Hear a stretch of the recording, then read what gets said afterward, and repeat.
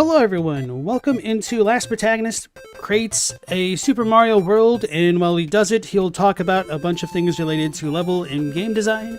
Glad to have all of you, and if you're new to the channel, I want to give you a bit of a heads up that my community will potentially bring up spoilers for games like Bloodborne, Dark Souls, and Elden Ring, kind of off the cuff, so if you're trying to avoid those spoilers, that's kind of a big focus of my channel, and wanted to let you know.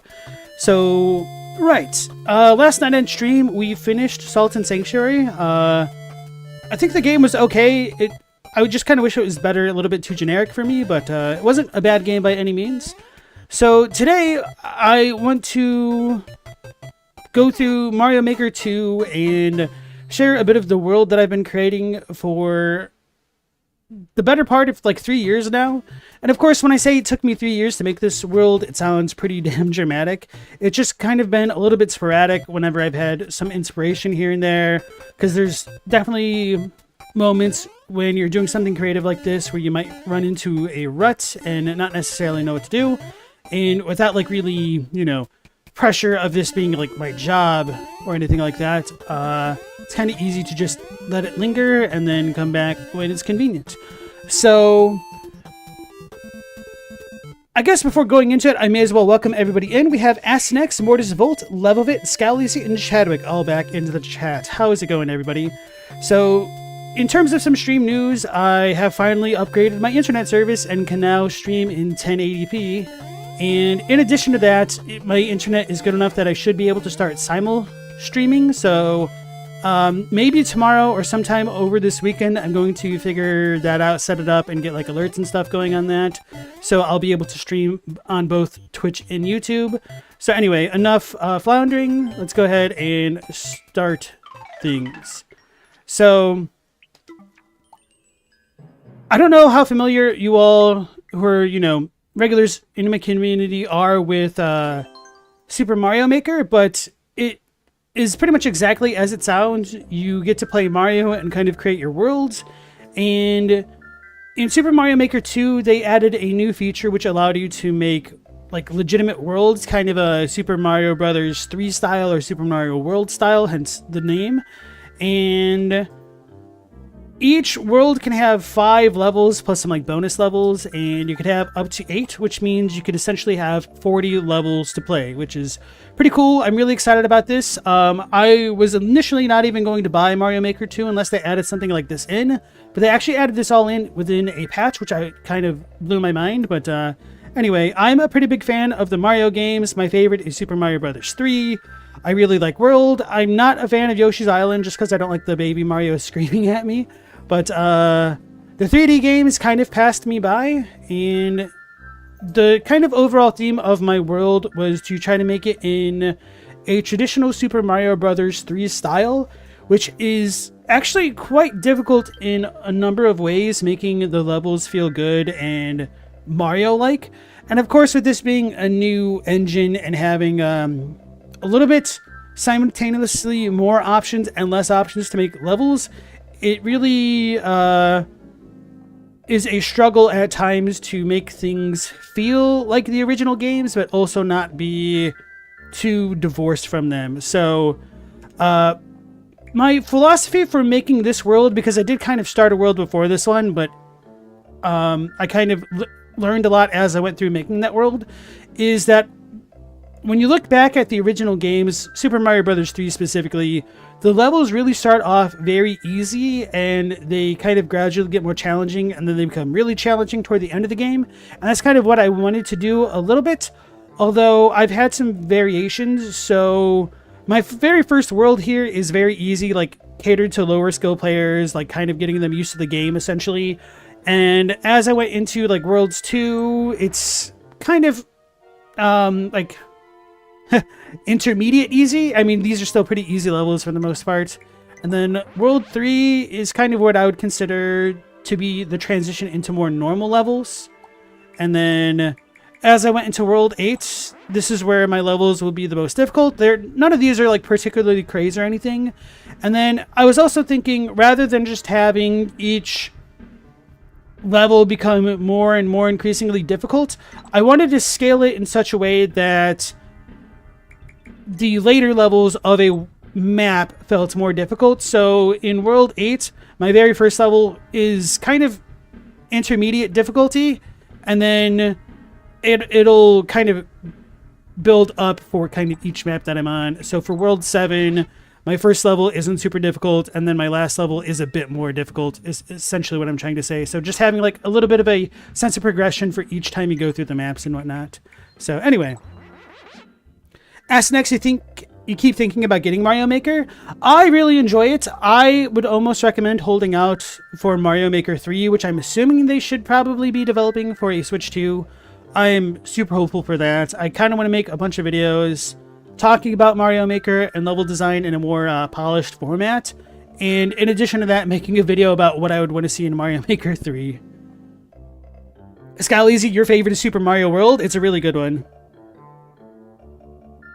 How am I outputting a Switch title like this? So I'm using a capture card, my Elgato.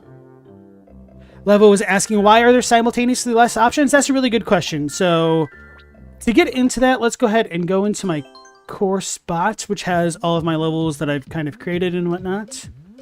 So let's go ahead and open up the first level of my new world. So just to give a little bit of an overview, whenever you make a level, you can name it and give it a description.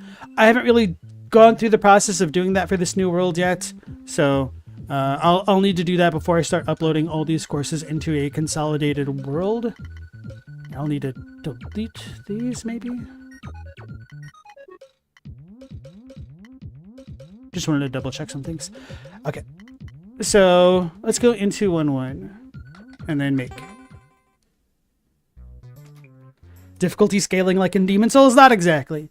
So the reason why I say there are simultaneously less options than in the original games is because when you go into making things, you have a toolbar at the top that you can use to like place blocks and whatnot.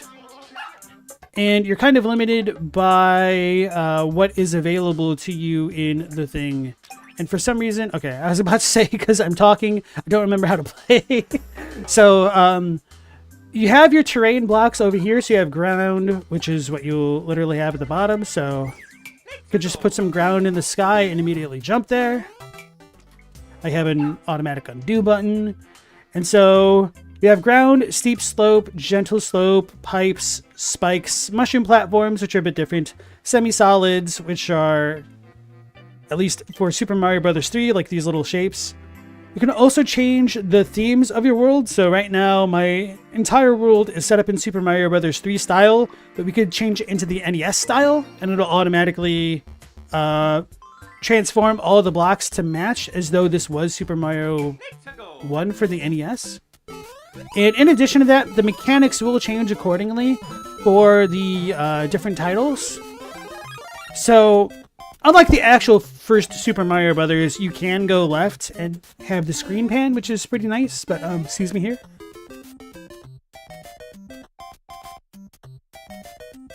So my worlds are set up in Super Mario Bros. 3, and you can hover over certain blocks to change their colors and whatnot, and with these things, we could add wings to the blocks to like make them fly. So there are a bunch of features already, which makes it a bit more robust, because things that weren't necessarily in Super Mario Bros. 3 natively have been ported like backwards compatibly. Let me try to rephrase this. So Mecha Koopas were not a thing in Super Mario Bros. 3. But you can put Mecha Koopas in Super Mario Bros. 3 stages. So that's kind of what I mean by you have more options, as well as simultaneously less options, because there's certain mechanics and features that don't work in, or that aren't present in this game that were in the previous titles. So one of the things that I think is the easiest to point to would be waterfalls.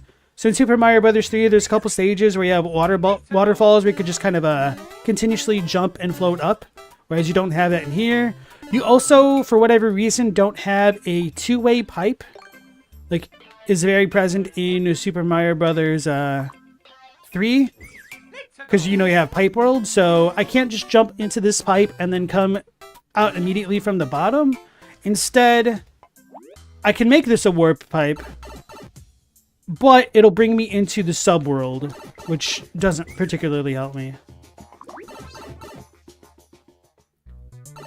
So those are like some of the features that I would want them to bring back into Super Mario Maker 3 if they ever made one. Just have like the two-way pipes, which you can do that with like Super Mario 3D World or something like that if we change things, but alas.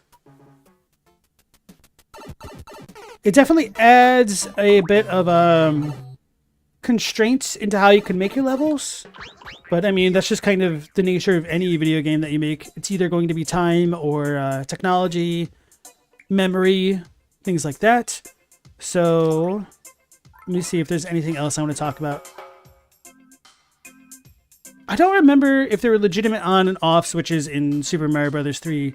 Anyway, just to give you guys some more thematic stuff, we can also change the course theme itself from being ground, sky, underground, which we saw in the last one. So let's do something random, like underwater.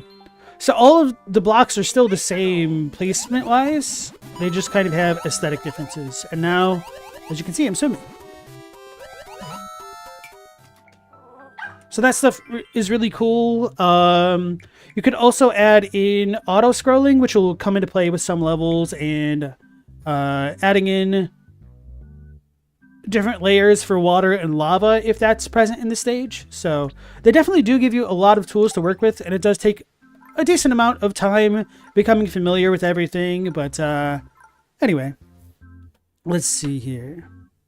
Mortis, you are unfortunately not a Mario fan, so I may call you a hater, but you're not. You just don't vibe with Mario. That's perfectly fine. Chadwick, you fear Nintendo will look at Mario Maker 3 like they look at the new F-Zero? What else do you want that we haven't already done? I just want more features, essentially.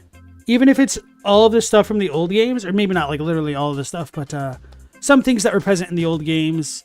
Like one of the bigger differences, which bummed me out when I was making my World 8, was that I can't place different tiles that don't match the theme here.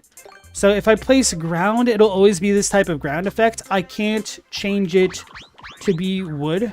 So if I go into the airship theme, the ground there at the bottom will become wood. And that wood is only present in the airship theme, so it's not as though I can make like a legitimate airship looking like thing in a different type of level. So that's kind of a bit of a bummer. So I wish there were more aesthetic options, but right.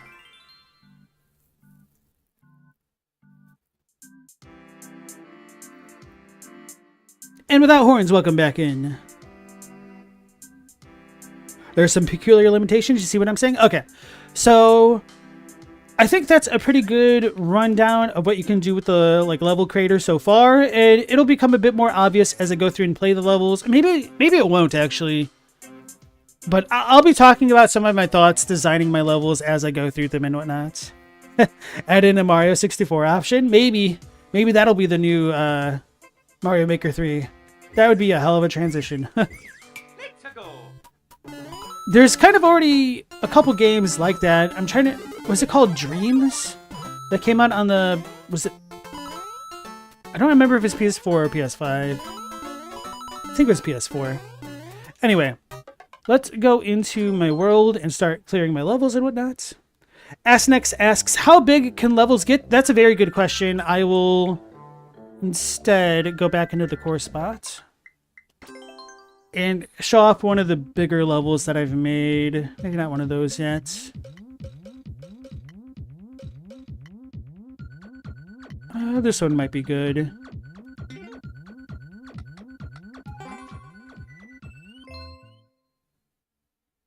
Not making your first level the OG 1-1, shake your head.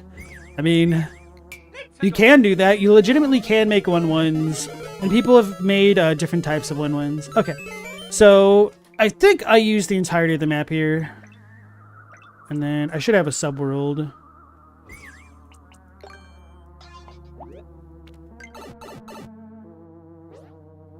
Okay, yeah. So this map is essentially completely filled out. Alright, so let's go back to the beginning.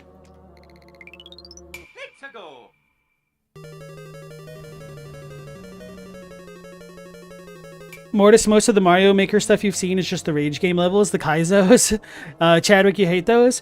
Yeah, so for myself, I also hate Kaizo levels, and part of the reason why I actually haven't played Mario Maker more than I have is because it's really hard to find what I would consider to be like a traditional style level, and one that's of pretty high quality. So to give you guys a bit of an overview of how long a level can be, you have 2 segments of screens that you can stack for height on a normal, like, horizontally scrolling level. And then it can go quite a ways horizontally as well. So that's like the top of this castle thing that I made. And then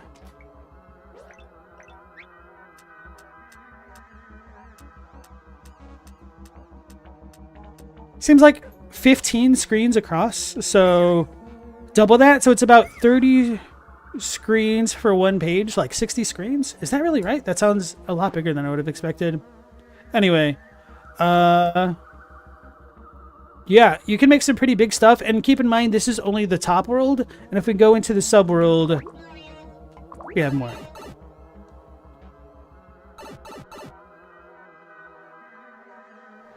SNX, one of the ideas that keep popping up in your head is a Ninja Mario style where you have to get a mini mushroom to sneak into a Koopa castle, slip through without fighting or really being seen.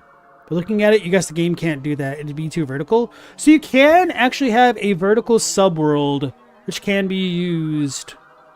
And instead of like going across, it'll go up and down, but you have to go through it with a pipe, which is another one of those limitations. But that's actually how the original games were designed, surprisingly enough. So I made this level to be a bit more Metroidvania, but anyway, let's go ahead and go into the course spots and start checking out the world, or actually, World Maker.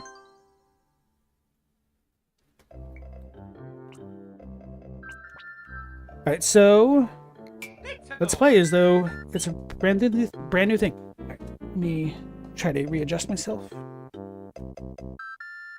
Oh no, I might scare the dog. Oh, sorry, little girl. It's okay. Okay.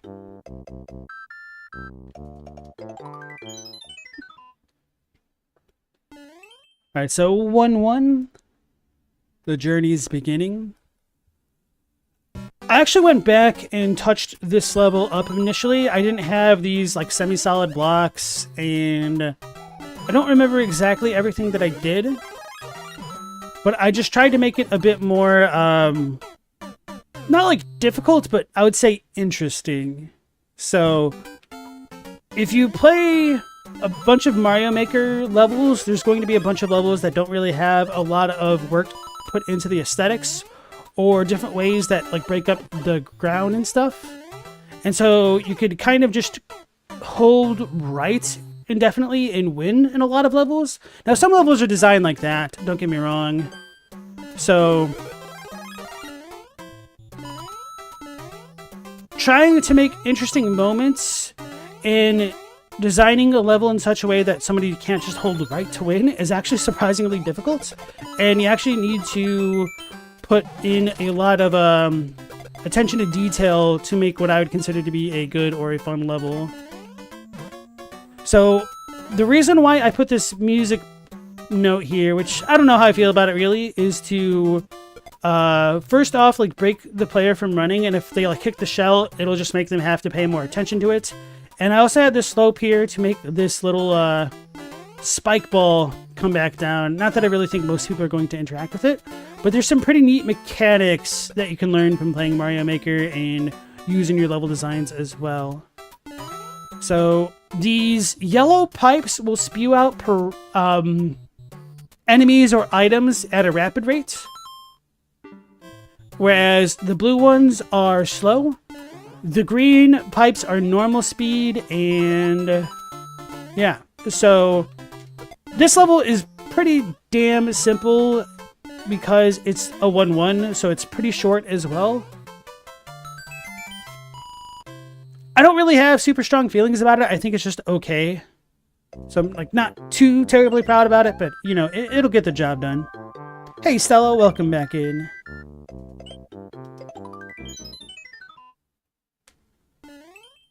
Level 1.2.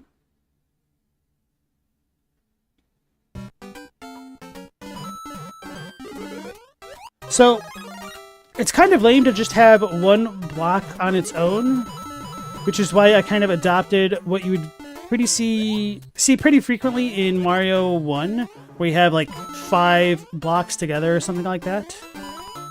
And in this level, I focused a bit more on aesthetics to kind of help sell the story of what's going on with like the extra plant growths and whatnot. So these little vine things coming out of the ground are actual vines that you could climb up and whatnot. And you could use stuff like that to help design your levels to kind of break things up visually, because otherwise it can look pretty bland. Now, things like this foliage in the background can also be placed directly. It's kind of a pain in the ass to do it because whenever you're placing tiles, you have a chance of randomly spawning in some of the background elements. So things like these 3 bushes will spawn together. So you need to grab all 3 and like copy and paste them where you want them specifically. These medium ones you could do individually, and same with the tall ones.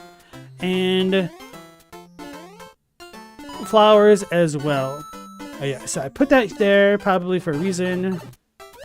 So like, whenever I have a Koopa, I tend to want there to be a reason to hold onto the shell or to like kill an enemy, either for a block or, you know, traversal. And another component of the level design, which I think is important, is trying to think of how to articulate it. Making the game fair, but not entirely like brain dead either. And of course, depending on the player's skill level, you can't really cater to everybody. So that's kind of why I was thinking if I have like a traditional style game design, I could kind of stay within the confines of having both intermediate and easy levels and very difficult ones. So I don't necessarily need to come up this way to get across because we have the Goomba shoe.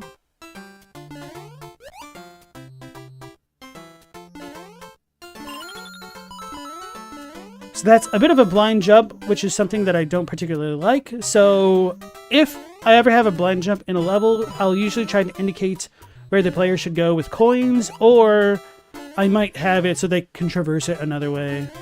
So having multiple options of traversal is pretty cool. It's kind of pain in the ass to pull off and make the game still feel natural and whatnot. It's like this, I don't need to pick the vine, but since I've got a bunch of vines in the level, I'm like, why not add something like that? And stuff. Chadwick, you don't own this or the original title, but you do understand that making a good athletics course is a difficult thing to do. Using Mario's skills and abilities any fun but sensible ways and art. Yeah. So going through this game, it really made me appreciate what actually made Mario feel like Mario, because there's so many levels online that just don't actually feel like a quote-unquote Mario game. And one of the things that annoys me is having a bunch of like indicators. We could potentially show that off with somebody else's level, or actually one of my older levels, because I was trying to explore some stuff with like the link mechanic. But there's a lot of levels where players will like put arrows on the map to indicate where to go, or they'll have like little blocks to indicate where players should jump or stand and things like that, which is perfectly fine for the types of levels that they are. But for me, that kind of breaks some of the immersion. So for like this world that I created, I wanted to make it actually feel like a world and have like a little bit of I don't necessarily want to say lore, but a little bit of environmental storytelling with the way that the levels are presented.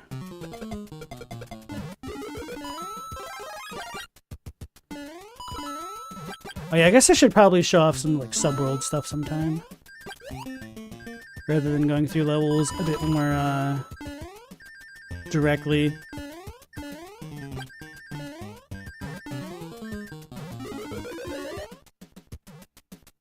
Asenex says, coins are a great trail maker? Yes, or marker. One of the issues with using coins a lot is that it can become fatiguing, and then they kind of lose any feelings of them being special to begin with.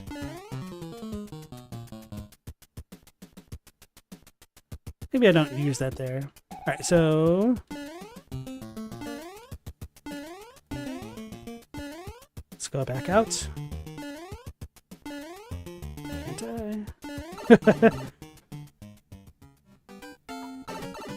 So this I borrowed essentially from the design of Mario 1, where he goes into World 1-2. He just like walks into a pipe that looks like this.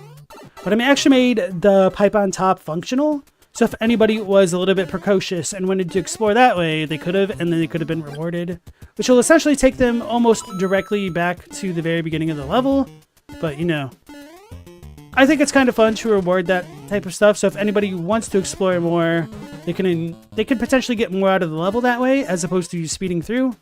Because players are incentivized a little bit to try and get the fastest clear times, because you get like some rewards, like meta rewards in the game, like cosmetics for your like maker profile, but it's not really that big of a deal at all.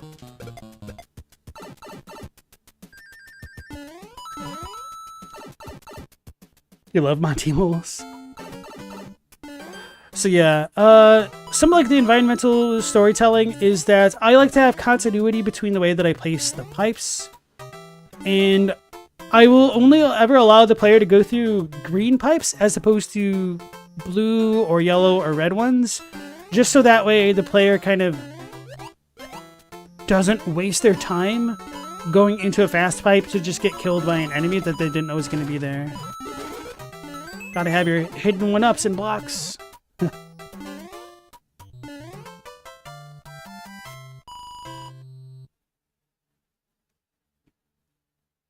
Yep, so that's World 1-3.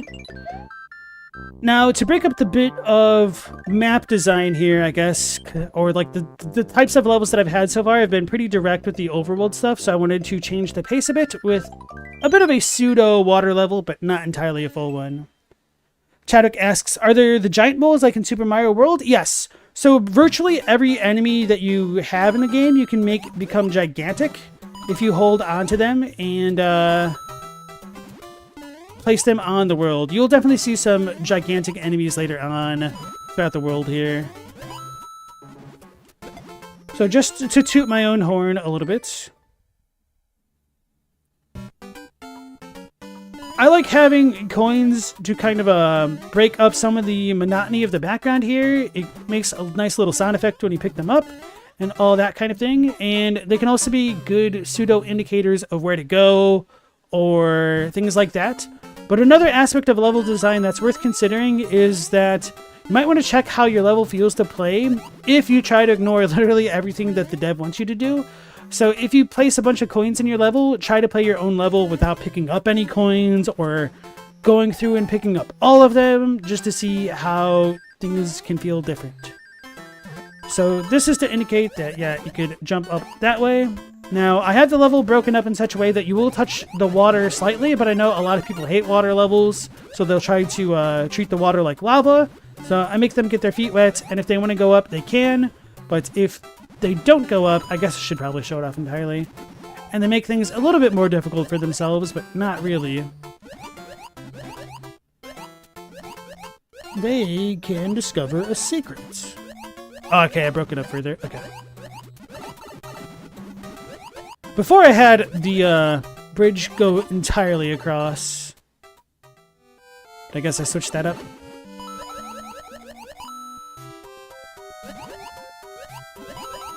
And for being persistent, you get a 1-up, and hey, another 10 coins which got me a 1-up.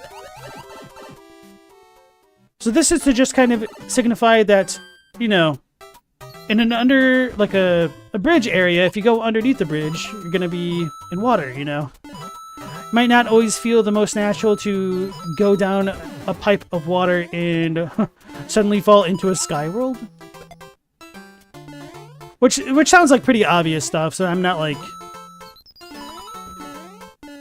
super proud of, you know, having the barest minimum of continuity, but you'd be surprised sometimes, depending on what levels you play.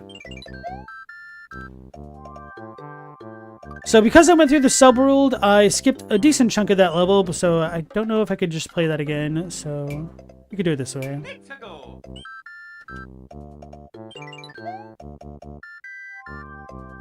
I guess next time I will consider just stopping before I hit the final block.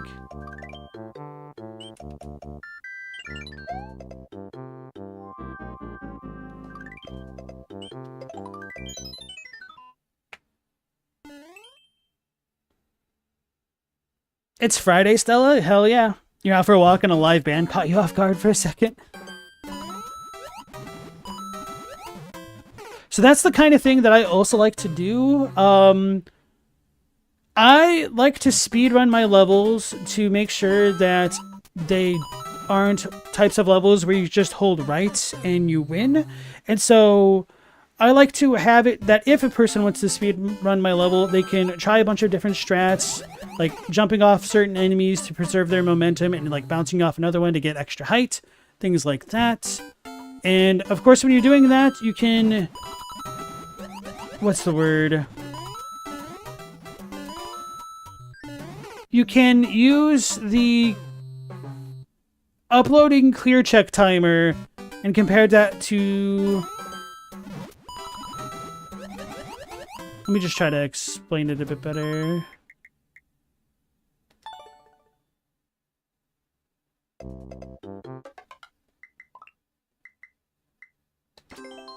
When we go to our course world, whenever you upload a level and somebody plays it, they will have a world record there, but if you go into more info here, it'll say the clear check time. It took me 54 seconds to beat this level, so I speed ran my own level and I have a clear time of 54 seconds, which is actually faster than whoever has the world record on my level. So you can't kind of keep your own levels world records, which I think is a good idea, but sometimes you can use that meta knowledge to know if somebody has a trolley level or a dev exit or anything like that, or like a dev star to like go through some impassable terrain otherwise.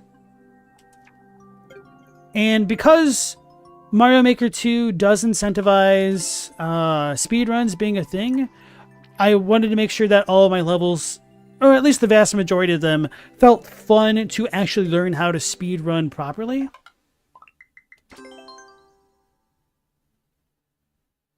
And yeah. Can you have multiple exits like Super Mario World? What do you mean by multiple exits? So you can have multiple pipes and doors going to the exit, but the finish point for a level will kind of be predetermined. So you can't necessarily have multiple end zones. Like in Super Mario World, there's like the at the very top of the map, there's a level where you could go underneath the goalpost and kick Yoshi off of you to meet a second goal. And that was pretty unique. Maybe that only showed up like a couple times in that game specifically. But you can't do that in this, unfortunately.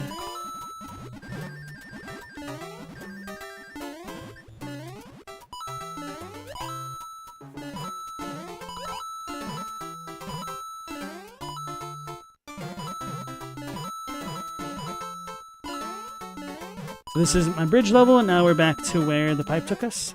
Now, all of these levels so far have been pretty short and sweet, which I think is, you know, par for the course for a World 1. Okay, yeah, you were talking about sacrificing Yoshi to hit the tape. Fair enough. Oh yeah, you don't actually get to do warp pipes like in Super Mario Bros. 3, because the worlds, at the very least, were like later editions, so I don't think they really designed the games with that in mind. I do kind of wish you could put in the secret exits and stuff like that. And I do feel like the amount of doors that you can place in one level is a little bit limited.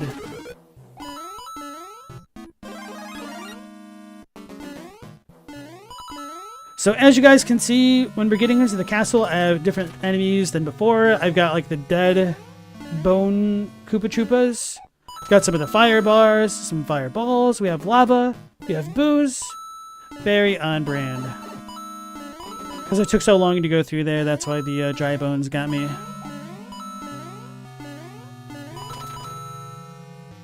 Ah!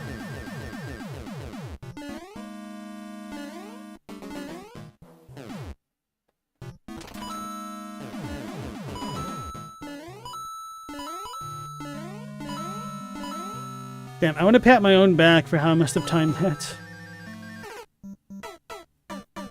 So, I think I must have gone through the effort of designing the timings for when and where the fireballs would fall right then. So that way for sprinting through it, they wouldn't hit you, they just kind of scare you.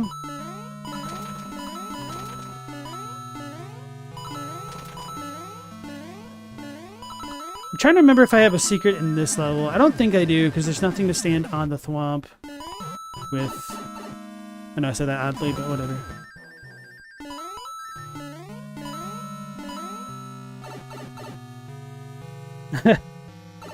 How many June bugs you got, Chadwick? Your cats always be finding them.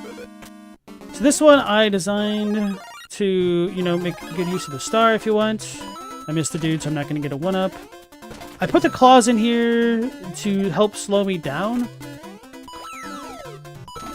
So that way I didn't have the player be completely immune when going through this section of the level. I goofed. Because before, it was kind of just jump and then you'd get to the end pretty easily. So slowing down the player is something that is important sometimes, otherwise they'll just breeze past the level. Now, the way that you slow down a player can be done a couple different ways. One would be to have like legitimate obstacles in front of them, which are like walls, pipes, other things are enemies, which will, you know, slow you down if the player just doesn't jump on them and bounce off of them immediately, which isn't the most reliable way of doing it. Now there are ways you can psychologically slow any players down, and one of the funniest ways I've kind of figured out through playing the game is by having blocks that you can break, so that way players think, oh, I might get like an upgrade or a 1-up, and you never know what's in a box, so that's an easy, somewhat easy way to get some players to kind of slow down and let the kind of world catch up with them. So the reason why I haven't advanced through here is because I haven't actually shown off the door mechanic so much in the game. Once we killed... Was it Lemmy? No, that wasn't Lemmy. Iggy. Once we killed... No, Iggy's 2. Who's number 1? Larry? Larry. So, once we killed him, I had a key embedded into the enemy itself, which allowed me to pick it up automatically after beating him. So this door, I could have just had be a normal door that wasn't locked, but having a locked door requires a key to open. And this kind of boss design layout was a bit of an homage to Super Mario World. I couldn't exactly have the like rounded stone structure that was in Super Mario World, so I just tried to replicate that somewhat with the lever that at the very end of the lever it would dip into the lava, so you could potentially bounce you that way, or you could fall if you're not paying attention. So that's the very first map that I've designed for my Mario World, and as we get into World 2, it's still going to be pretty easy, but the difficulty will, you know, gradually increase.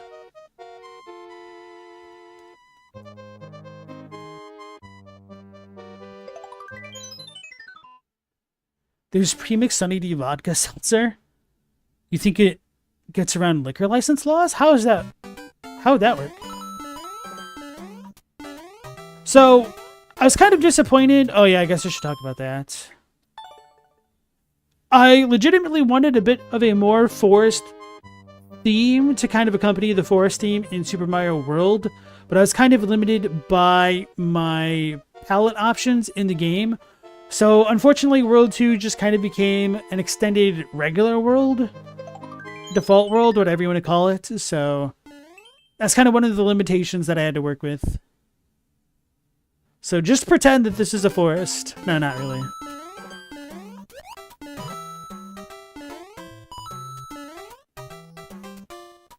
So can't go down that pipe.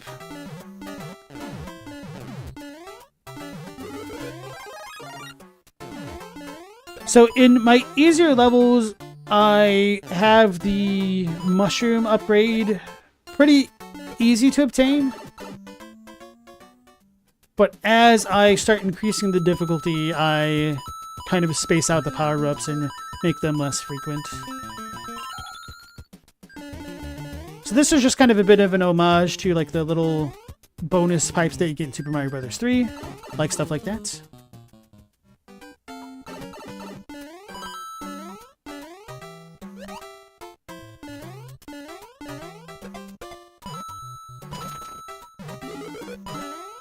And this also is kind of an homage to Super Mario Bros. 3 because it's my favorite. Now, as for Hammer Brothers, I actually don't like to use them a lot in my levels because they have a bit of RNG with the way that they move and they throw their hammers, which gets players killed pretty often, which can be points of frustration for them. So that's kind of why I have them in the game sparingly. So if I had had the feather, or the leaf, whatever you're going to call it, I would have been able to jump and fly up to the top. So maybe I should show that off. Wait, premixed cocktails have a low enough alcohol that they can skirt it? That's quite surprising.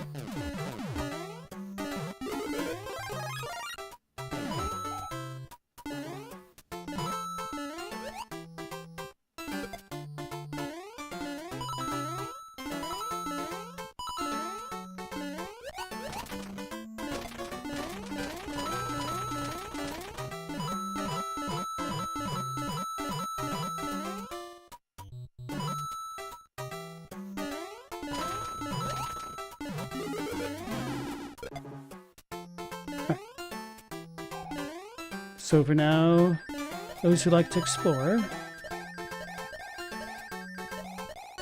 you could go all the way up there.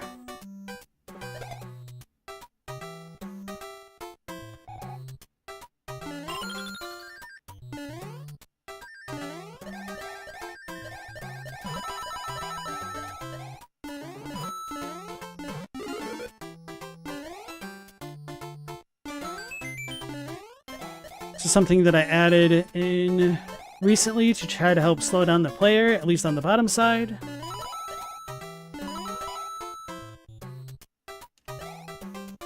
Because otherwise you could just kind of jump through the very end of the level and it didn't matter.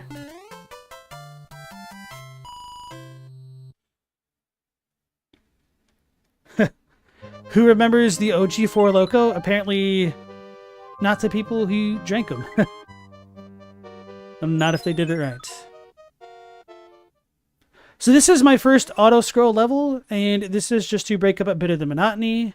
I had the 2.1 be a bit of a palette cleanser. Uh-oh, I goofed. Can't go down there. So this structure was a bit of a inspired from Mario 1.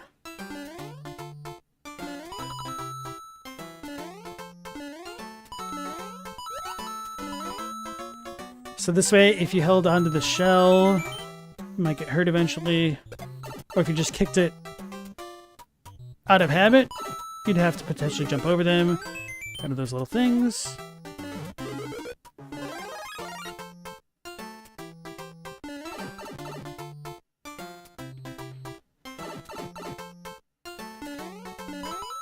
So by going to the subworld, you can make it so that way the auto scroll stops, which is why I was able to kind of safely get the things there.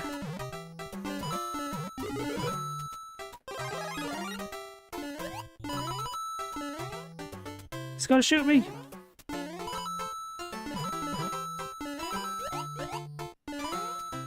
So a pretty easy auto-scroller.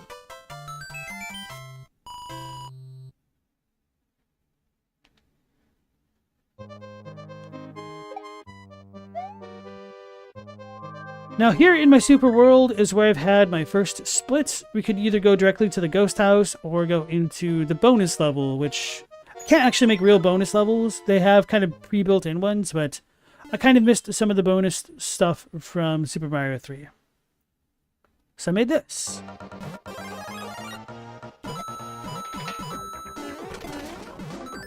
Got the key.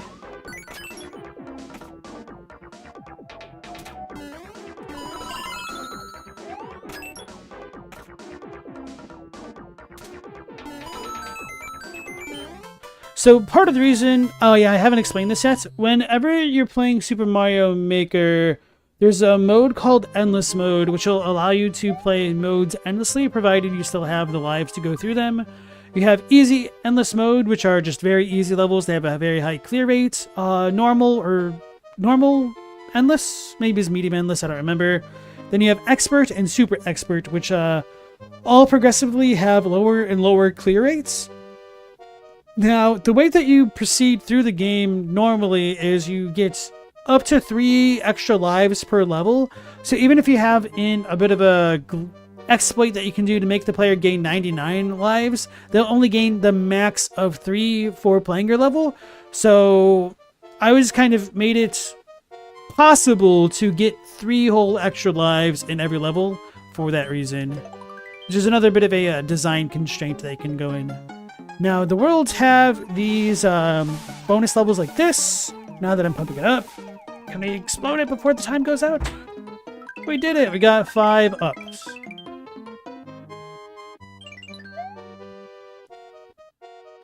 So that was my bonus versus like the games. So now we have the ghost house.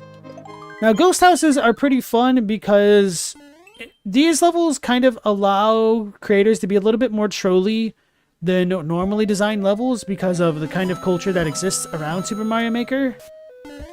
So we could do a bit more tricky things or just kind of be meaner to the players in ghost houses. And they won't get as angry. They kind of know what they're signing up for.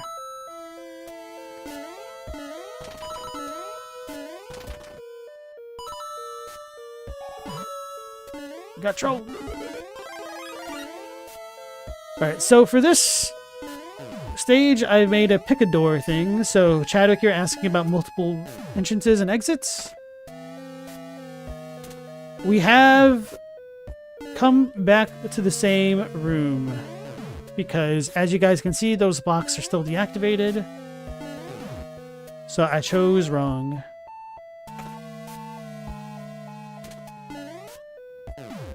I chose wrong again. This is the same room. What the hell? So is it this door? Wait a second. It's the same thing. Nope. This is what we call a twice-twice. It's a room which repeats twice, or it seems as though it repeats twice, but may or may not. So when you look back at the far left side, we don't have the already activated blocks.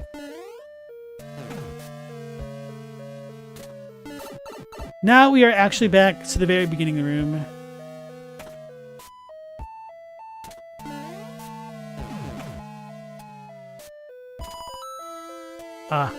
I chose the right room, which is kind of the wrong room for showing this off. So because this is a ghost house, we've got twice-twices. Now I've got these extra invisible blocks to be a little bit trolly toward the player.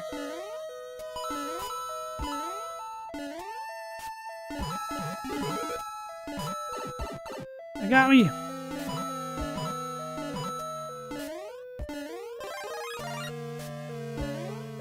Basically, whenever I put a POW or a P-switch in the level, there's a reason for it.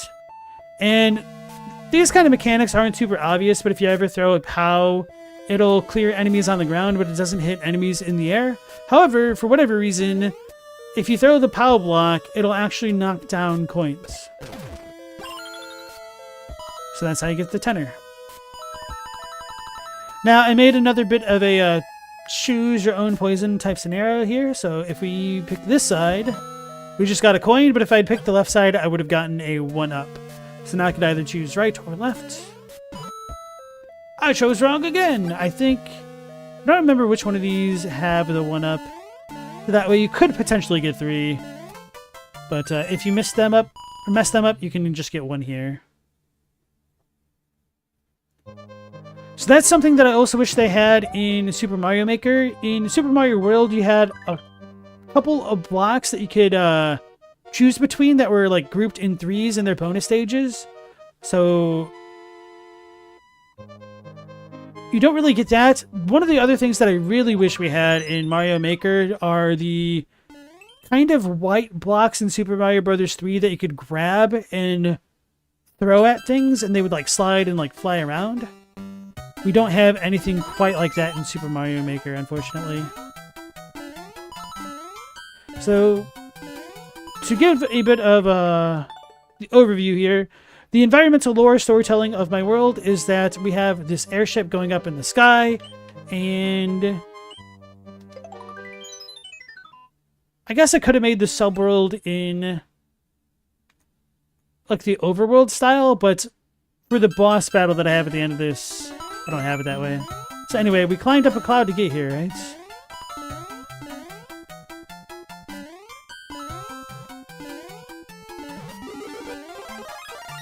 Like having little bits of secrets for those who are willing to explore.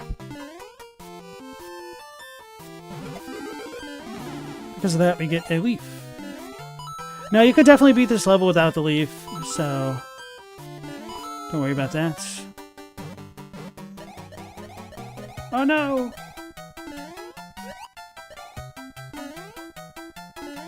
Got a bunch of coins over there. Can we make that jump? I think we should.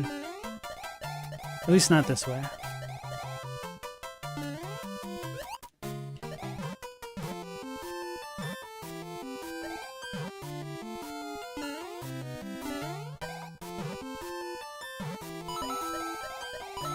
So that was a bit of a blind jump, which is partially why I had those coins. Now we can see I've got like the bridge and the semi-solids to tell a bit of a story that this airship place is like docked or it's about to take off. So when you go through the tunnel, you actually are accessing, you know, the upper parts of these airships. Hey Mal, welcome back in. You weren't aware that I liked Mario? I like the older Marios the most.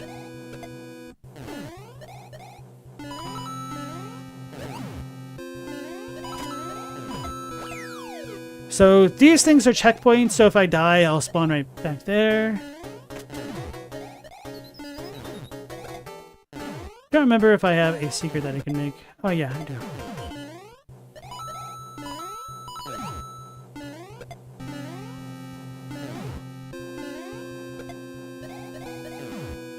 So I have a bit of a spring up there. Don't remember why.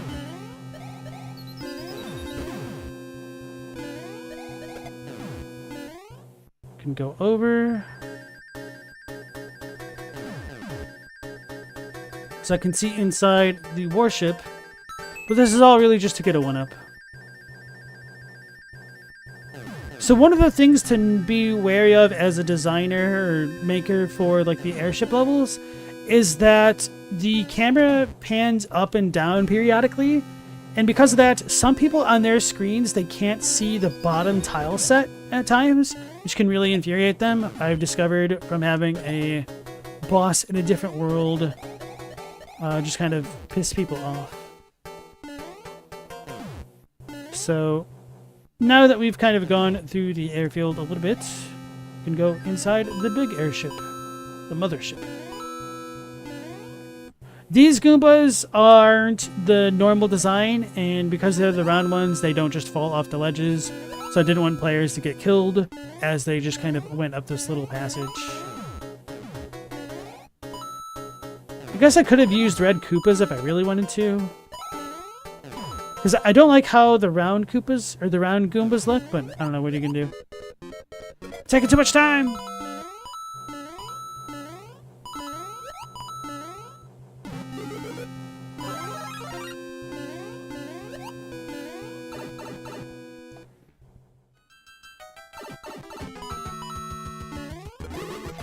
So the boss music has to be manually added to the enemy to make the boss music appear. You could also have it come up out of the tunnel area, or if you land on certain blocks, you can have the boss music go.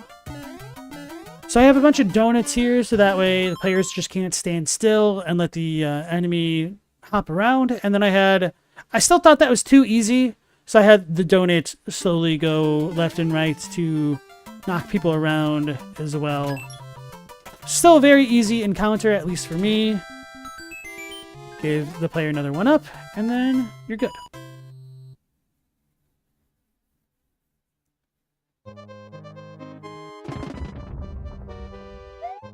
So that's my second map, and as we go into World 3, we transition into space.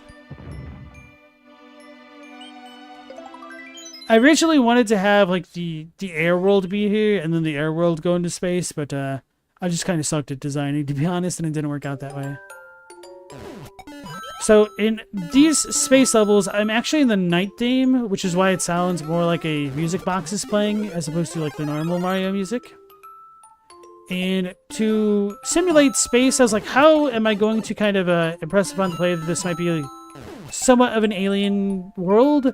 I was like, well, we're in the stars, so maybe these spike balls can kind of represent meteors or something. And one thing to note about the night level is that the wind blows and it will push the character around, which is kind of annoying for a lot of reasons. So I'm getting pushed. It's gonna get me.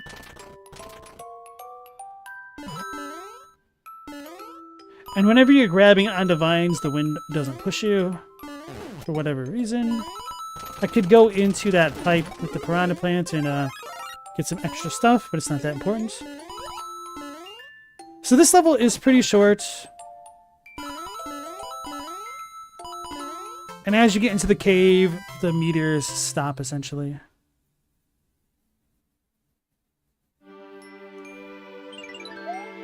Stella, your gas station is selling comic books like it's 1950? What does that mean? Alright, so in World 3, I have a bit of a more difficult ghost house on its own. So you essentially only have to play 2 levels to beat it, or you could go to the right and play the other ones. Or you could just go back and clear all of them if you so choose. So this is World 3.2. Without Horns asks, are they only a nickel? Oh, that would make sense, huh?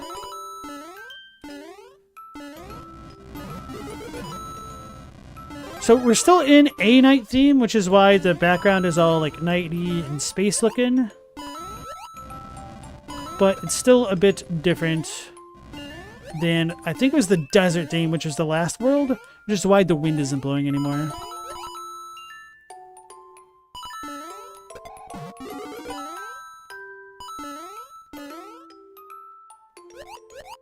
So if I use the P-switch, these blocks over here would be solid, and then these other ones would be coins. And because we're in night, the feather flies up.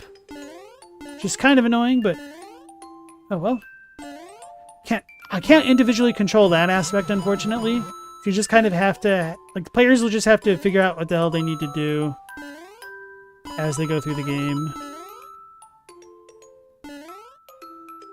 So it's pretty easy to miss this unless you kind of fall through, but if you're in a bit of an exploring mood.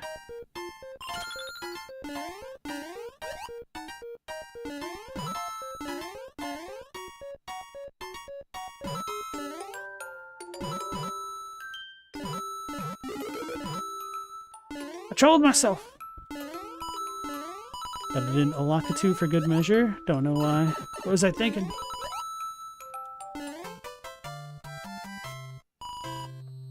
It wasn't a nickel, just some Justice League? Fair enough.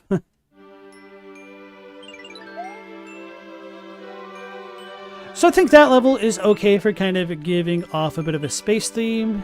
And maybe I had the Lakitus to give us this cloud, I don't know.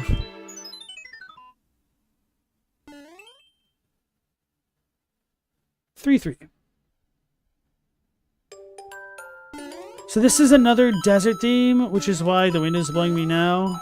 So it's kind of easy to die at the very beginning of the level if you aren't expecting the wind, unfortunately. And that had a bit of an auto scroll going vertically. And now this is another night spacey theme, which is why I have like the extra, or less gravity, I guess, when I jump around. So for this level, I was like, well, how do you make this kind of thing feel a bit more dynamic? And then I felt as though adding wings onto coins and a bunch of other items could make it so that I don't necessarily have to have the coins in a static place, but it could still reward the player for moving around and whatnot, and potentially give them a little bit of guidance at times.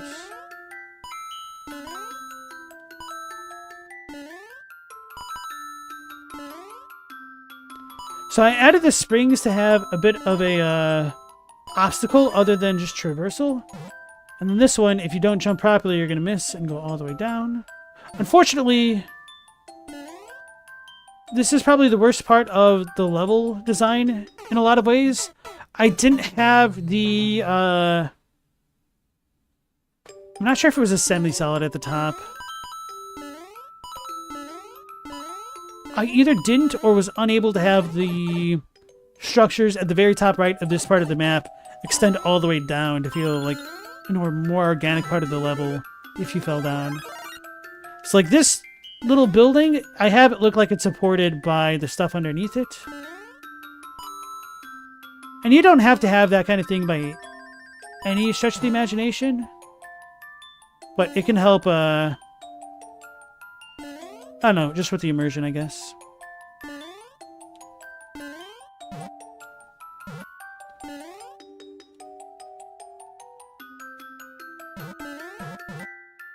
So doing this kind of slows down the player. They may or may not like that, but you could also have them ride the springs if you wanted, or if they wanted. So of my levels so far, I feel like this one feels quite the least like the traditional Mario Bros. 3, especially as we get into this map section right here. If you don't pick up the clown car, you will die. But I think I had the clown car positioned that if the player didn't input anything, they would have fallen into it normally. Now we've got the coins indicating where to go. And if you aren't paying enough attention, you will get squished by the pipes on that side of the screen.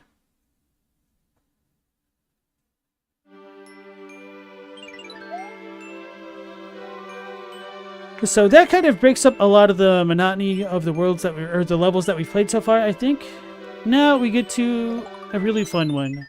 I'd originally had this level later in the world, or a previous world, and I ended up breaking it in half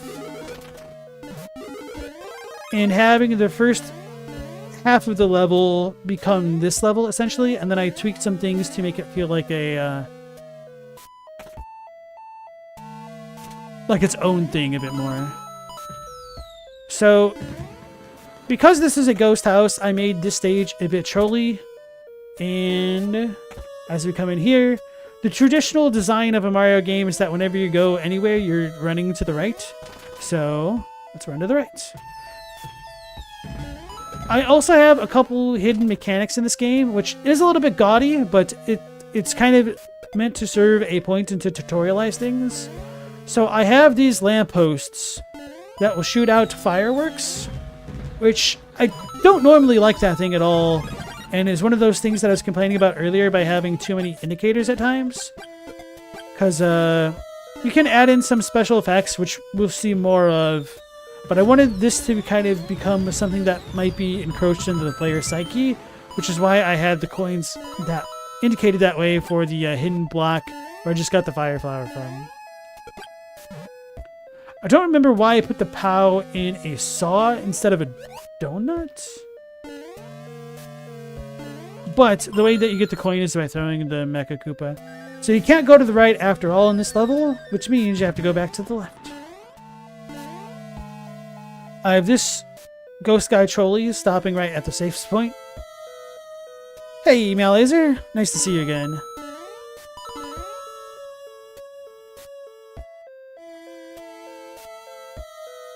So here is our second little indicator. Now, the reason why I have that indicator is to hopefully impress upon the player what they can do when they come into this room and they get hit. We don't have a bunch of coins, but the fireworks will pop up. They will illuminate some of the surroundings, which is nice. And if you jump, you can get a power-up. Now, the whole gimmick of this stage is that you have these lunar lanterns, as I called them, and if you ever pick up a P-switch, your light radius will increase. And so for mushrooms, I have these little sparklers come out. So you can use the P-switch as a bit of a flashlight. So just to give a bit of an example, so without the P-switch, I can't see a damn thing over here that's worthwhile. With the P-switch, I can see that there is a platform there after a little bit of a gap. I also have it so that way whenever you stop on the dry bones, they will illuminate things super briefly. So you can see a little bit here. Now, I've definitely seen some people throw the P-switch here and then it just fell and they're like, oh god. And then they just kind of like blindly rush around and go here and they figure it out, which is pretty good. But I've also designed this level in such a way that I want you to get rid of your P-switch, so I have a bunch of blocks everywhere. So, let's go back. Gonna run out of time because I've been yapping too much. Normally in my levels, I don't have persistent power-ups that will allow you to just kind of keep getting things over and over. Because this stage is a bit more gimmicky, I do. So we have a bit of a chasm, unless you go far enough over to see that there's a foothold over there that you can drop down onto. So, especially if you don't have your P-switch, you're not going to know about that.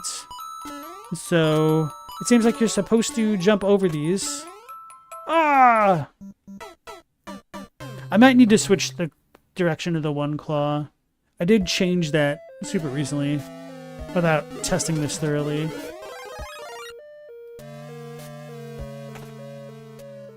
Slushies are nice on a hot day? Hell yeah, man. What flavor did you get? Or should I say what color?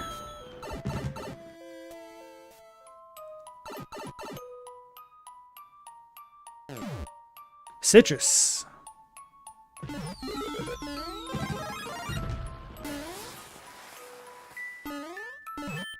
So yeah, if you just blindly drop down here, you would have dropped to your death.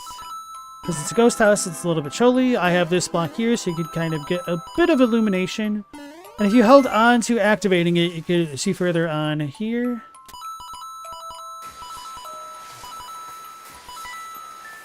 So a little bit of trolling here. Ooh, a pipe. Now, this is the type of thing that I typically hate when I was talking about indicators and levels, like arrows telling players where to go. Or having in these kind of sound effects or field effects, which change the screen a lot. They feel kind of tacky to me generally. But on a stage like this, I feel like it isn't that bad. Because it's trolly. So we have two pipes to choose from. We've got these arrows pointing over here. And if I'm saying the stage is trolly, I'm not going to do that.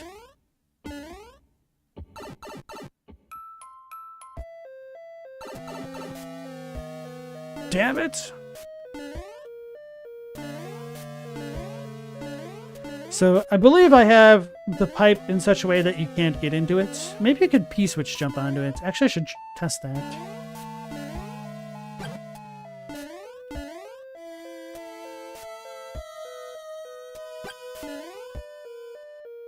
Actually, it'd probably make the most sense to do it this way.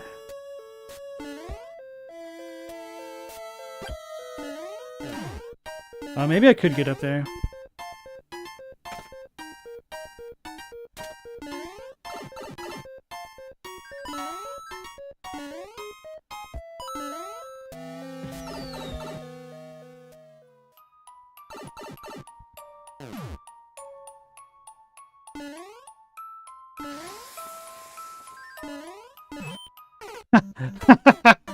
Because I had already cleared it, I forgot. Just force a habit. Or no, I actually need the mushroom.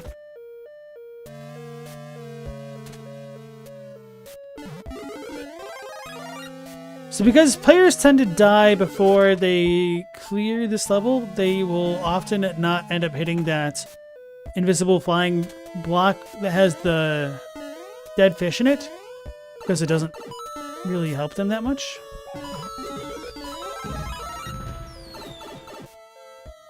But if they do hit it, it can be useful later on.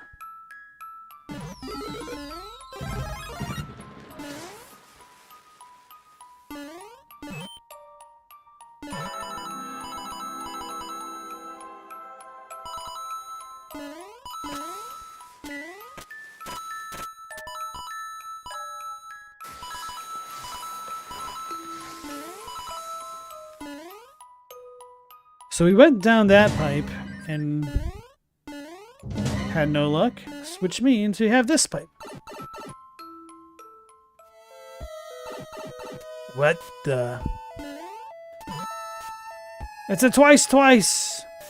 Wait a second. This is different.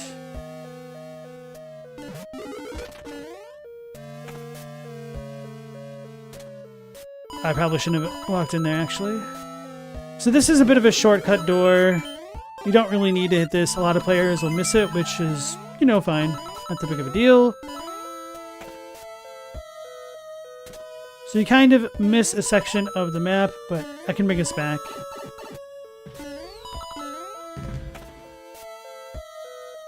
Alright, so this is where we had just dropped down to. I'm like, what the? It's a twice. So that's where we were. Now, normally you would just walk in here and be like, wait, we're back where we were. So I actually have multiple twices in this level.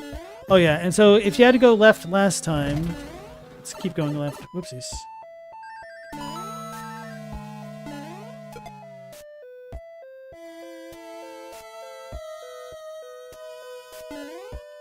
We don't really have anything over here. I think I just have like a 10 coin. The mechanic is still the same wherever you are. Curses. Thought I was still fine with the damage boosting. So yeah, this is actually one of my favorite levels that I've created. I kind of liked the original a little bit more because it's a bit more robust, but it was a little bit too oppressive for a lot of players. And what I mean by like a lot of players is I would throw it into people's streams who play Mario Maker and accept newer levels to see what they thought about the levels and whatnot. Which I think if you ever do want to get into creating levels in Mario Maker, I highly recommend like doing the stream stuff. Not that there's a lot of people who still continue to stream Mario Maker like 5 years after it's come out, but it's always a bit of fun to see how people react to what might be obvious to you, or to any type of trolly things that you put in, or even just like levels that you want to just get a bit of feedback on. So now we're back to where we sort of started from. Hey look, the mechanic still works.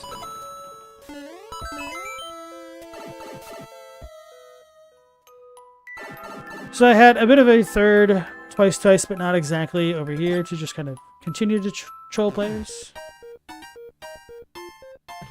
You don't actually need to hit anything. So because this looks the same, you might think that you need to jump that way. But this one doesn't actually have platforms there, so that's how I continue to troll players, play off their expectations.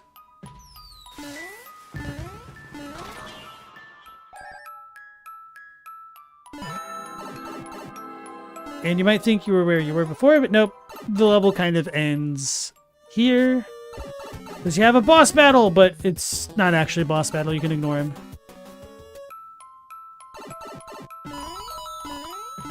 Hey, Global, how's it going? Is this on Wii U? No, this is actually on Switch. The Wii U Mario Maker was Mario Maker 1, and then Mario Maker 2 is on the Switch. That might be what Chadwick had meant to ask before.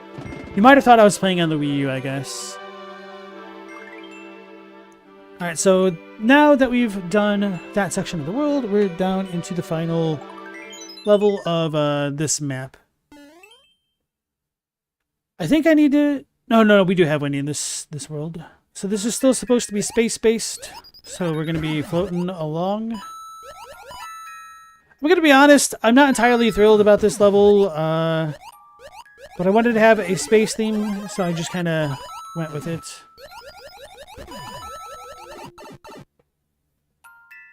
And I don't really think there's anything super wrong with this level. It's just doing the floaty stuff is kind of annoying.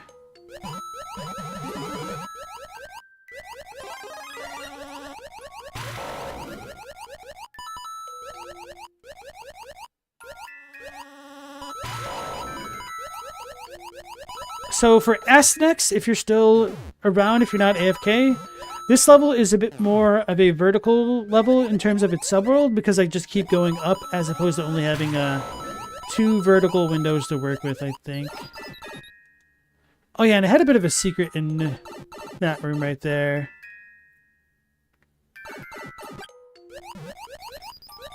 It's kind of annoying to make it work, but you can have these dudes break their own blocks.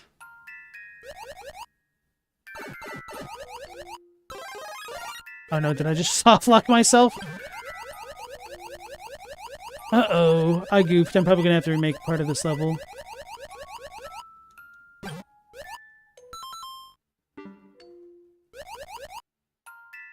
Didn't think about that. Ah.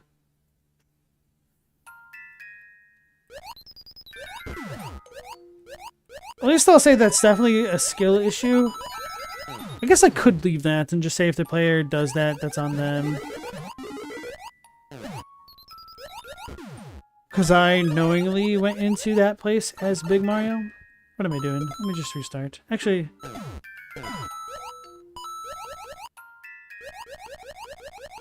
I'm screwing up.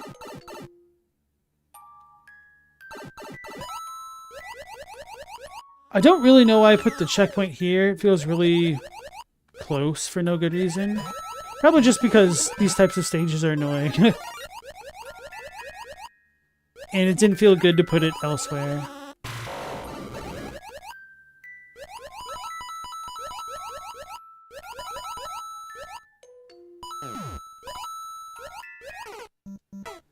So that was the bit of the design there that I did intentionally. I mean, I didn't intentionally die right then, but I had it so that way if you bounced off that Goomba the wrong way, that the thwomp would get you.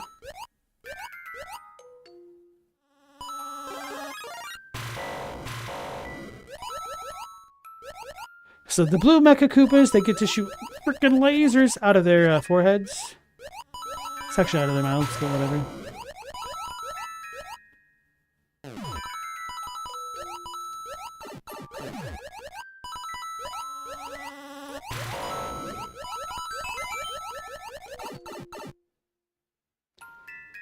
Does the player have a kill switch for themselves? Not exactly. They can either restart the level, which can be really bad because that'll reset your checkpoint, or you run out the timer, which will take a long time depending on the stage and is kind of annoying. So strictly speaking, no. So if you get to hold on to the P-switch, you can just kind of maneuver around a little bit faster. I should be more careful. Especially when I don't like a level like this. So in the background here, I've added a bunch of the semi-solids to make it feel more like a castle as opposed to seeing just a bunch of the stars in the background. Alright, I'll actually play a little bit more carefully now.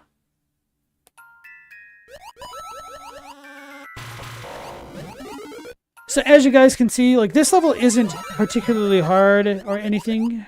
I'm just a little bit impatient, but the difficulty has increased from the times of the World 1. So now that I've got the Mecha Koopa, I can just bonk.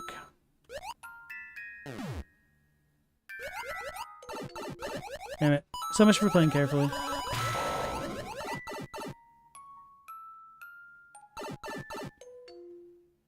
This makes you think of a Chip and Dale's Rescue Ranger level.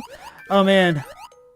Too bad the music isn't quite as good as that space theme in the Chip and Dale Rescue Ranger game. Which isn't to say like the castle theme is bad. Even this like lullaby version. It's just that Chip and Dale's theme in particular is kind of goated.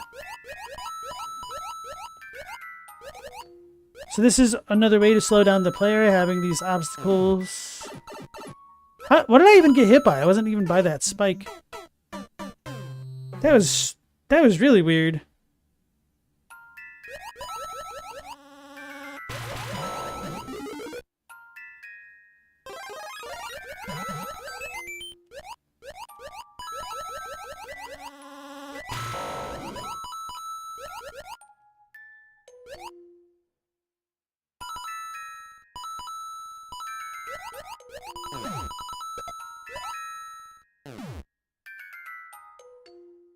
This level should have a frog suit. I think I thought about putting in the frog suit at one point, but then it becomes a little bit too easy to maneuver around with. I mean, I could switch some of the power-ups into being a frog suit.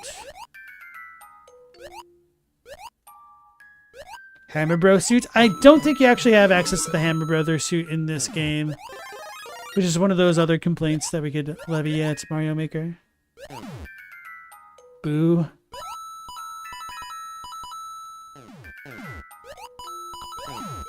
We don't even get the full Tanuki suit.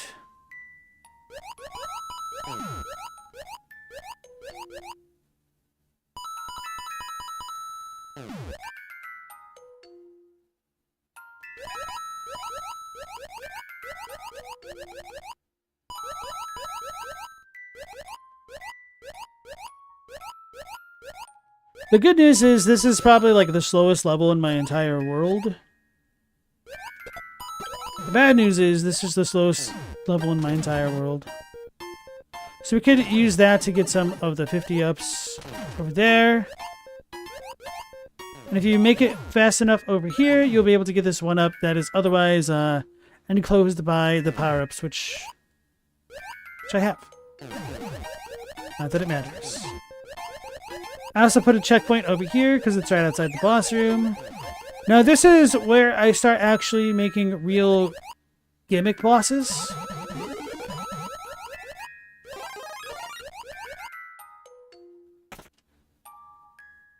So we have Wendy in one of the clown cars, and I have a cannonball shooter on top of her head to make her immune from getting stomped. Should be easily cheesed, so instead you have to pick up the little Koopa robots to hit her in the face with, because in Super Mario Bros. 3 you can't throw items up toward the sky. That's silly. Unlike you can in Super Mario Bros. World. This is a level that'll drive you nuts.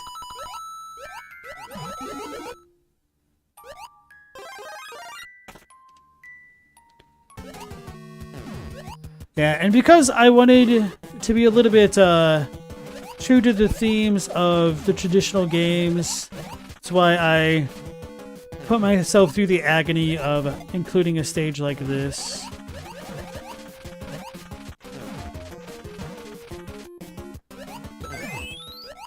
So we beat Wendy, now we get the key to go through the locked door. Hey!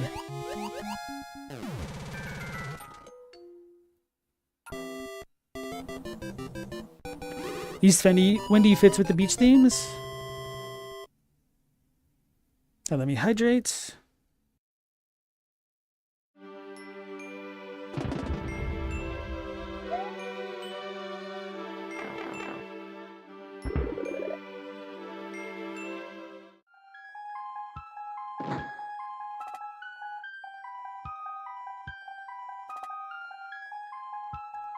Alright, so my thought process was after going into space, you probably need to go back down to Earth. And where do astronauts typically land? In the water. So I have us going into the ocean.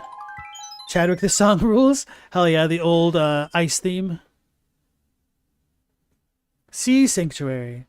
So this is part of my original world that I'd created, so like the level numbers are off and everything.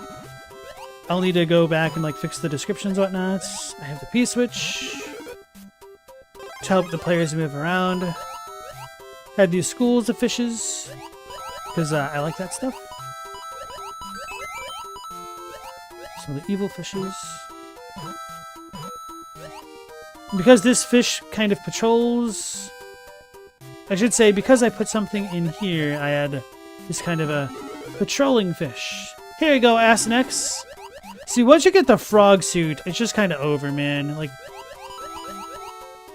there's no way that other stage would have been challenging if we'd had the frog suit. So I had a little bit of a shipwreck, just because I thought it was neat. So, like, the ship is broken at the bottom in here. Hey, another frog. Got some of the jellyfish spikes. Big school of fish. School of dead fish. Haven't seen the caterpillars underwater. Alright, now that I lost my frog suit... Oh, no. Oh, no! Not at the end! Not at the end! No bloopers? No, I think... I don't know why I didn't use bloopers. I don't think I can hit them underwater. Bloopers just kind of annoy me in general, so that's part of why I didn't have the bloopers. Because people already hate water levels, I didn't want to keep pressing the luck. Especially after that last damn castle. Deep debris deposit. But that is a good question, though. So because we're in the deep debris deposit, I had a little bit of environmental lore that, like, hey, there's a bunch of garbage patch in the ocean. Which is why you have all these random blocks and stuff, because they're trash. Plus coins, because, you know, another man's trash is another crab's treasure.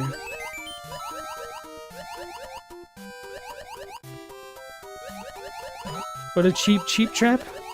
It was a cheap trap.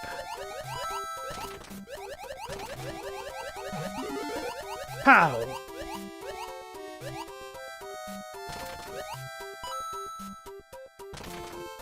So despite this kind of being a bit more of an open worldy type of level, I actually have the player proceed from the bottom of the stage. Got a bit of an ice cavern type situation going on here.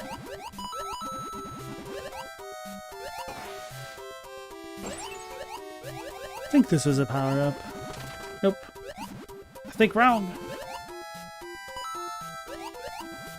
Some kind of in-shell?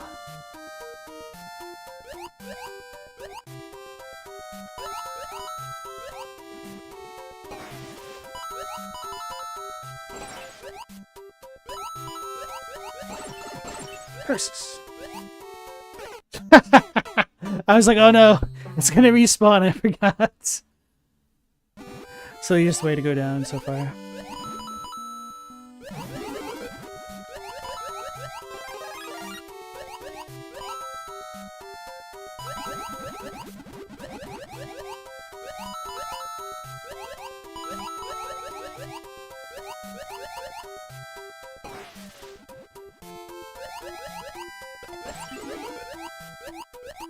Wait, there's a power-up?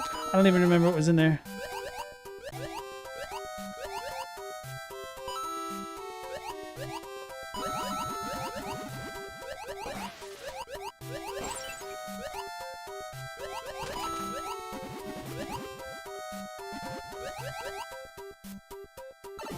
You guys couldn't fish for puns? It's alright. I'll forgive you.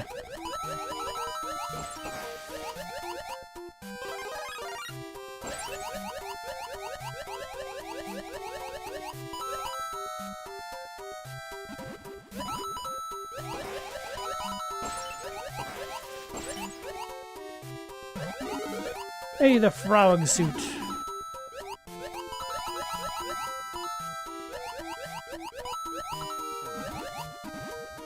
So yeah, even though I tend to not like water levels that much, I actually do like these two that I've put in.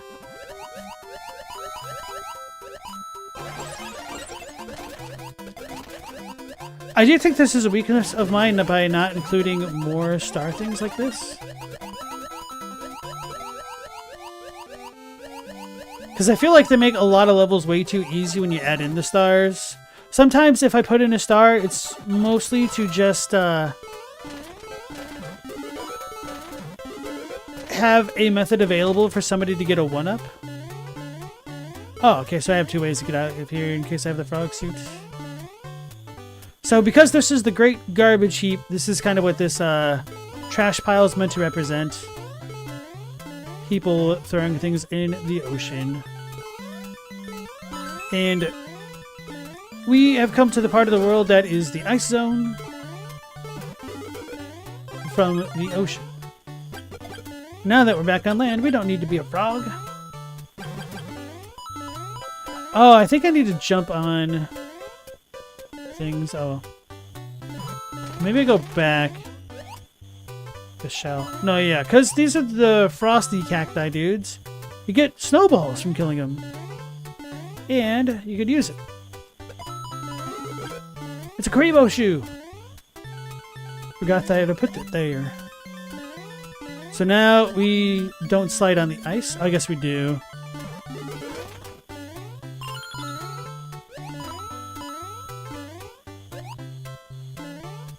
I think I thought that I wouldn't be able to get that without the Karibo shoe.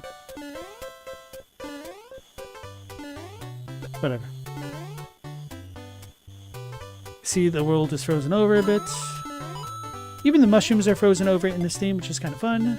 I really like the goofy holiday style music. Comes along with this. Wasting too much time. Now, because I was starting the stage under the water, the world had to end under the water, which is why there's that little awkward transition there. It's popcorn time? Nice. Now I actually kind of want popcorn, which I barely ever do.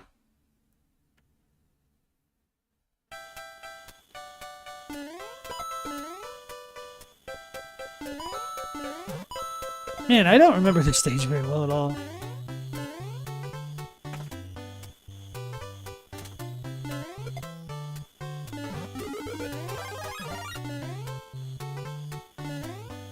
I don't think I can make this jump. No, okay.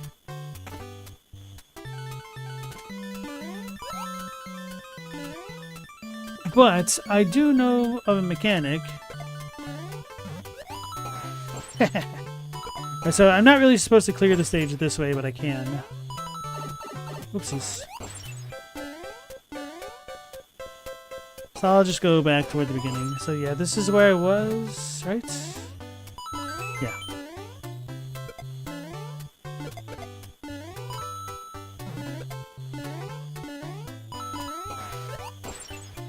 Do I have anything in here? No, I don't think so.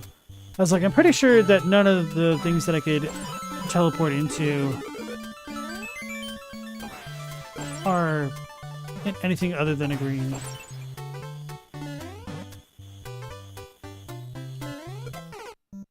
Oh yeah, I guess they don't break completely from the bottom. Chadwick, you want to eat 500 of something right now? Well then why not a bowl of rice?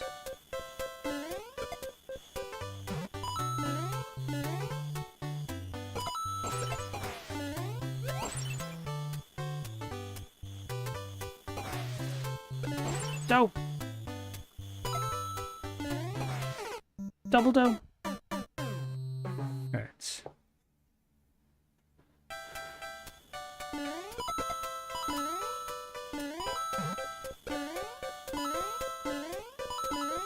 I do like that in the ice world, the spike boys throw snowballs instead of actual spikes. Chadwick, a Castlevania maker, would be a lot of fun. Now that you're seeing this, though Castlevania's movement set is so much more limited than Mario's, I don't know if anyone would be quote-unquote good at it. I think one thing that's also hard to estimate properly is how skilled players actually are, especially when facing enemies and certain combinations of enemies. Like, even though I'm really not bad at the Mario games, I die a lot of stupid deaths because of greed. So, like, the last time I got killed by this, I was like, I want the snowball again. And then I immediately just walked into harm's way.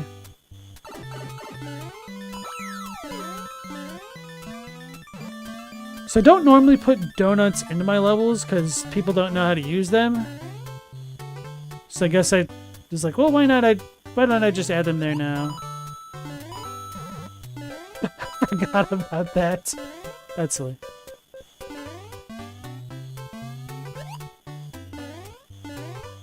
So this isn't the intended way to go up. I just had kind of multiple branching paths, I guess. Because I wanted a bit of a non-linear vertical level. So another vertical slice for you, Asterix.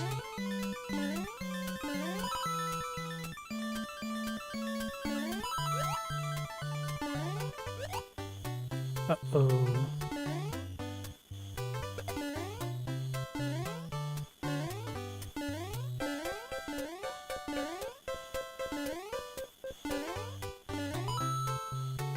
I suck.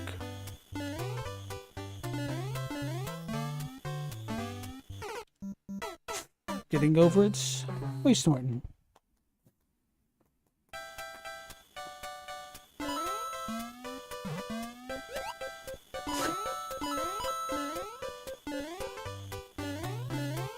I didn't jump high enough.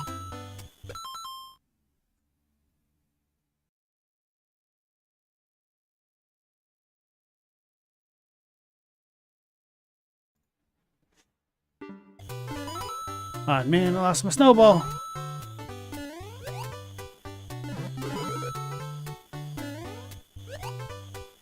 Forgot there's a platform down there.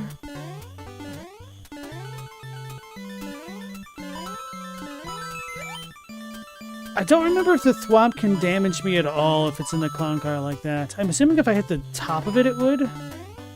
But I think my goal there was to just make the player get knocked down if they weren't ready for it.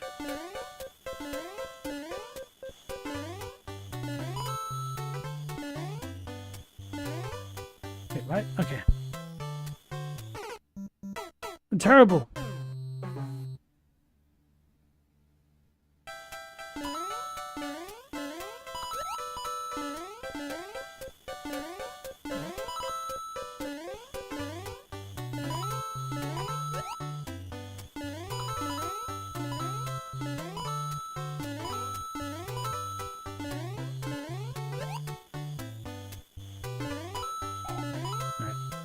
That is a doable jump, it's just a bit of a tough one.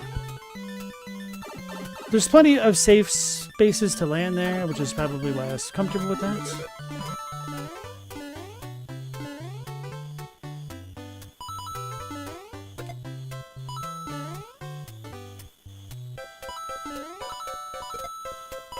And that's the stage. Quite like that one.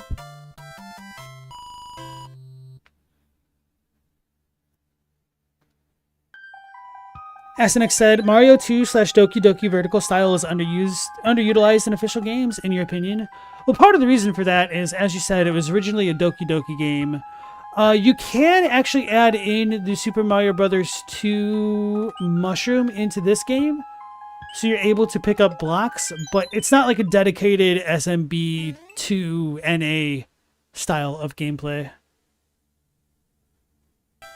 I think that was another thing that they added in with an update. Which might be why they didn't have a dedicated Super Mario Bros. 2 framework.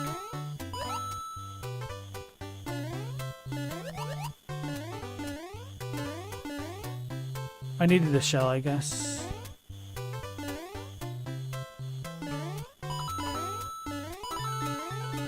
So this level is a little bit more difficult. I remember that much.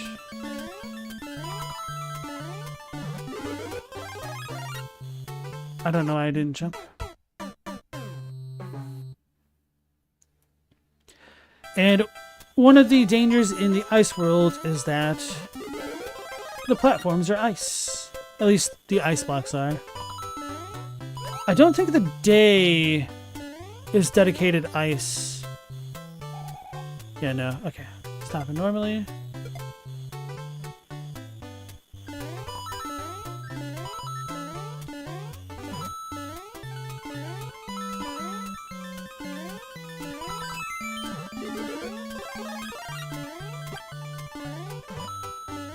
So I remember it's really annoying to try to get that and then come out unless you have the Goomba shoe. This guy can mess you up if he manages to snowball you off of here.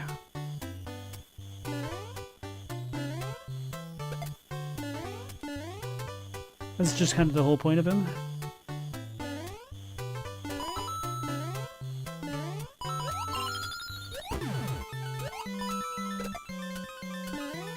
Ah!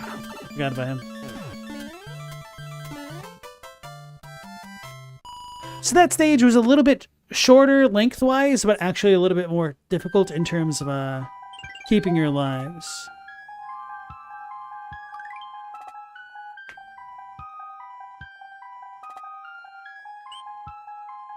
Now we're at the castle here.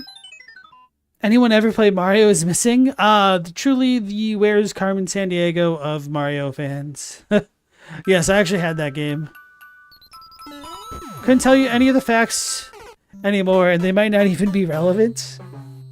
Because, I know the game is old enough that it didn't reference the USSR, but certain countries that they talked about in that game are not countries any longer. You rented it once, never again? Yeah, we owned it. It actually had some pretty interesting music and stuff. But it certainly was not what I was thinking of when I saw a Mario title. I mean, as a kid, I was still happy to have it. But, probably would have been happier with a different game.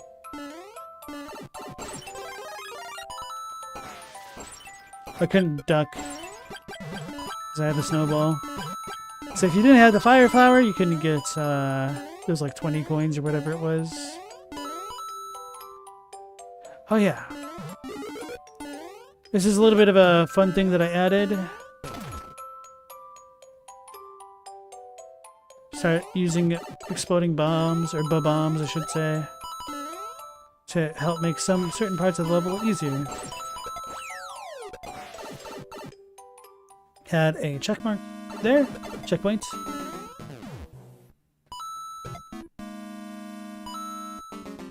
So these are some of the kind of obscure mechanics which are kind of fun to figure out with Mario Maker.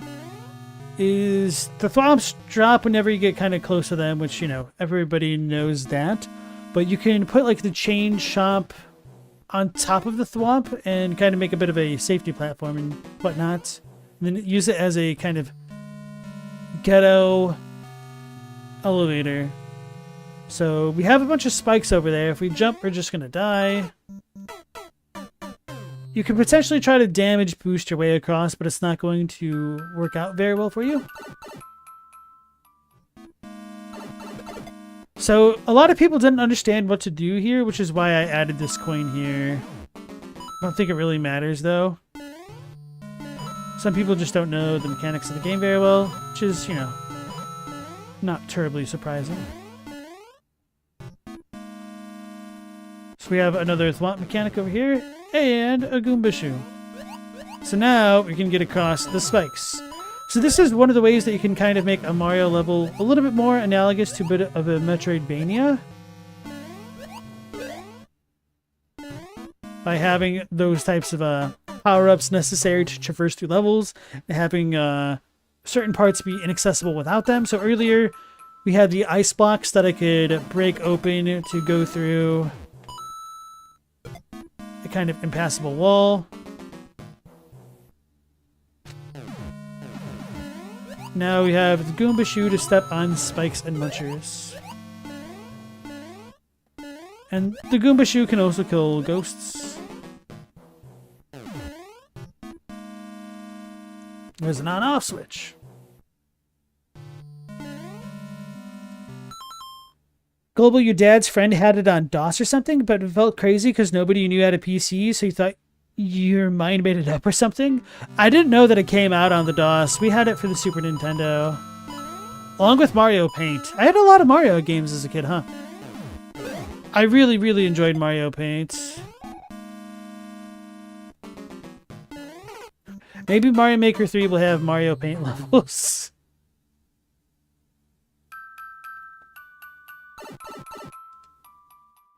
Mario's missing in Luigi's Mansion. You sure Luigi's gone AWOL several times? Where are his games? I think if Luigi went missing, nobody would look, which is why Mario had to.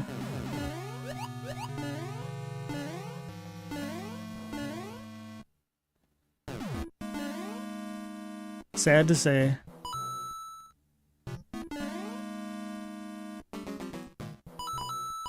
Chadwick, you saved a spider from your sink? Well, why'd you put it there, silly? Oh yeah, now because I was also in an ice world earlier, that's... Whoops, damn it. That's why I have a bunch of random icicles on the ceiling in this place that just kind of keep a little bit of the continuity between the stages. Icicles.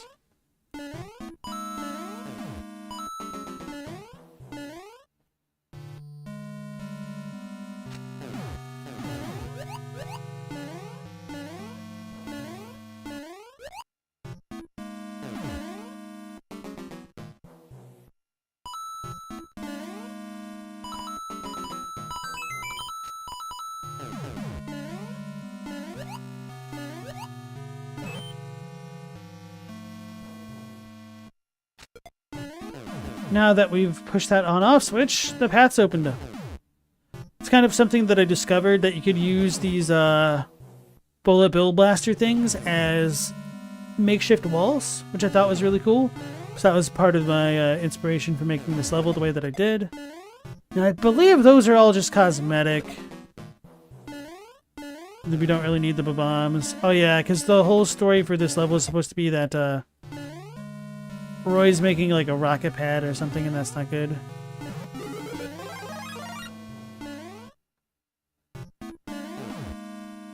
I think I added the indicators there to let people know that if they hit the donut and just stood still, they'd be fine, but nobody understood that. So I probably should just get rid of them.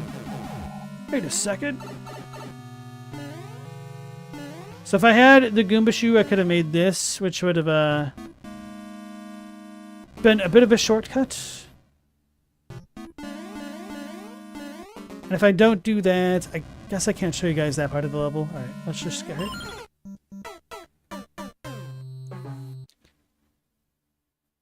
When Luigi's AWOL, they throw the good parties. Maybe that's why Luigi's so angry in Mario Kart. You guys have seen the meme videos of what Luigi looks like when he throws shells and stuff. You'll know what I'm talking about.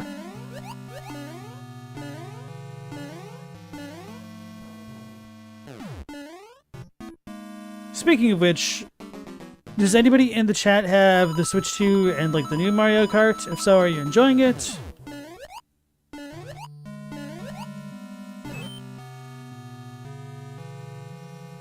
Like as you get over here, the bullet blaster goes flying. That jerk! He stole my power-up! Alright, so now I'm gonna have to stand still.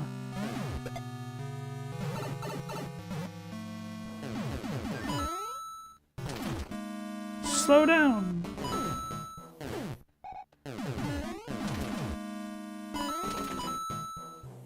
Uh-oh. He's gonna get me! Jump! So this brings us back to where we were before, that I wanted to show off that little part, just to show how tense it can be.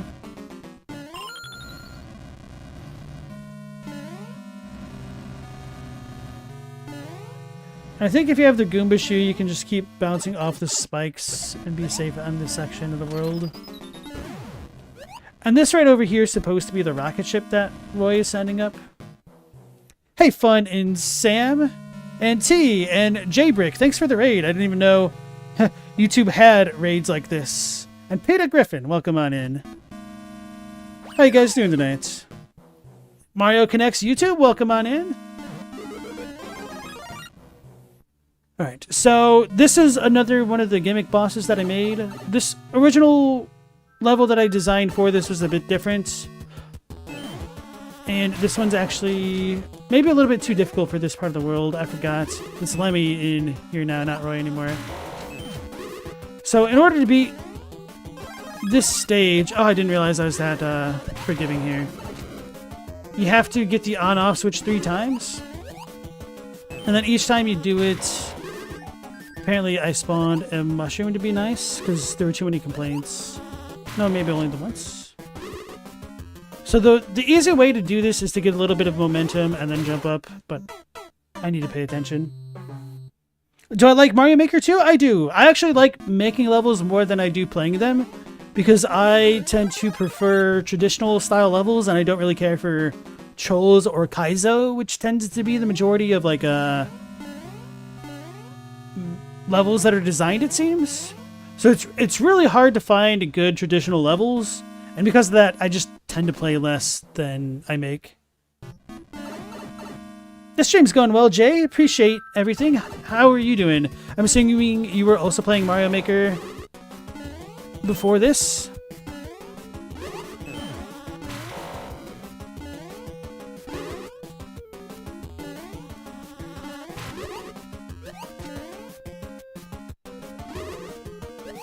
Okay. So the easier way to turn on my on and off is to get a little bit of the run speed and then jump up. I'm still used to fighting Lemmy this way in a previous level that was actually oriented the opposite way, so it's kind of messing with me.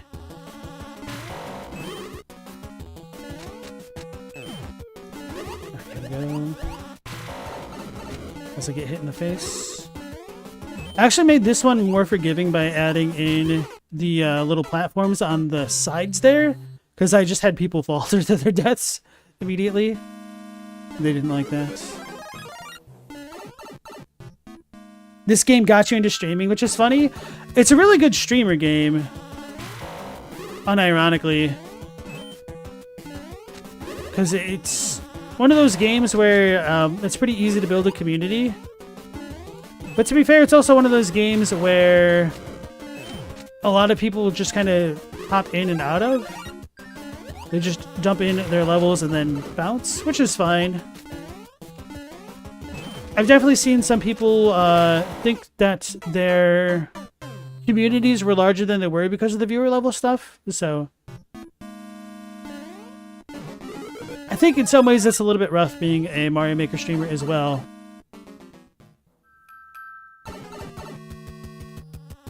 But definitely a lot of good, funny times playing this game.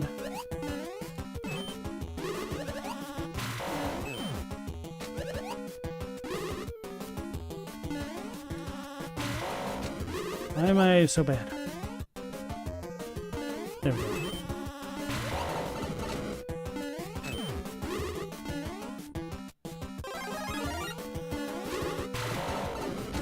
I'm so bad. There we go. Oh my gosh. And I had it.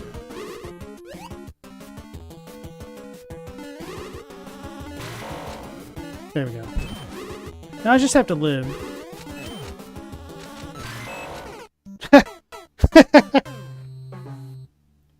I'm bad at my own level, guys. I said this might still be a little bit too tough for this part of the world. But part of my constraints were that I wanted to have the bosses go in the order that they appear on the wheel within the Maker. I don't know if that's like the normal level that the Koopalings appear in, regardless.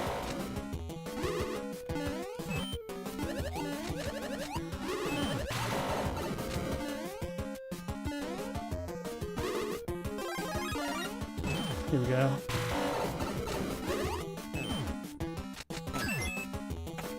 Probably would have been spam if I just been fine if I had just been spamming up that last time. All right, I beat my own level.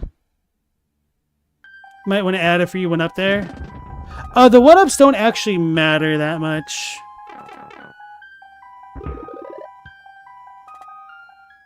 Meow, you forgot about the fun little bomb that used to tag all over.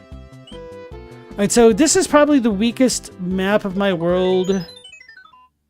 And I want to go back and, like, remake this air level, air map. I don't know. But I didn't know what I actually wanted to make design-wise. Because my favorite world in Super Mario Bros. 3 was the sky level. But I think there were a couple more tools to make that feel a little bit more viable and robust. So you've got a key door here. It doesn't really matter. You don't need to have... Like you don't have to clear that room to clear the level. I forgot that I put that there. It's been a long time since I played some of my old levels. So these levels, I think I originally created in 2022. And these ones were fine enough to just kind of keep as they were. I know I had a power-up in one of the music blocks, but I didn't feel like slowing down to get it. But there is one there.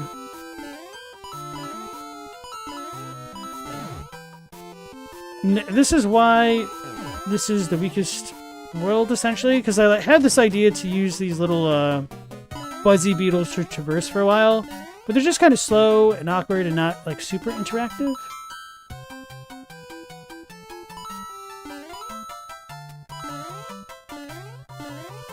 Don't know why I put that ghost ring there. So yeah, this level is like really simple. It's okay. It's just not my favorite. Hey Moth Crab, how's it going? Chadwick, you've been pronouncing it bomb forever. There's no first M there, so it's ba-bomb. You don't know why you think that's the Mario 64 name of them? Dyslexia. We know how you spell.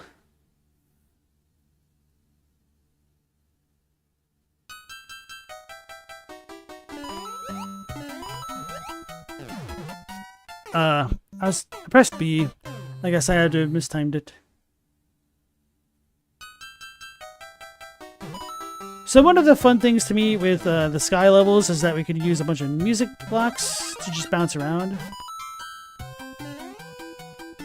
So I like that aspect of this level. We do have some hidden stuff. This is the Cloudy Chateau.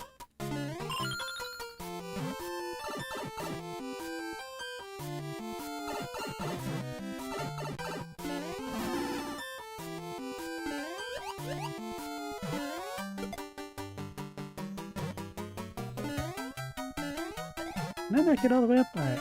I think I just have to be able to run and do it. Aha. One up. I'm pretty sure if I wasn't Big Mario when I went through that pipe, it would have just been another mushroom.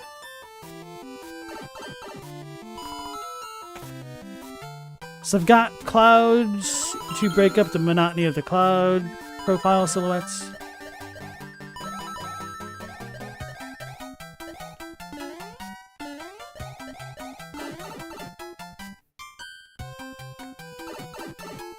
Yes, it is ba-bomb. Alright, Ask Next, you have a good night. Stella, you had to put a lot of work into learning how to spell a lot of things correctly. You hate some words because they look wrong spelled correctly, but really wrong spelled incorrectly. For me, rhythm was one of those words.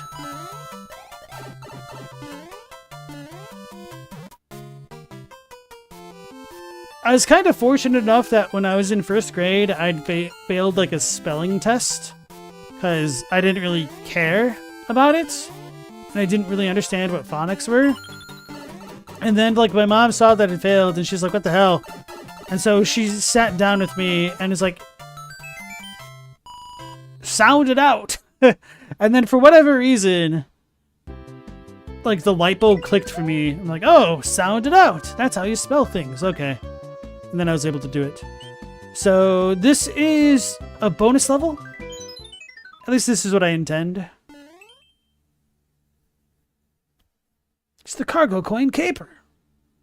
I wanted to have all of my levels have a bit of alliteration.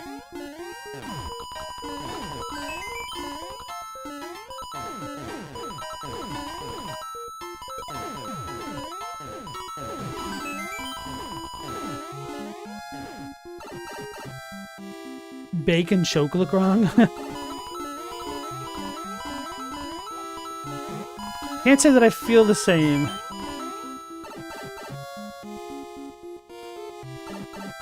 Moth, you would hate when kids would say Prensel as a kid? I don't think I've ever heard of anybody say that. One time you got confused trying to remember if it was criminal or crinimal. I thought you were going to say criminal.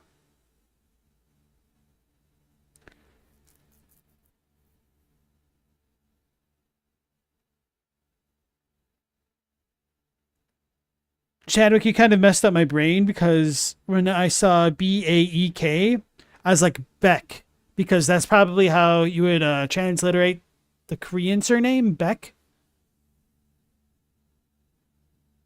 And chalk sounds like it could be chalk, but anyway.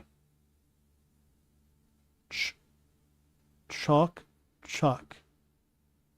Chalk, chalk, chalk. It's weird. Anyway.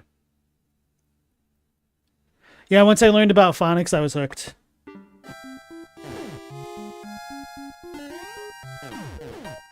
So at first, I'd only had the one airship, but then the level felt way too short even for a quote-unquote bonus level, so I switched things around. And I added in this little ship as well as this mini-boss! Oh no, he's gonna kill me! He really did. That's sad. Generally, I forget what these guys are called. Don't really die to them because you can just kind of keep killing them. I didn't expect that to happen, to be honest. Normally don't have platforms.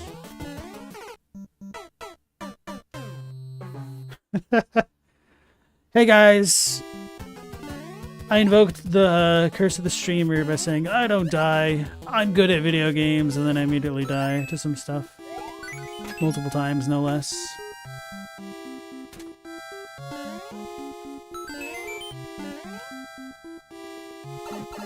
So that was supposed to be the inside of the airship that we were just in, and now you get a guaranteed one-up at the end. Yoke and yolk, but not choke and shulk.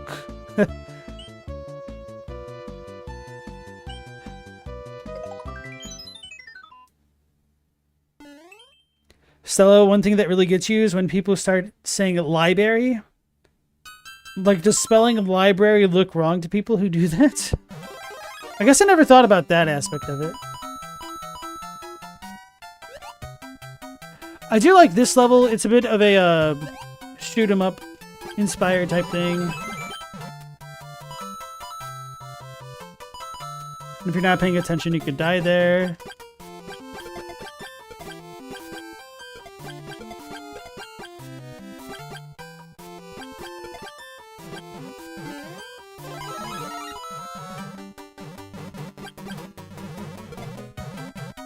Uh-oh. They knocked me out! This part is a bit of a mess, I will admit. But I also have it so that way if you do lose your cloud, you can gain one.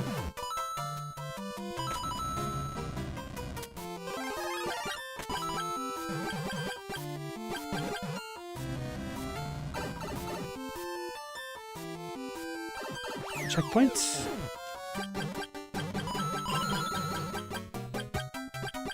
So I kind of like this part of the map because if you're not paying attention, the claws can grab you and you can die pretty easily. Like that! Ah.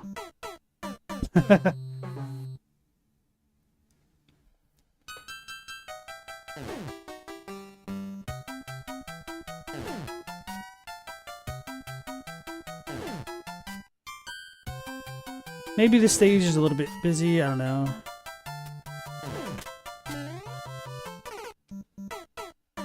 So I guess I need to stay further on the right.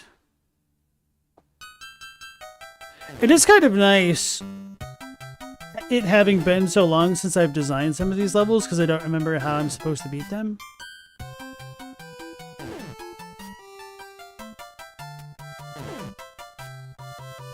Yeah, that's a little bit rough. Maybe I should move those over to the side a bit more.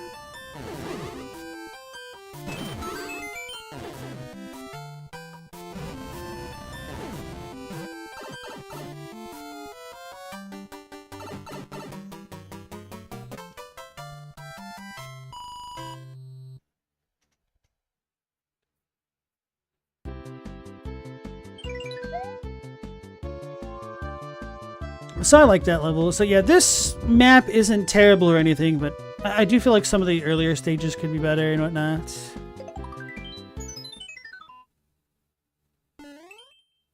Raging Roy's Raid. I think I was just going to rename this to like Rampaging Roy. So this is one of my favorite levels that I've made. But I had to tweak the ending of it because it was a little bit too rough.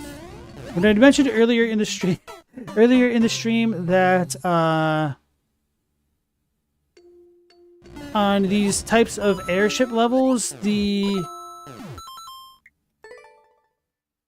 screen will shake up and down, can mess with players, is something that I had to go back and address for this stage specifically.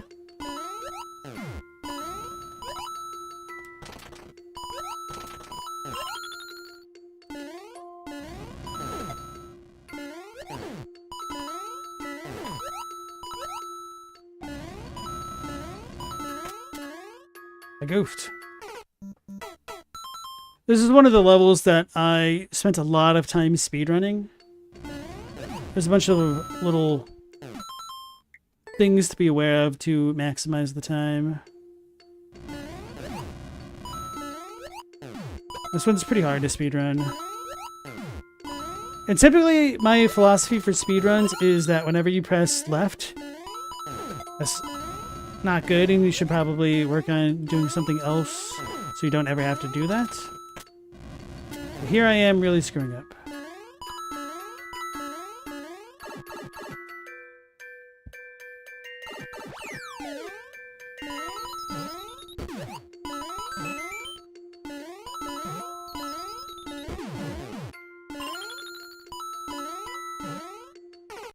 Ah.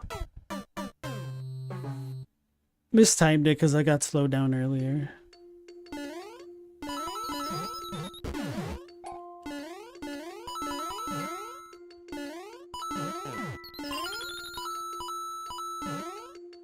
Nope.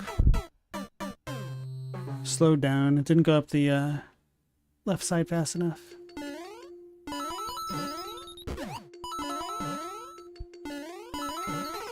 Too fast.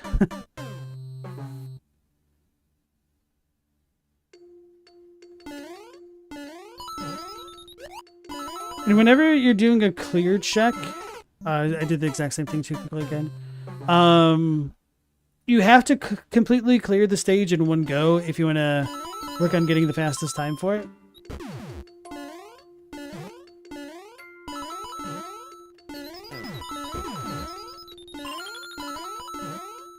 Oh, that time I would have been able to land on it.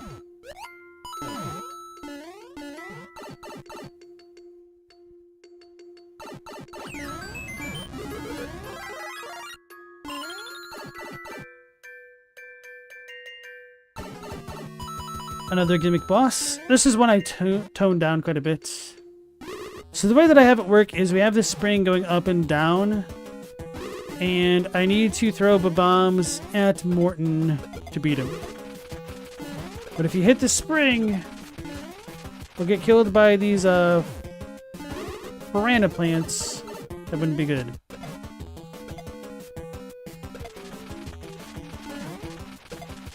And because the piranha plants can shoot fire, they can also activate the bombs and get you with your own stuff. Ah!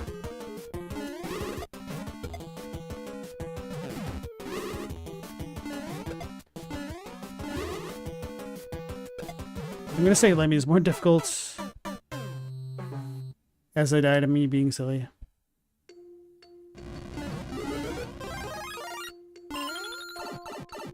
I'd originally had Wendy in here, and it was a bit more difficult because she was also at the very bottom of the screen, and a lot of people were getting mad that they couldn't see the bottom of the screen properly.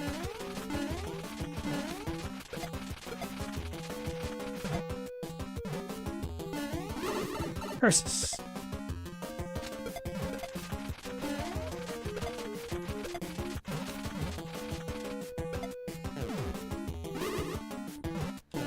Whew. I almost jumped on that guy. I didn't see that he had gotten triggered earlier.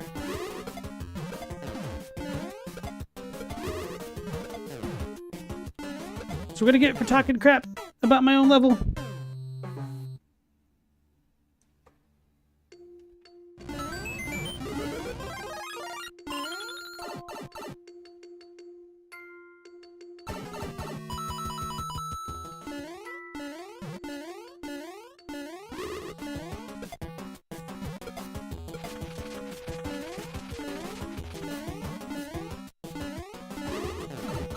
Damn it. I wasn't even trying to land there. That was sad. I guess I'll get rid of the piranha plant first. The one on the top right that I can. I lied. I'm going to go for the free hit on Morton and then work on the piranha plant.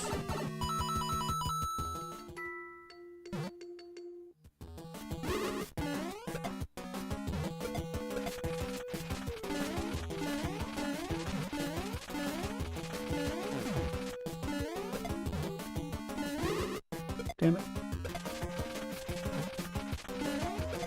Oh, may as well go for broke. I stood up and attacked.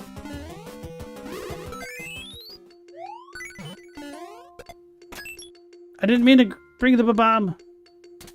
It's gonna get me.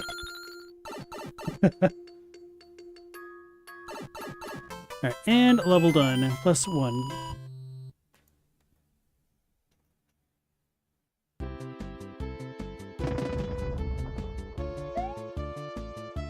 So Skyworld is now beaten. And now we are heading into the desert. Yeah, I forgot. I definitely want to rework, I think, the last normal desert level before the castle. Searching the sands.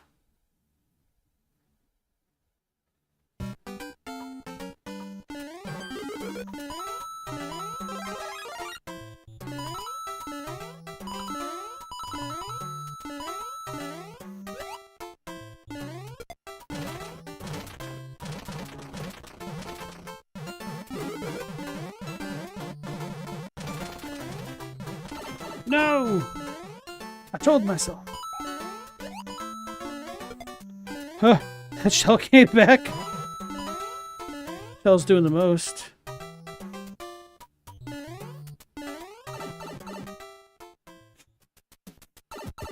Oh yeah, I had a little bit of a mini game here. So if you line it up... Curses. That's what I get. Just for going for a goofy one-up. I'll leave that alone. Hey, added in a hammer brother and a chain shot for once. Typically don't use those in levels, because they can feel a little bit oppressive.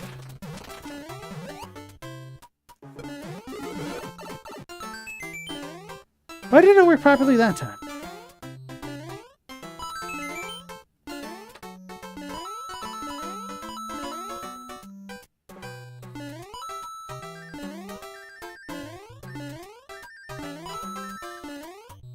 So this was a bit of an easier level to be a palette cleanser from, you know, the final boss level of the last map.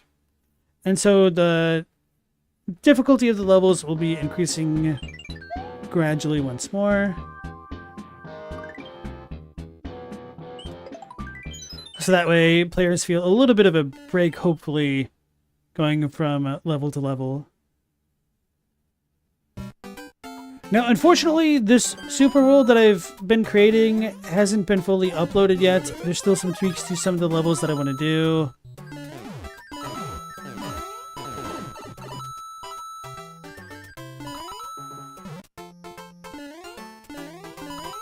But I will share my maker code. It's actually in the description of the stream. If you guys want to play the game in my levels yourself, you're more than welcome to. But I'll definitely announce when my levels are completed. Whew. Ducked under it. Oh yeah, speaking of the word duck, John Jones. No.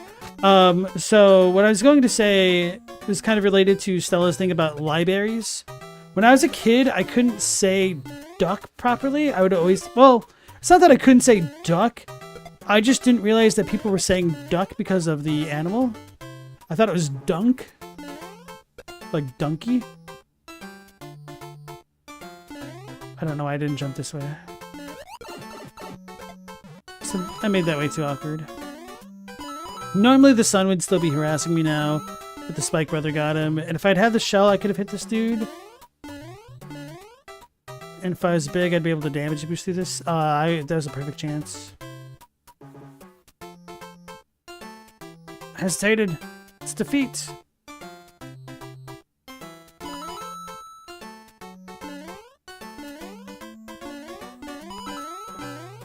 Couldn't remember if there's any secret blocks. So now I've got an angry Lakitu.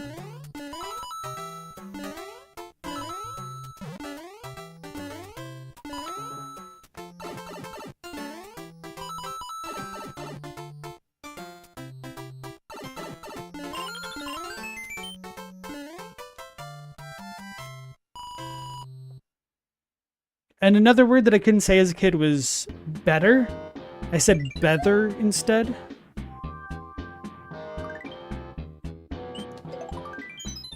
And I wonder if some of that is related to why some people misinterpret some words and how they should be spelled. Yeah, so this is a dedicated speedrun level. It's pretty generous with its timer. By having this level start with the scary noise definitely will make people feel the pressure to keep moving.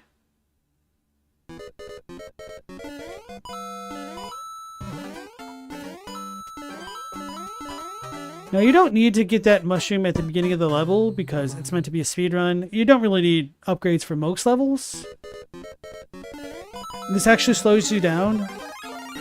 So in some ways it's almost advisable to skip, but it allows you to make a couple more mistakes.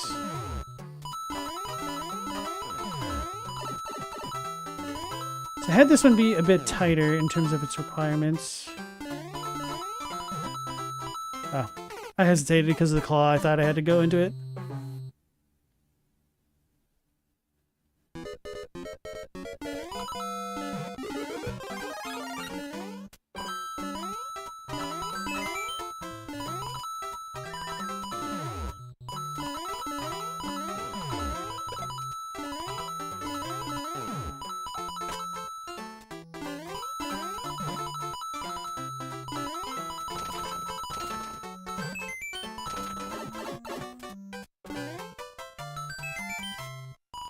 Still had 4 seconds, even with getting the mushroom.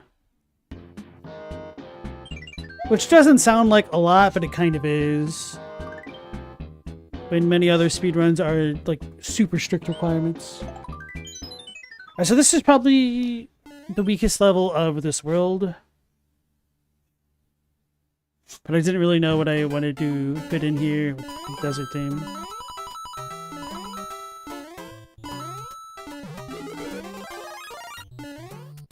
This kind of looks goofy. The whole idea was that this dam is supposed to be under construction. But it just, it's okay. It could be better.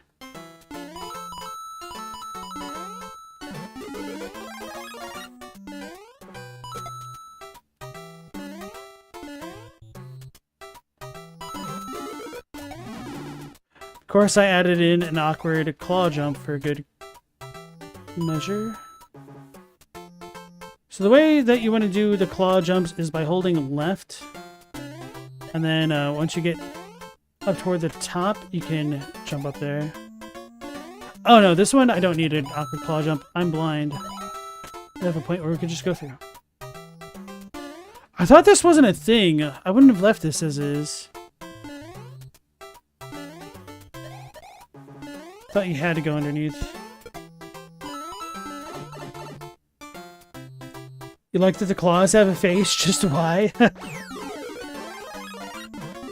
So I think the Goomba shoe is a little bit of a troll here.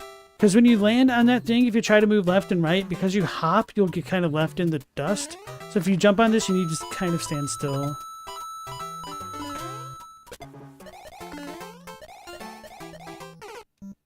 So So that was me being trolly. I guess I could get rid of that one fish and that wouldn't feel so bad.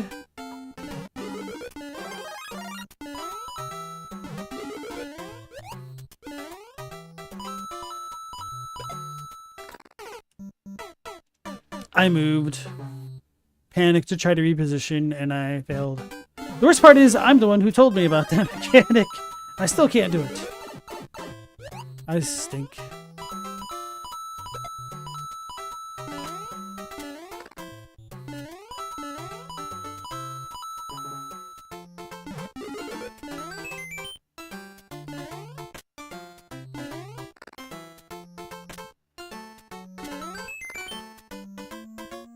So I had that spaced perfectly to hold down the jump button.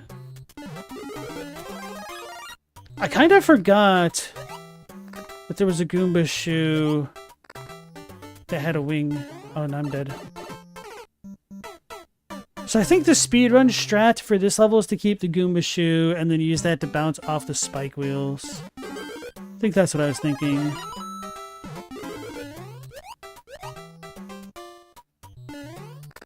They actively look nonplussed.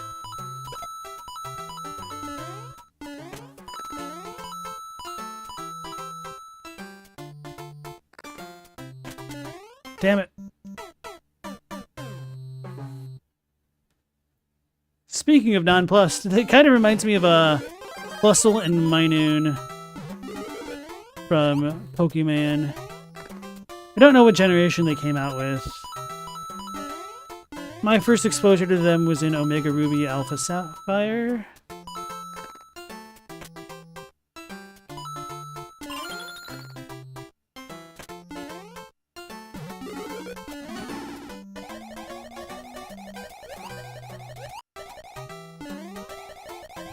So I think you could use the Karibo shoe to get on top of the safe zone there. Maybe you could just jump normally.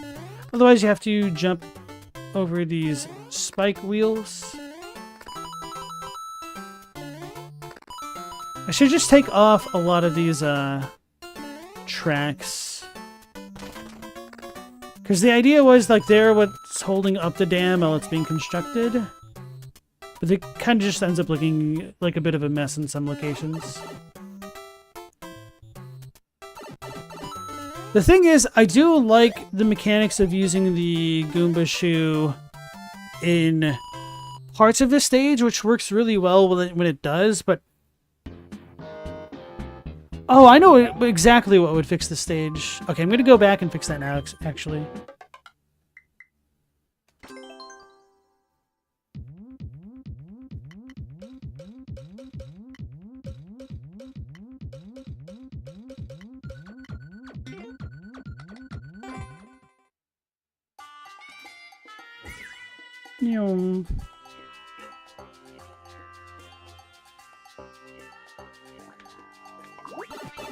One effect that I do really enjoy in Mario Maker is that the music kind of changes as you place things down.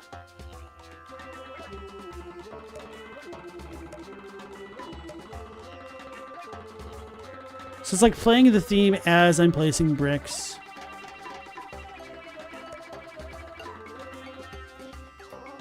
Alright, anyway. Just wanted to show that off.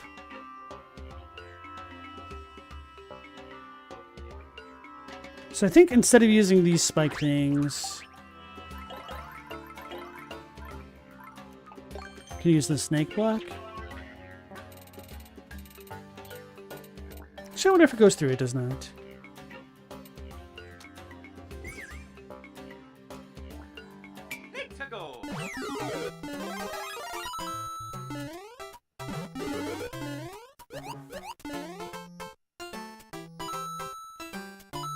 So this works normally.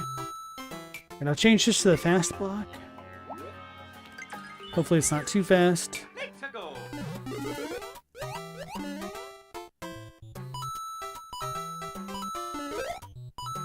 what I get. Yeah, at least this will stop a lot of the stupid unnecessary deaths. I should have done that.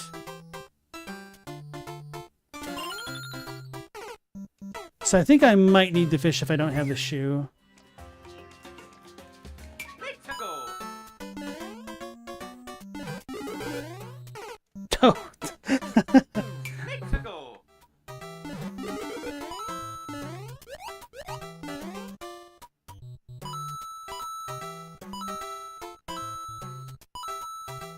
I like that the first fish is enough to fake us out, and then the second one can get grabbed.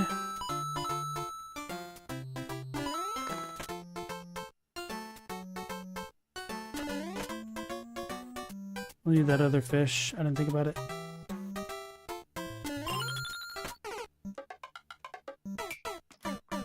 Let's just test this. Whoops.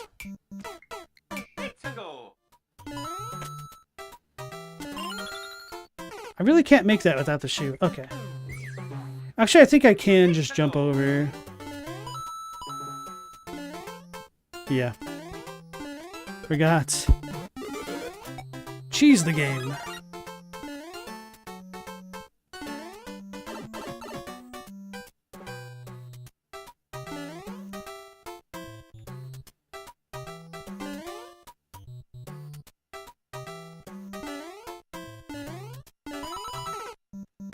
Enough here. Let's put our thumbnail. I guess, yeah, let's just get rid of some of the mess.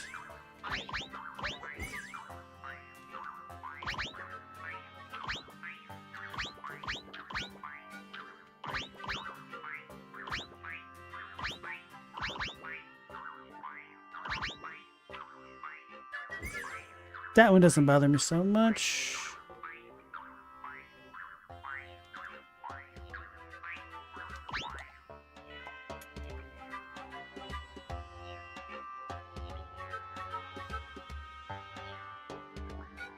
Actually,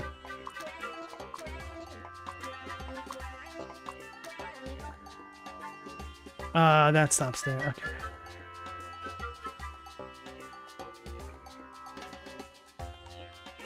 Damn it. I guess I'm gonna lose either way. So we can keep it like that.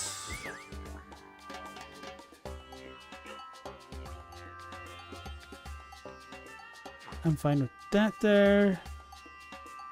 And those there.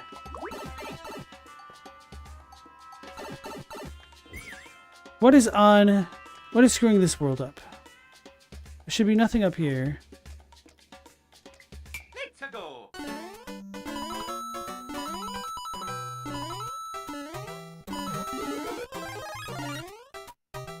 There really isn't anything, so it's just one of those things that I can't avoid, I guess. That's annoying.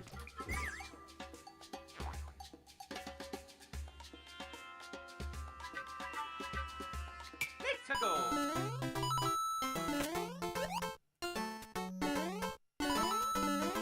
I guess the thought was that people wouldn't normally get up there. Let's go.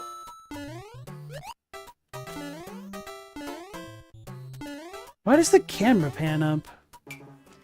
Because if I move this up one, it'll think that there's another whole subworld. Hold on, let me go lower.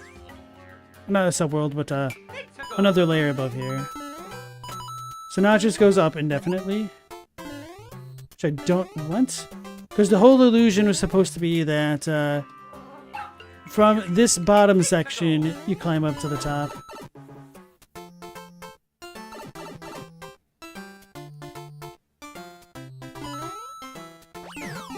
Tear down this dam. Okay. Yeah, so the whole idea was that we come back through this side.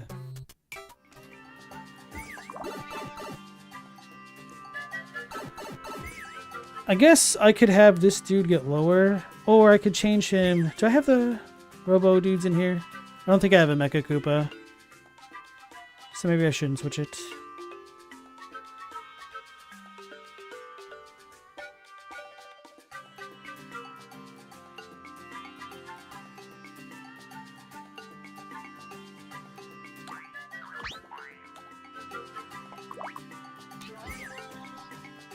Let's go.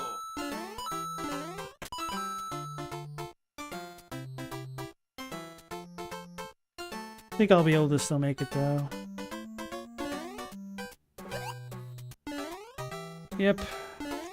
So he needs to be one block lower, it seems.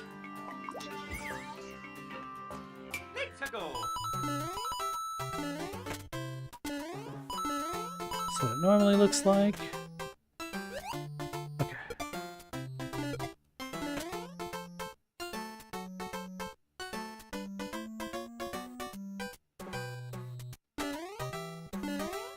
Can I just full on jump that? Ugh!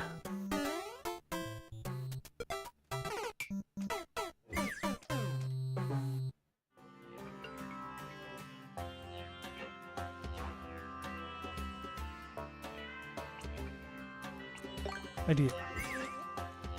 Let's go. No, I could just jump on top of that to get on top. Let's go. I mean, it would take a little bit of finesse.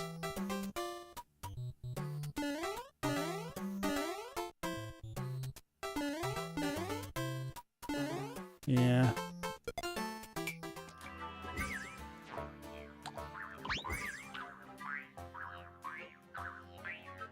Maybe I could afford to move it all over to the side a bit more. Let's go.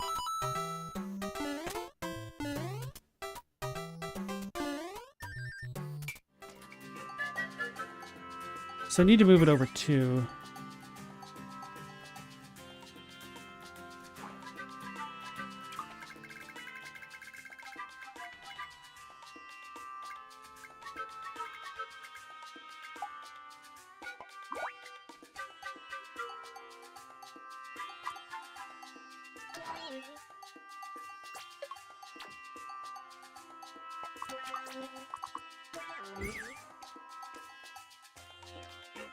Let's see how this works.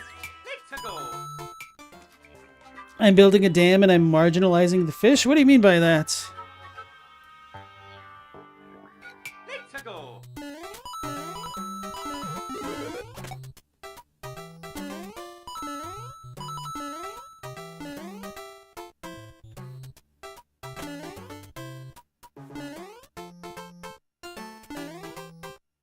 Okay, I did not make it. That's good to know. Let's go.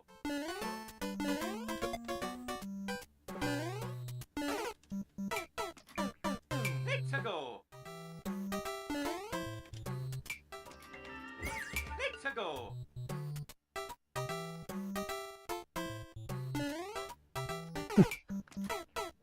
Let's go. I'm just doing this to see if theoretically it's possible for somebody to get up there.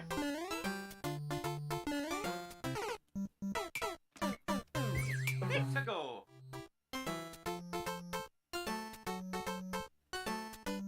I should have jumped. Let's go.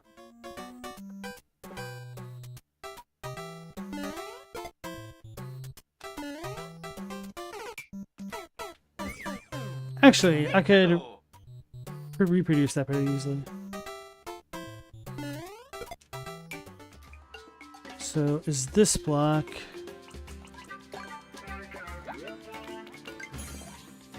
Let's go. Okay, I won't be able to get up there like that. Let's go.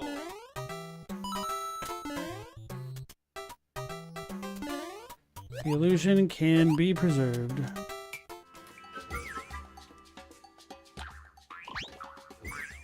Hmm. Let's go.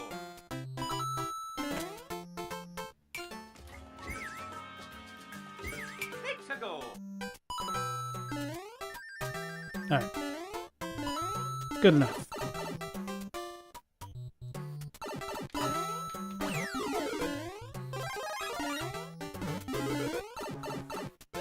And so now you guys get to see a little bit of the live level design process as we go along.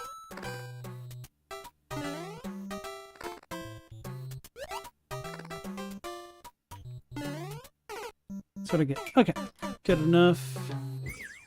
Let me double check the front area to see if we have annoying tracks anywhere. Those are fine. Actually, I don't want these. Yeah, this one is really bad. That's what I was complaining about.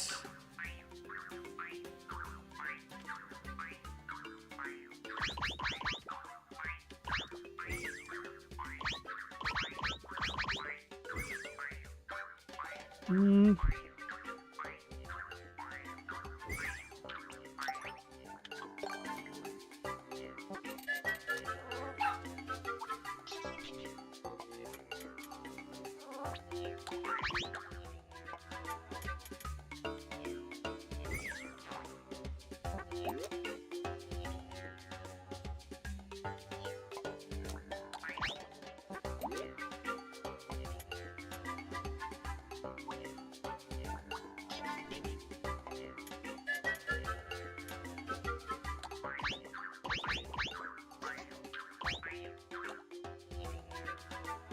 I don't think this is gonna work.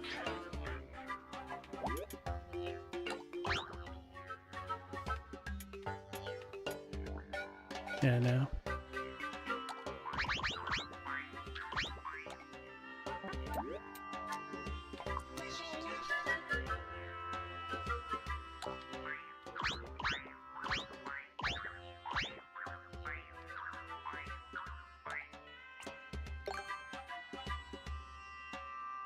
Actually,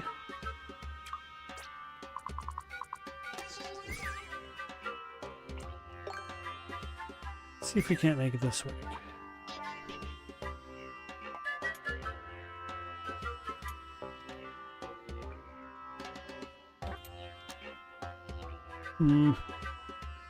That's the issue. It's not symmetrical.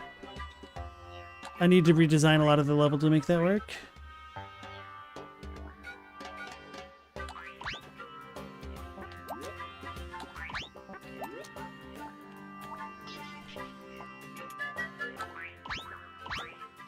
It's not gonna work.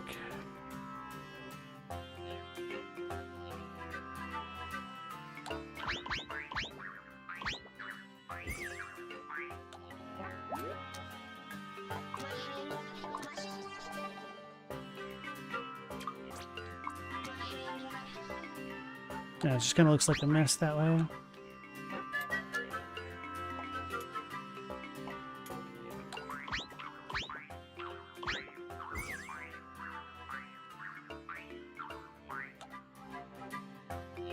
I guess I could still have this one be wider.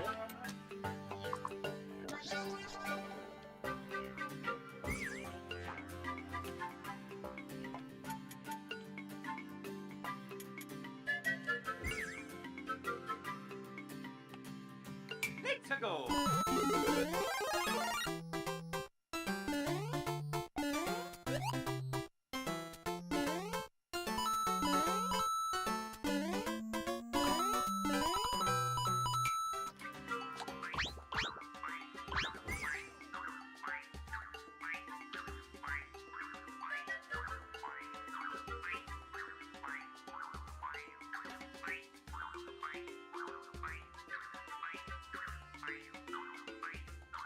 Let's go.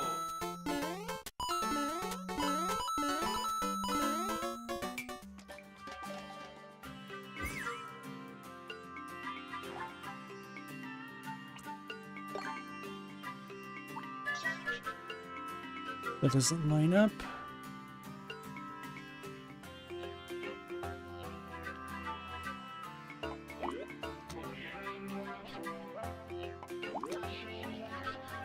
That'll line up.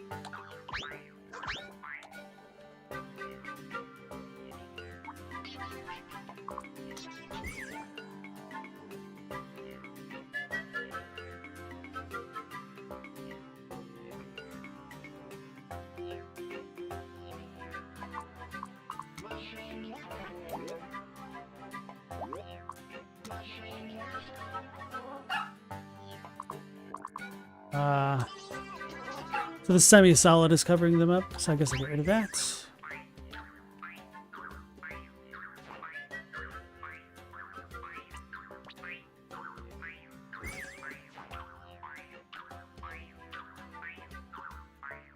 Too long to make a third connection work, unless...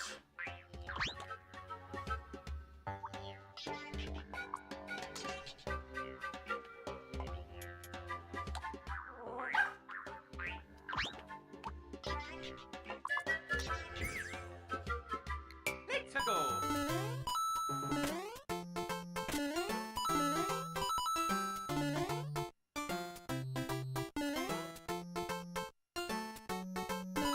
Nothing about that.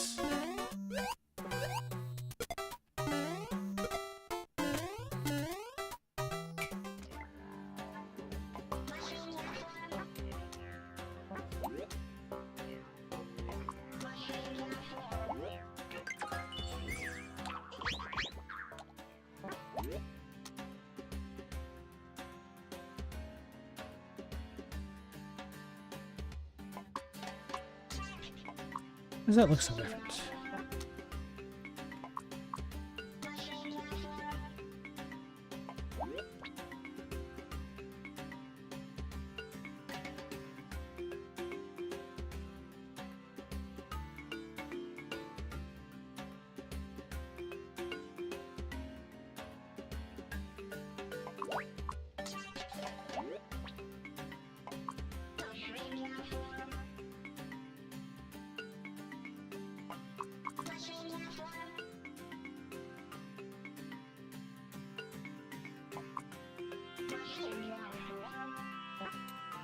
Oh, because I have a different mushroom making that work.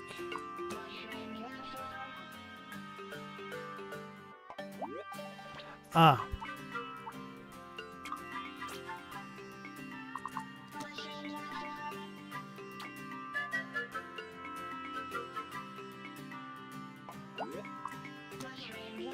The other one takes precedence.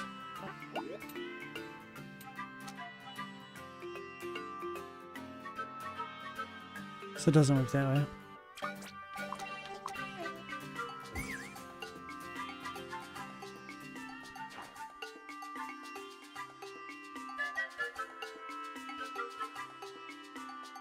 Alright, let's go back here.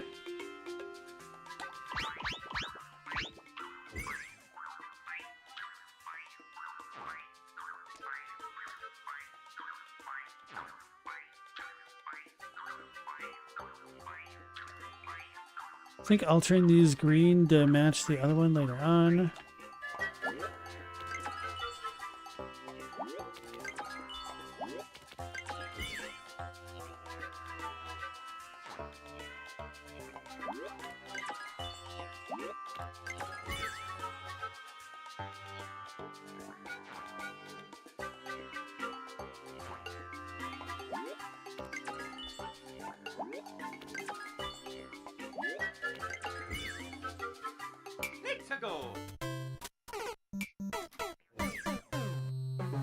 I think that's fine enough.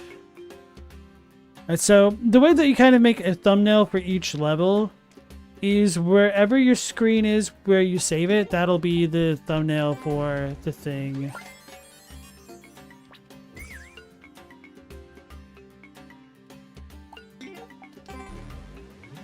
So you can use something, part of the level to represent what it'll be like for players when they see it, when they go into the course world, which is kind of nice.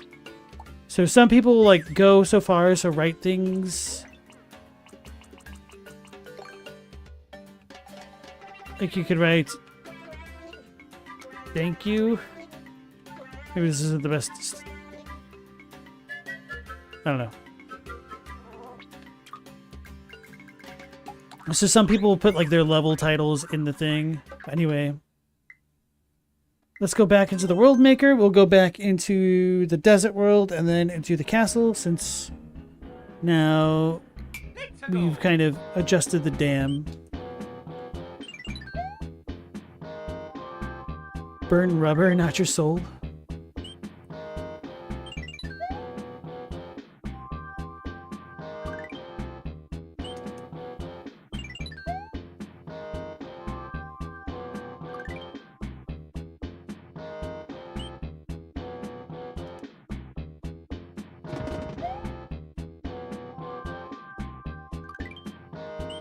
Chadwick, your soul is dustier than them bones on the overworld? Yeah. Oh yeah, speaking of which, you can kind of adjust all the stuff on the overworld. So those bones I put in there myself. The pyramids I put in, as well as the oases. So my thought on the lore of this map of the world is that the castle area is controlling the water because the oasis is behind it and the moat is kind of in front of it. And that's what the dam is about. And so everybody here is suffering on account of the Koopa Troopas.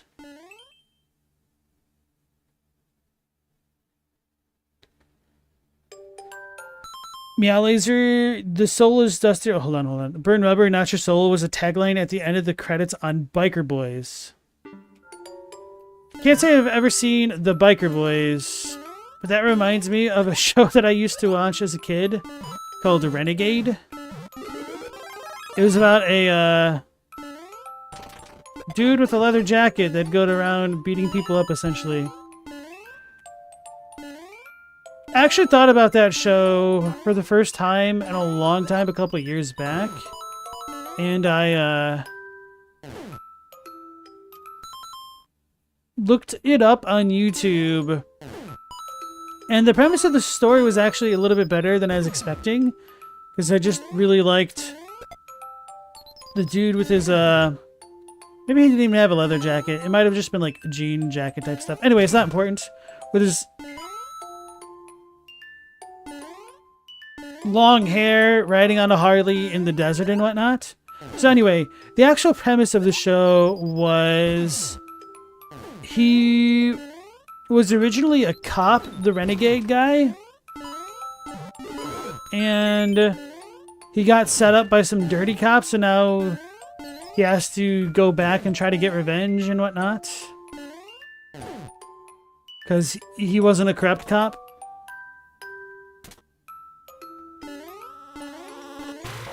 I was afraid it's going to be more like Walker, Texas Ranger level story writing, which I think I probably got down to that point. But it didn't actually sound as terrible as I was expecting the first time around.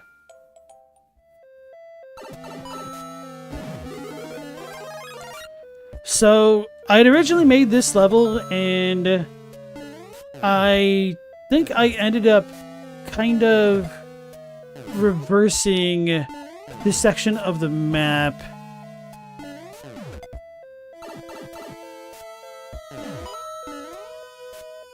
Because I think this was like after the halfway mark. And the part where you first got into the pyramid was way more difficult, so I just kind of reversed the order to make it make more sense here. I also toned down the final boss a lot because it was too obscure of a gimmick for people to kind of intuitively understand.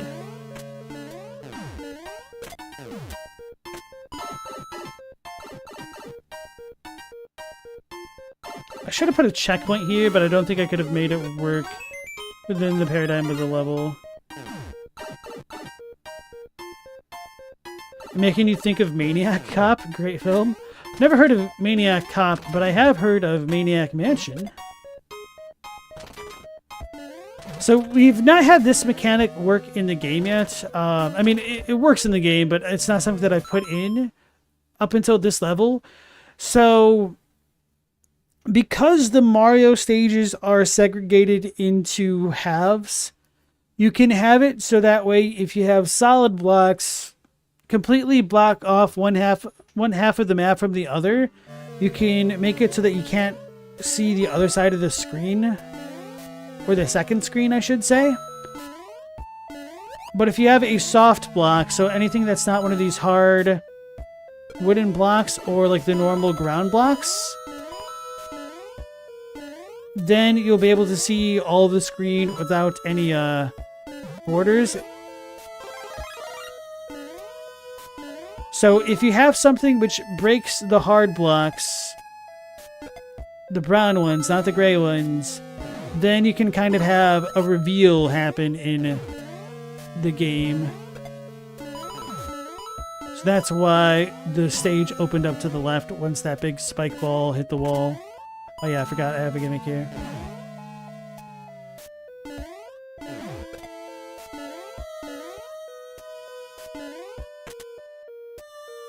Oh, that should have worked.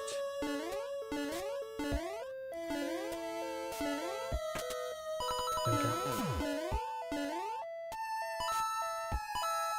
I guess it works for the better now that the dam has the blue blocks, because the mechanic returns right here.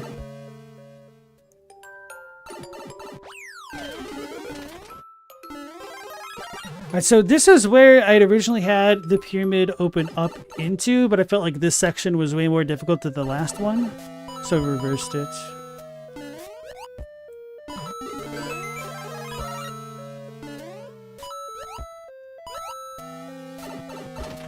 I goofed.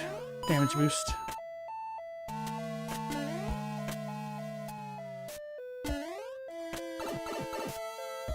Alright, maybe I just came with too much momentum. So because I already broke open half of the screen, we can kind of see to the right of these two blocks. But in the original configuration of this level, that wasn't the case. Like, so you couldn't see to the right. And so the big reveal happened down at the bottom left of this map. So the blocks in the bottom right should explode on their own, and then you'd be able to go through it.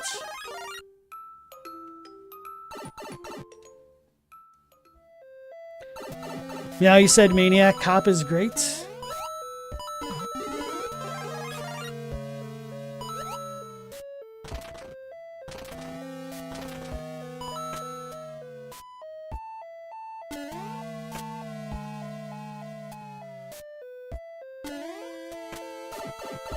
Damn it. I could have sworn that was safe. Maybe there's a way to make that work a bit more safely. Stupid dry bones? Or those aren't dry bones. I forget what those are called. Of course, I couldn't see it.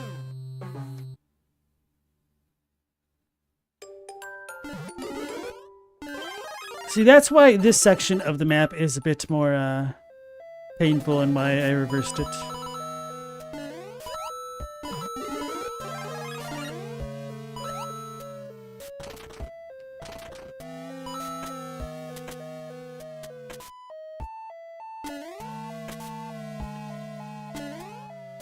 That's what it gets.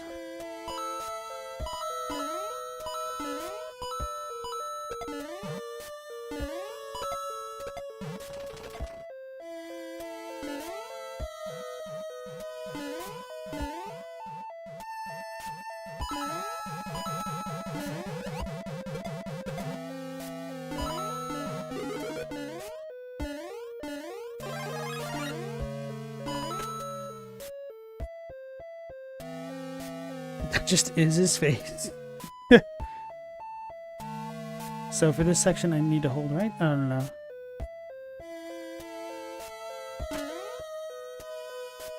Just need to pay attention, huh? Hold left, and then you just jump up normally. What was the reason for this? Oh, to get the 30 and then you jump up. I think if you have the shell... I had it so you could jump off the shell to get up there. Wait.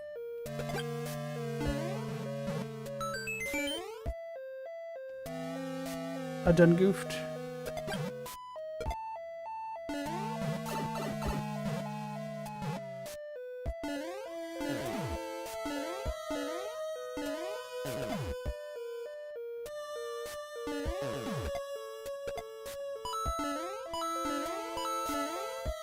So this conveyor belt's going the opposite way, which makes it harder to run across. And the other one switches again.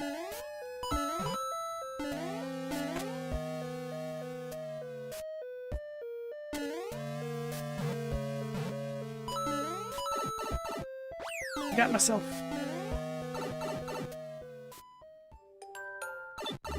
Alright, so then the boss is here.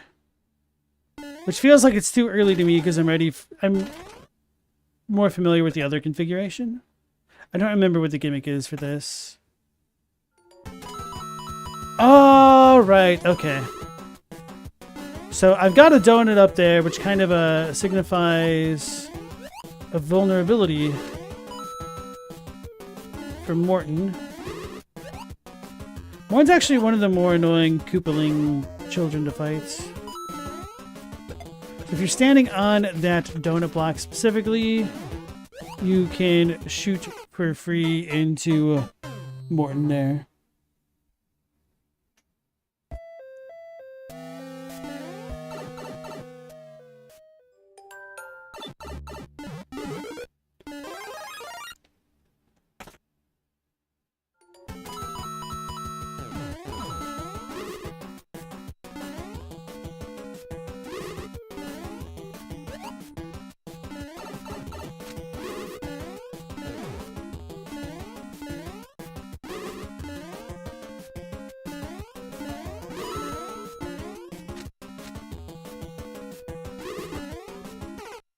Wow, I suck. So I originally had this configuration in the ice level. So this might actually be a bit more of an appropriate difficulty for this late in the game after all.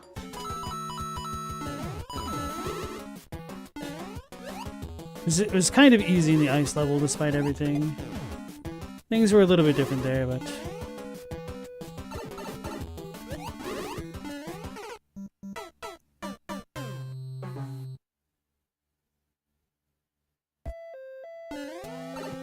I know you can...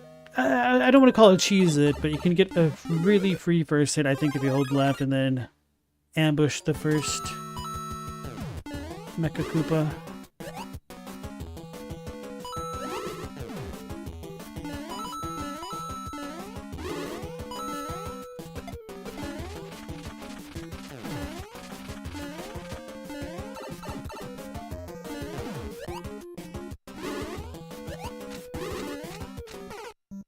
The wind.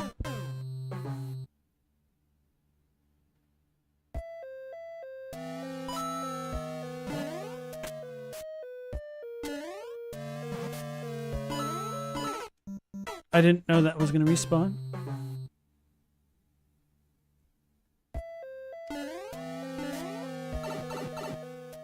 Looks like I successfully trolled myself for not beating the boss.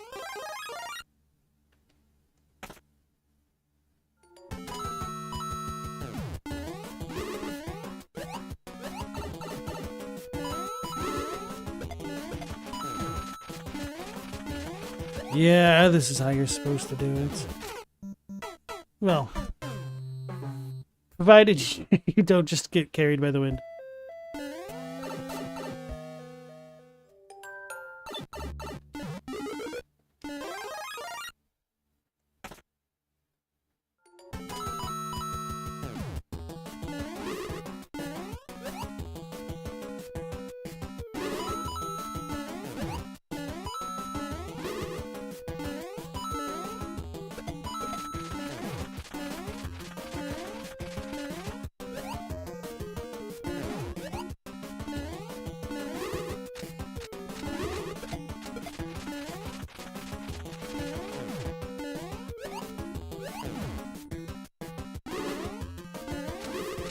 Oh, that's probably what I should do, huh? Just break open at the top Mecha Koopaling if I get stuck. Ah, I forgot. So I did make this a little bit safer by adding in the one safety platform.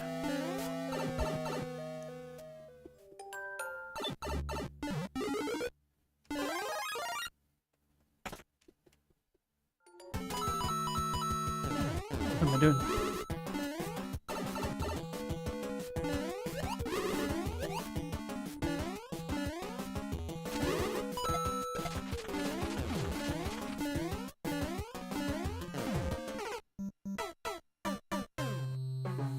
I should have known better.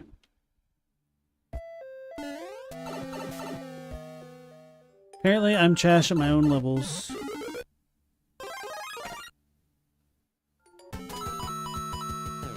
I zoned out. I need to get the Mecha Koopa.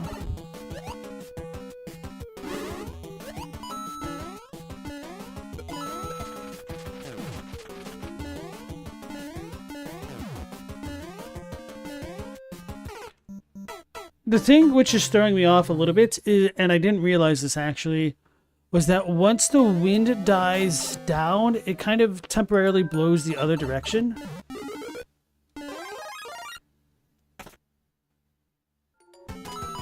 Which I feel like I should have gotten a better handle on by now, but apparently not.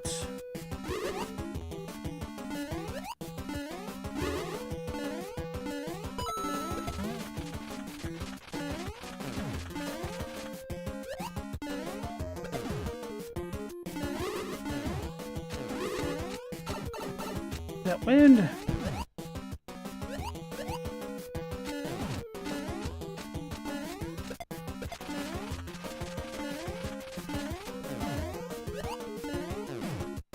Glad I didn't land on the ground right then.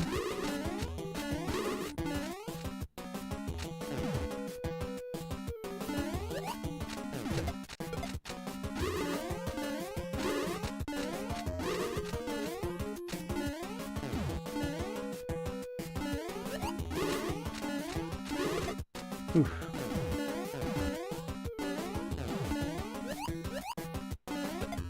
No! There's my chance.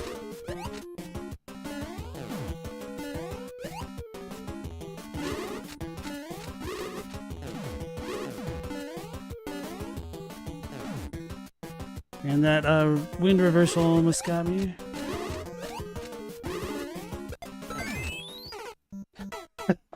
Ah, you loaded it too hard. Alright, yeah, I'm definitely fine with this level of difficulty. I was afraid I made it too easy, but having in the wind, I think,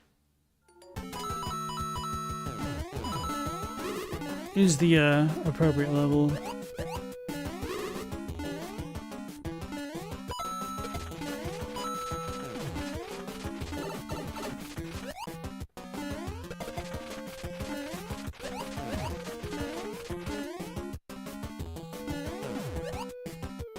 Oh man, the wind almost got me.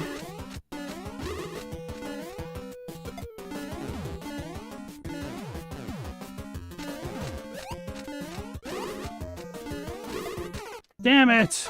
I had it again.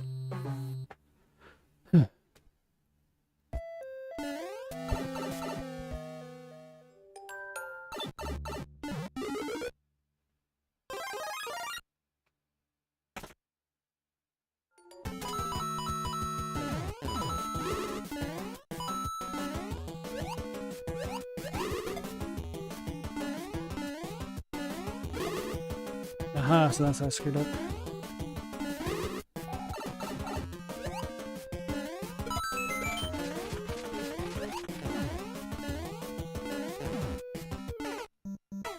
I'm gonna blame the wind again.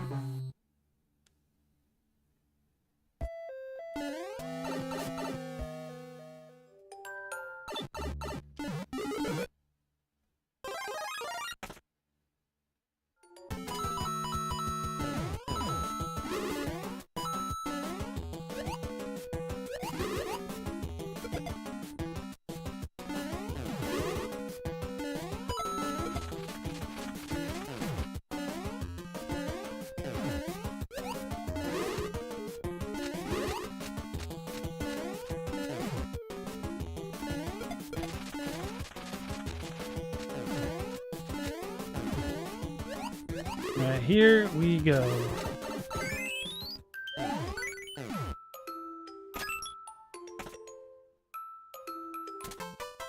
And we exit the pyramid.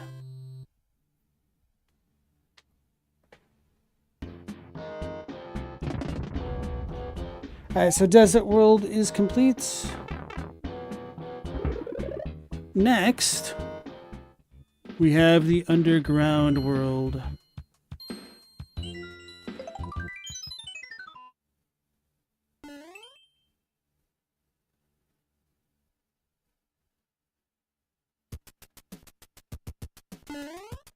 So my inspiration for this level was the traditional NES underground levels for Mario 1.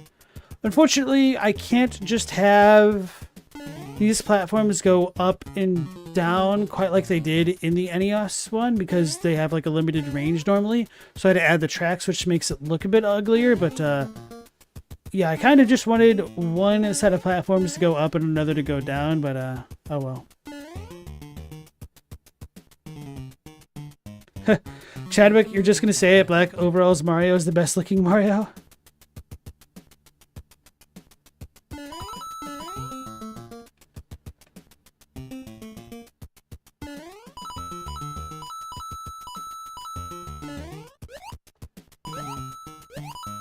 That reminds me, I had Super Mario All-Stars also as a kid. And they had remade Super Mario Bros. 3, but with the SNES color palette as well.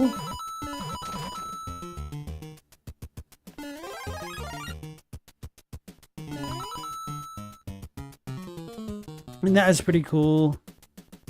It was a really, really good remake, actually. Damn, I guess they really have been remaking games for forever, huh? And anyway... I definitely had Super Mario Brothers 3 on the NES as well. And sometimes, depending on what time you come through the screens, the platforms don't line up properly. So Chadwick, hopefully you enjoy this little bit of a Easter egg for you. The warp pipes, but they're not really warp pipes. All the NES games look a bit odd in All-Stars to your eye. They do look a little bit different, but I think for what they were actually really good.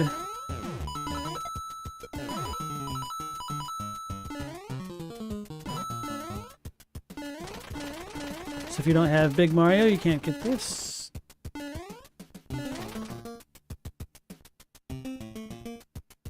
Can you go, quote-unquote, above the level like in the OG Mario Bros? Not exactly, and that is something that I do wish that you could control. The closest thing you can do is have an auto-scroll in your game that kind of gets stopped. But it's not the same. Because it'd be super cool to be able to put, like, the World 1 first dungeon hidden door into the other zones, but you can't.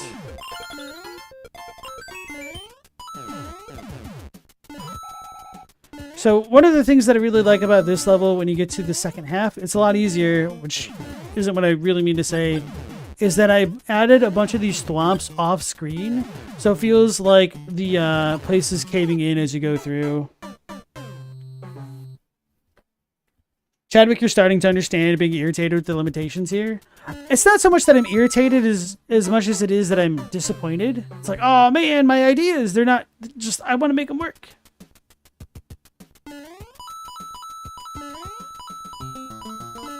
And I honestly don't know what the limitations were with their engines here, because the Switch isn't super powerful. It does have a limited amount of memory, but people have definitely exploited some game mechanics to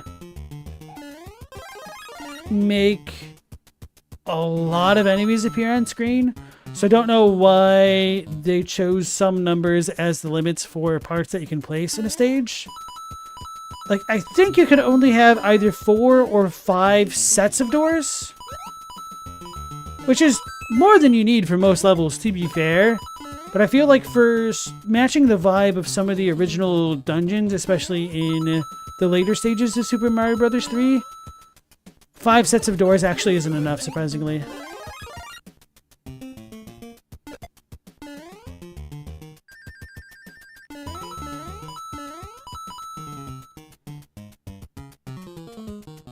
You wonder what stopped them from implementing all of it?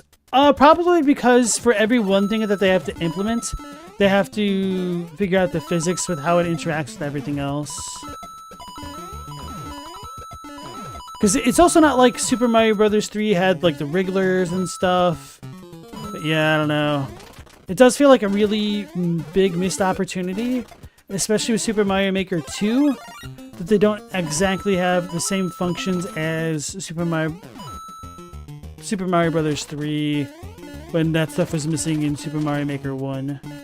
Anyway, the reason why I reset this level was to point out like the whole thwomp thing that I've got going on, so I'll shut up for... Damn it. I was going to say I'll shut up for a minute and allow you guys to hear it a little bit better. Because one thing that you guys don't get from just watching the screen is that every time like you pick up a coin or hit a block, the controller will vibrate slightly, so you get a bit of feedback for what you're doing as you play the game, which is pretty nice. And so every time the thwomps come down, I can actually feel it like hitting the ceiling, and that just kind of adds a subtle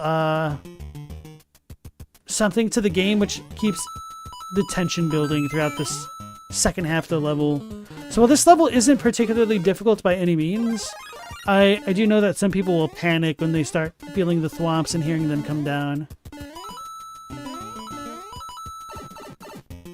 So I like this level a lot in particular because it kind of feels like a traditional NES SMB1 level, But there are some new things here, like these spike balls. Using that mechanic to like hit these hidden blocks if you're going slowly. So another thing that I have is I have spiked balls at the top of the map periodically hitting the thwomps. So that's why we have debris falling from the sky. So the whole theme of this stage is like, hey, as you get into the mine area, you can definitely feel that it's a bit of a dilapidated mine, which is why it's like falling apart here, where you can break it apart. And it's literally falling apart with the way that the thwomps and stuff are coming down. Or even some of the little floor panels.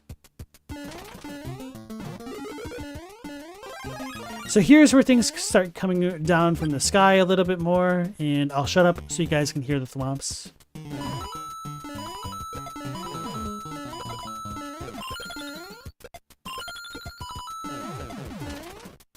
So definitely a lot of tension with the falling platforms, even though they're not that dangerous, and then the thwomps, it just kind of feels good, at least to me.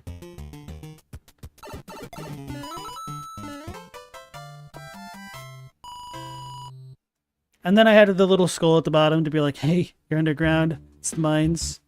One of my favorite tropes from like cartoons and stuff, Simpsons did it a lot, was when they like would pan underground and you'd see like random skeletons and stuff. How about dropping extra items like Super Mario World? I don't remember if that mechanic's in Super Mario World Designs. I don't remember if you have an inventory item. You might. But yeah, I hope if they do make a Mario Maker 3 that you could add the little toolkit to the actual maps in between the stages. So that way you could use power-ups like the Tanuki suit or big mushrooms, so that way you can enter stages with big mushrooms, or the flying pea thing, which I don't remember what it's actually called.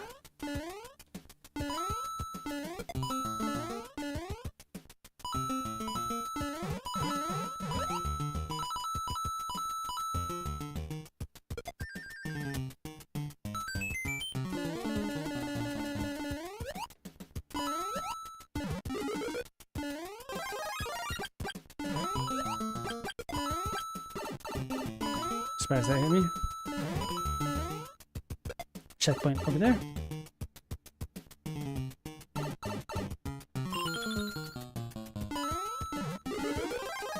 So I wanted to make a level like this for a while, where you're just kind of going down an elevator and avoiding things as you do it.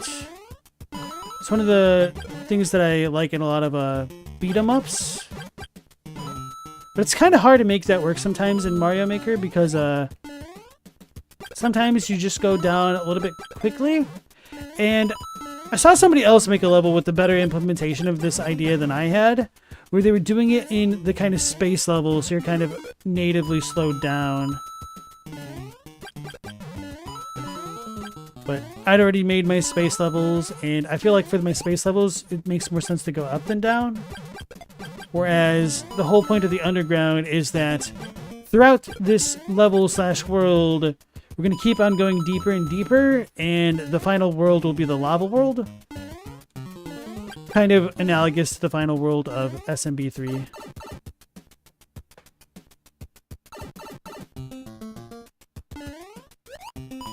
So if I had picked up that shell a moment ago, I would have been able to hit all of the Monty Moles and get a free 1-up.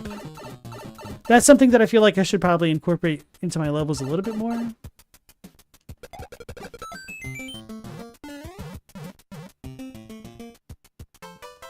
And that's the level.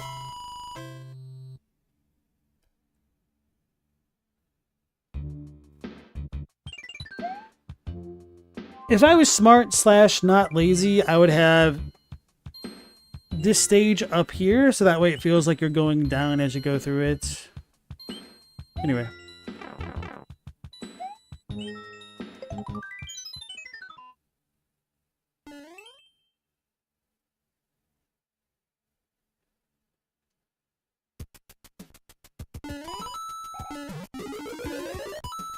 So as we get into the later stages, I start to be a little bit more trolly with these. You're not going to see upgrades quite as frequently.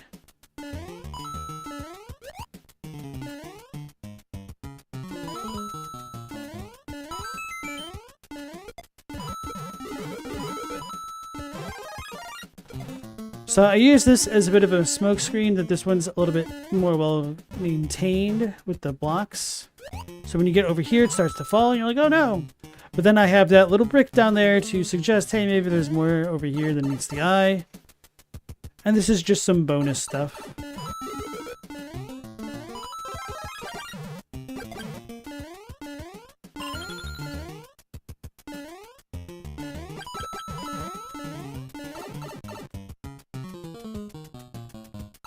This brings you back to where you were.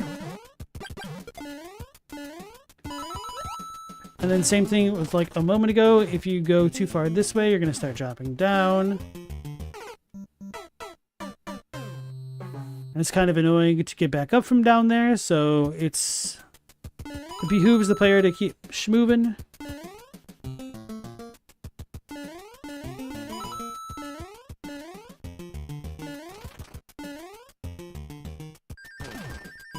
But I also planned it that if you were a little bit careless and just held right, you'd fall to your death.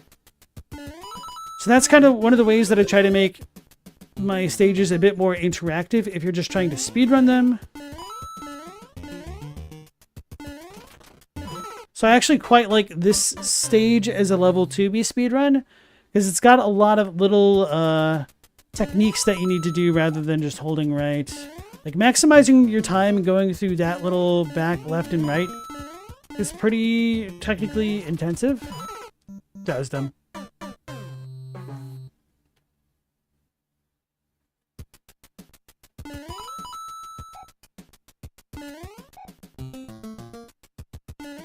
That could have been done better, to be honest.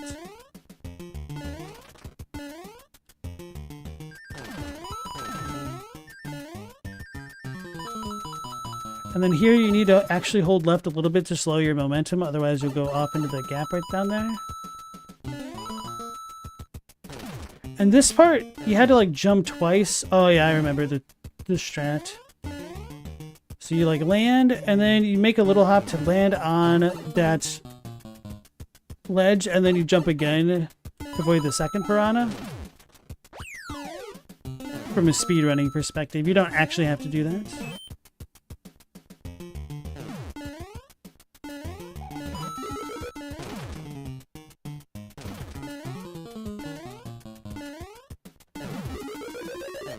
Controlling the player a little bit more, and this you just kind of run off. If you're small Mario, you can make it. If you're big Mario, you'll need to duck.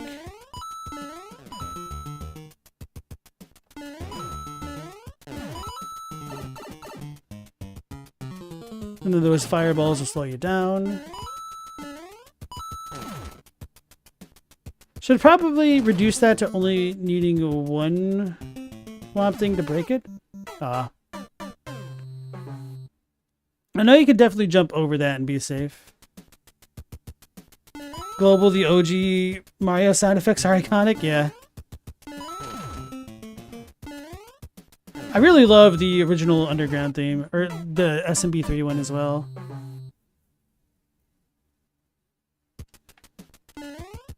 It's just got that beat.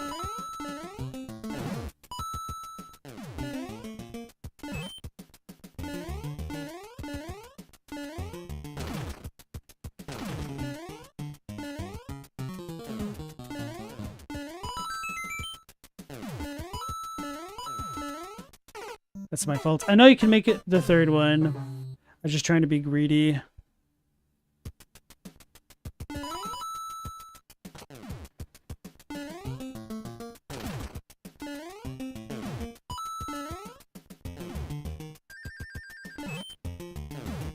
I was wondering, like, that doesn't kill it. That's what happens when you take too long.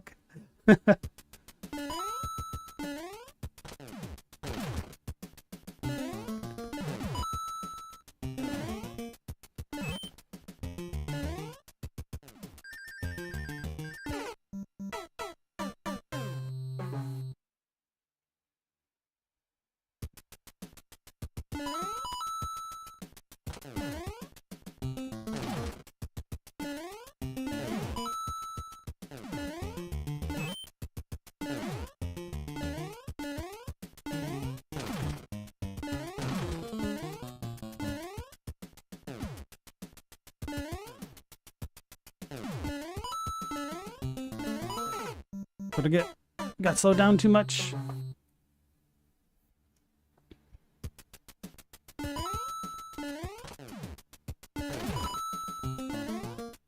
Being careless because I'm trying to go fast rather than smart.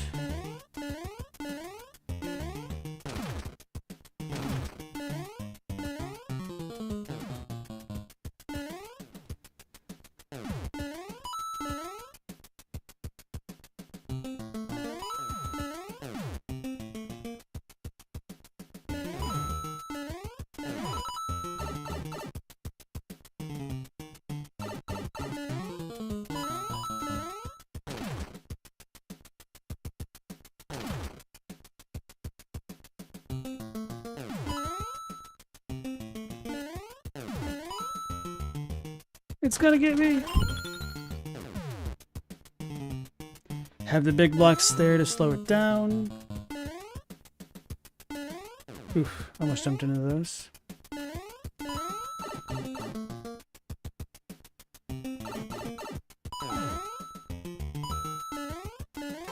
I almost got Monty Mold right there at the end.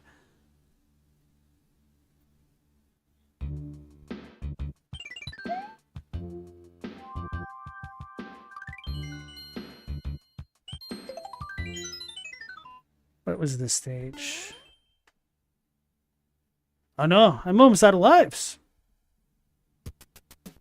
Oh yeah, this one.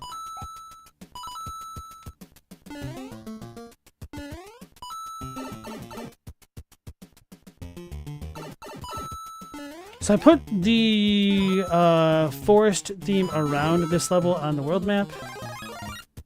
And I use these mushrooms to kind of represent you being in a bit of an underground forest of sorts.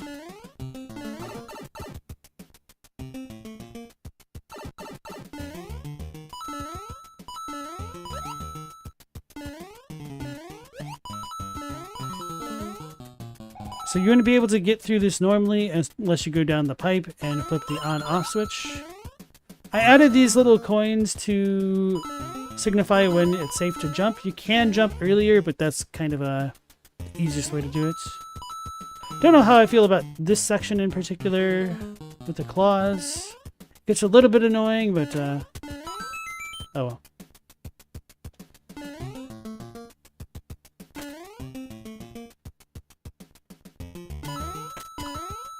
See, I goofed. Okay.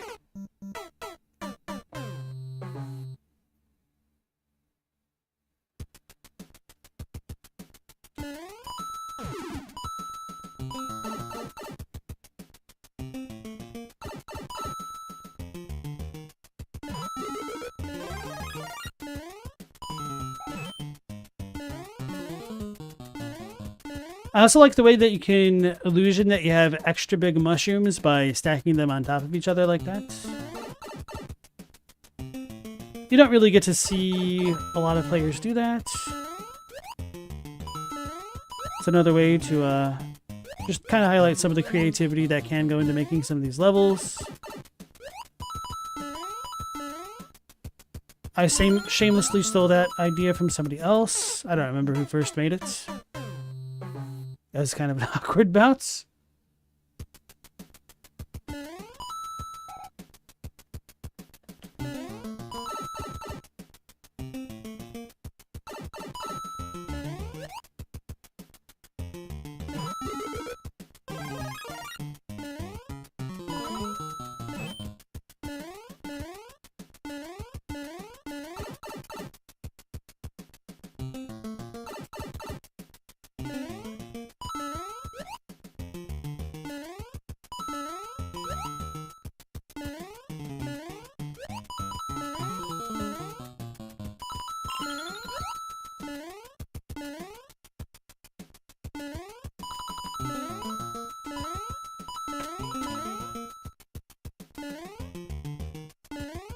Added those mushrooms down there at the bottom to give you a little bit of safety.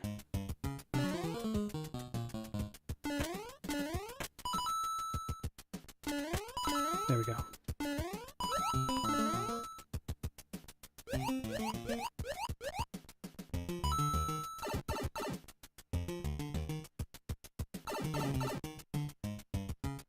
So I know where I need to go, but just to show that I don't really have a lot of blind jumps.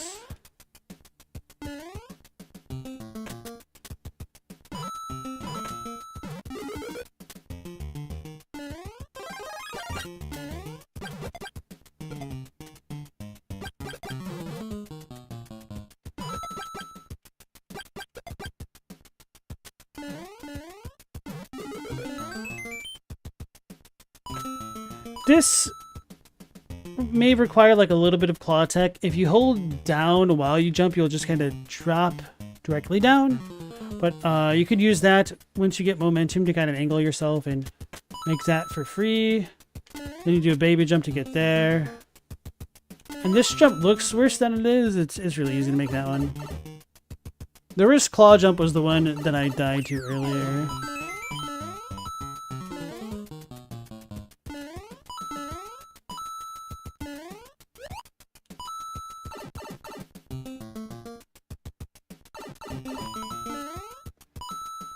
Yes, I don't think this level in particular feels super like Super Mario Bros. 3.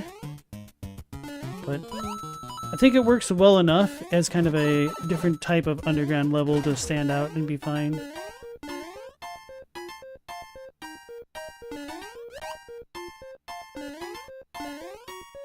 Uh-oh, it's a mini-boss!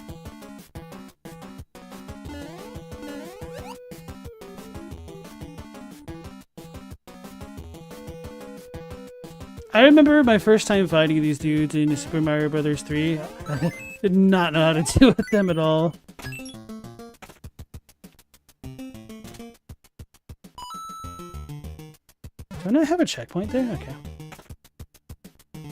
Wait, do I not have a checkpoint in this level? I guess it's the time of the get good, son.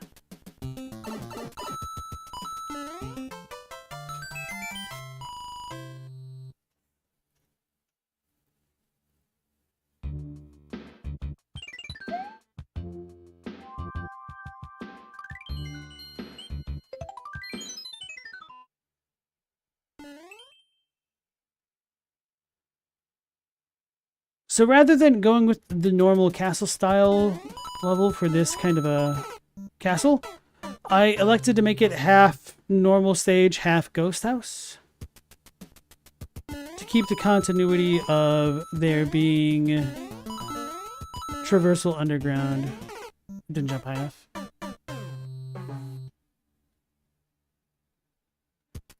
This is another pretty interesting level to speedrun.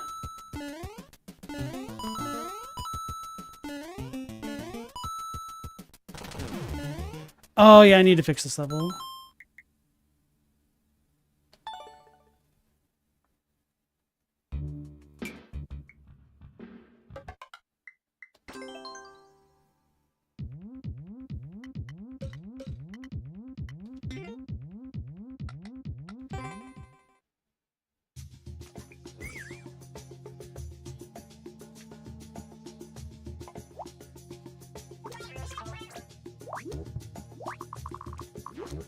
There we go.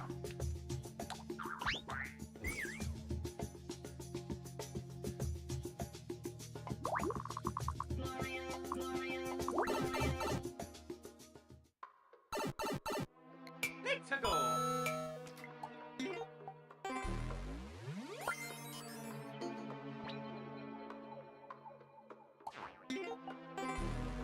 There we go. That's a good thumbnail. Now I'll play through this from the start as though I'm playing it normally.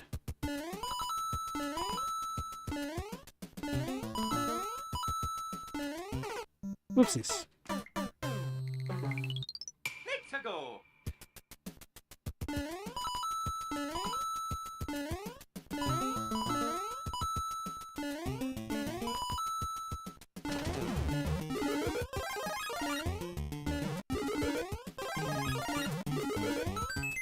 Gotta have a bunch of secrets. There's nothing up higher than that.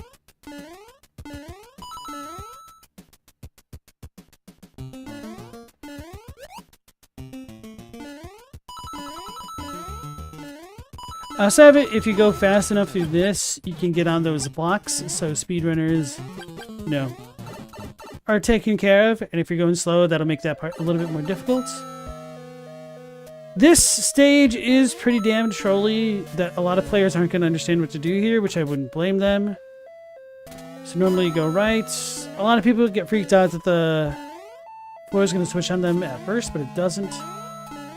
Instead, I've got some off-screen mechanics that go here. So the reason why there's kind of the stutter sound effect is because it will take you too long to clear the stage otherwise. Oh no, Chadwick, you need to stay off Reddit for the rest of your life? I guess I should show that off. So if you take too long to go through this door, you actually can't get through. So you need to be through the door with a P-switch state. And that Ludwig there is a bit of a bait Ludwig. You actually need to come through this room twice. And then the switch will flip automatically. You will gain a key. But when it's actually in this stage, you could just run straight across because the gaps are that way. Now we have the key to go through this door. And the reason why you need to go through twice is because if you come through once and then fight Ludwig, he actually doesn't drop a key, so he's a bit of a red herring, a misdirect. Because that'll be part of the theme of this level.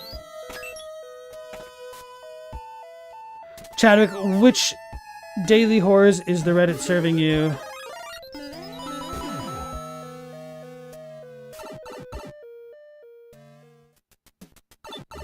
So we got our checkpoint. And now, the boss. Easy. Oh no, the boss. The boss, the boss. Now the actual boss. He's a big boy.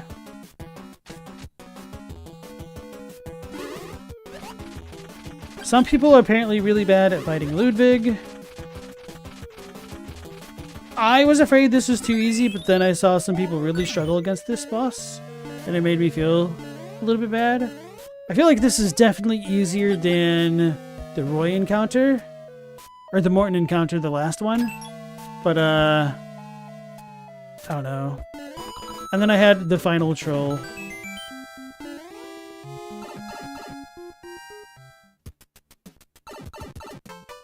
So as you progress into this final area, you can see a bunch of the fires coming up. Because now, in the world, you will be heading to Heck. Understandable, Chadwick. Alright, so let's proceed forward as though we've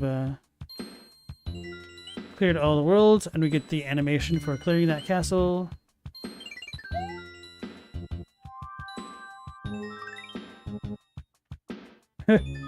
Unrelated, you like the naming conventions of the Koopa Kids and then Lenny? From what I recall, different designers who made each Koopaling just kind of named them. And it might have been a coincidence that a lot of the names are the same. Or similar, I should say. It's Larry, that's what you meant, not Lenny. I was wondering if you meant Lemmy.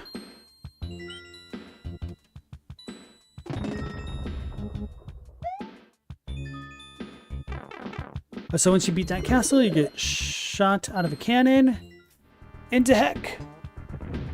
So this is where I really felt the most limited by what I was able to do, because for the longest time, I was really excited to get to World 8. And then when I did and was ready to make my super cool lava levels, it just kind of all fell apart, my dreams. And I'll explain why as we go in. So I was really, really excited to make a super cool tank level akin to the very first stage in World 8 in Mario Bros. 3. But as you guys can see from the tile sets, all I have to work with here are like the dungeon blocks. And I was really hoping to be able to put in like wood blocks and make tanks and stuff. But there's actually not nearly as many tank type tools in this than there were in SMB3. So I just made some goofy cars. instead. Both names are funny, though. Oh, you had a box turtle named Iggy? Oh, you named it after Iggy Koopa? Nice. My favorite Koopaling has always been Ludwig.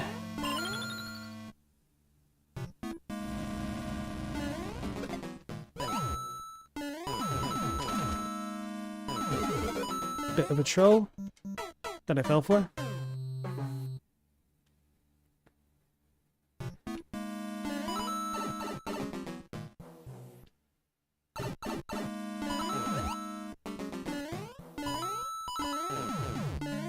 So that dry bones up there is just for decoration, but I don't think that cloud thing was. How do I get up there? I don't remember. Probably need to break things up. Oh, I know. It's not for decoration.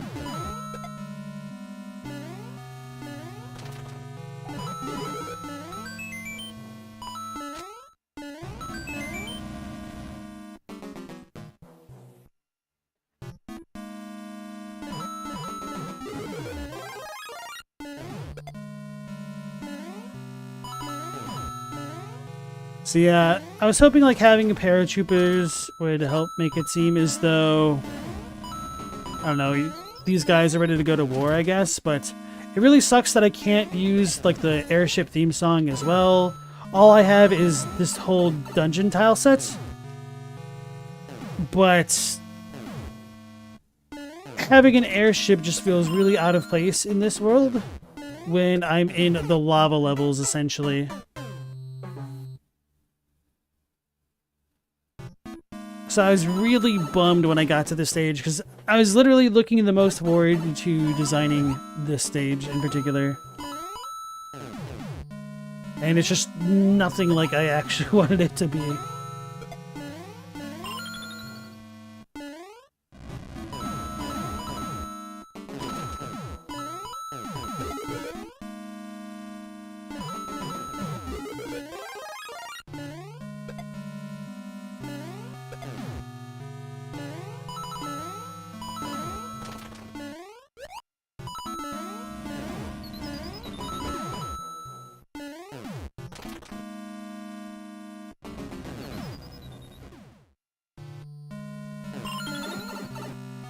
That's the easiest way to get into that. It's coming to get me.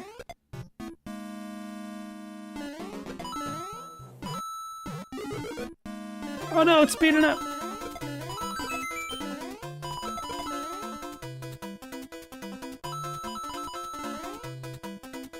I slowed it down right there on purpose to make players feel a little bit more comfortable trying to break open some of those boxes and dealing with the Koopaling guy. The Hammer Bro, the Big Hammer Bro. Do the Big Hammer Bros have different names? So Chadwick, because we're doing the auto scroll here, you could potentially get on top of the level and not be seen, but I don't have it set up that way here.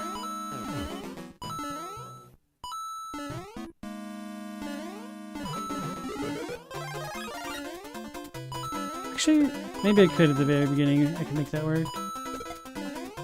I doubt it.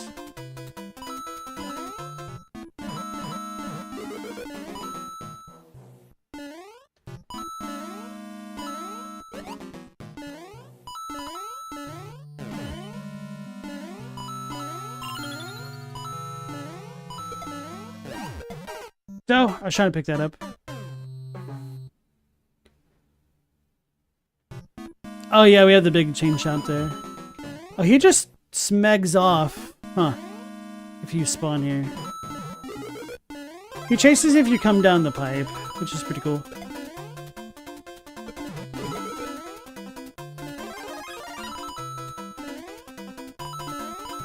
I always liked how Mario did a front flip if he was in star mode.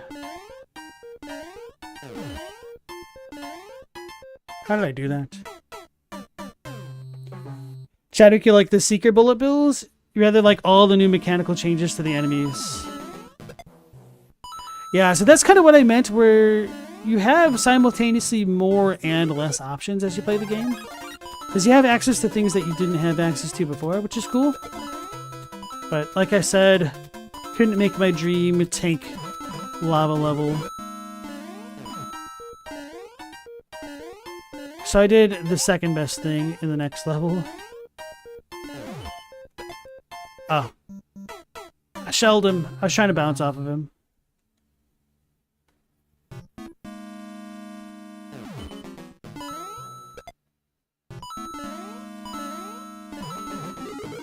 Yeah, none of the Mecha Koopas were in the OG.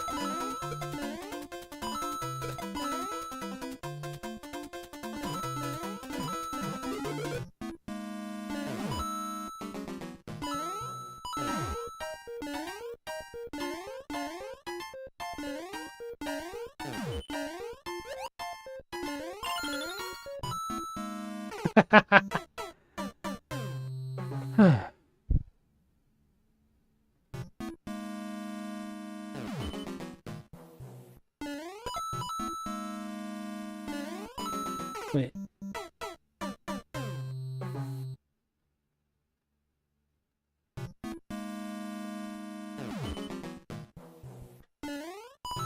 I missed the context for the lawyer comment, unfortunately. That's what I get. Okay, let me scroll up. Oh, I see what you're saying now.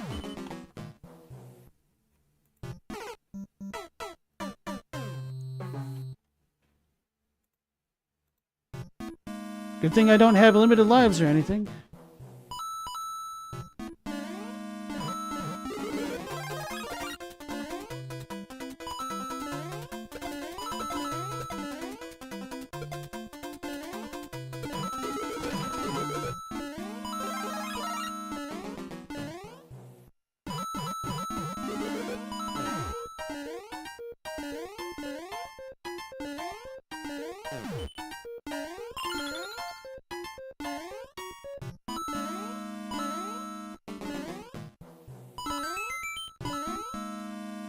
Here we go. Now we're at the end of the level, essentially.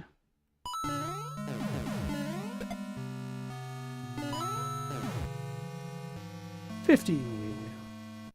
Gonna get squished. You don't actually get squished. But I was about to get damage to this, so I moved.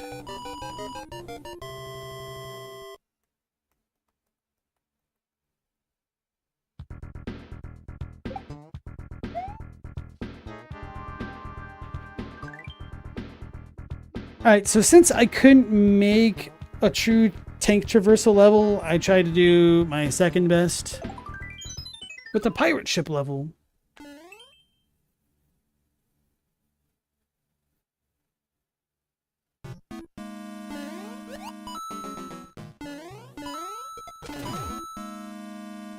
It's a pirate ship. Look, it's got sails.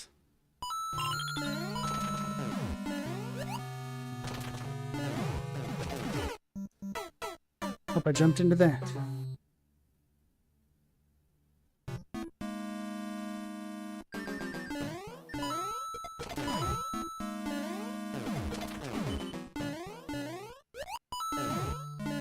There you go, Chadwick, a big dry bones for you.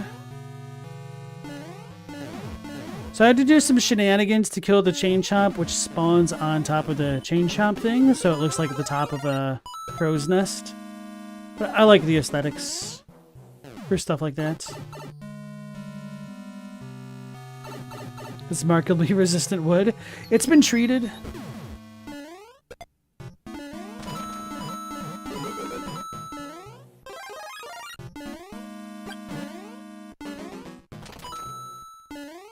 So this is something that we haven't really seen in my Super World yet. I have lava in the stage, and now I'm raising and lowering the so-called lava level, the water level.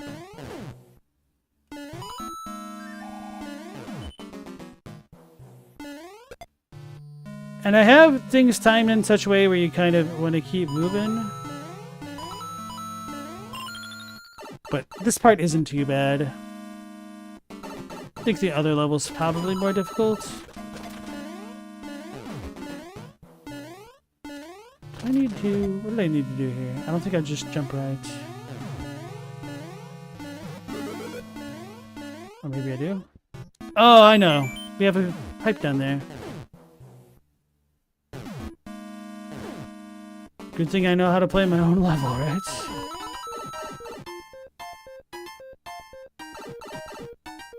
Got the interior of the ship. I forgot about this already.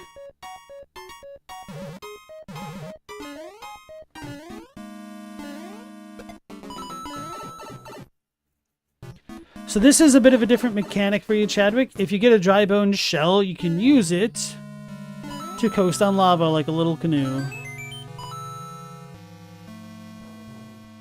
So this is how you get through the end of the stage. And another cool thing about the dry bones is that you could down air to turn into like a broken little guy. And that'll allow you to go immune to some damage for a while. It'll allow you to go underneath certain blocks and stuff. Or through certain things. If you're on a conveyor belt. So there's a lot of neat little mechanics that have been added into this game that many other people have taken to exploit in their own levels. I wanted to put more dry bone shell into my levels, but I kind of ended up not needing them. Because I really like them. But it just didn't work out that way. Oh yeah, so I meant to talk about it earlier, but I couldn't. Actually, maybe I did when I was complaining about the lack of a tank level. I also can't really change the music for each stage, which is why I was really bummed when I got to the lava world, because to have lava in most of these levels means we're all going to just be stuck with a castle theme, which it's a good theme, but when you're going through 8 levels of pretty decent length, it just kind of gets a bit repetitive.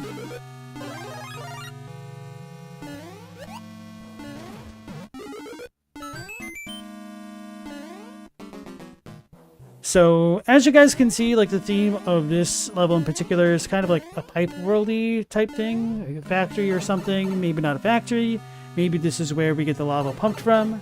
And as you go up higher, we're in like a cooler room with cold pipes and icicles popping out.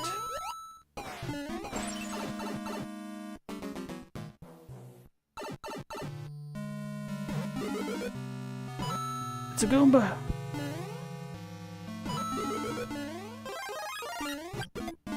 And this room is just all aesthetics, really.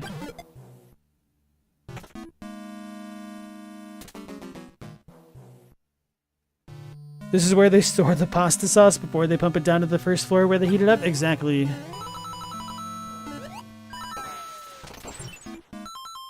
The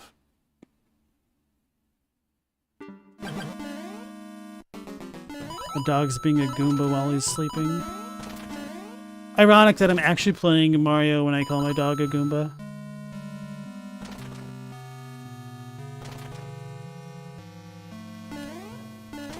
I was like, how do I get up there?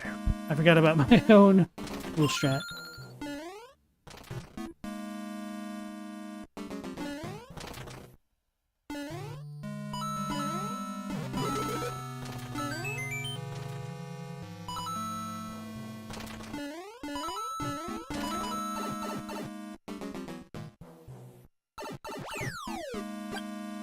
Oh no! The lava's rising!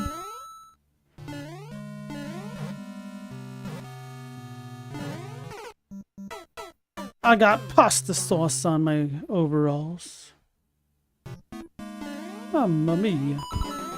So I have 2 different ways that you can go to get up this level, or go to get killed in this level. The left way is probably a little bit safer, but the right way is more fun to me, so I like to go right.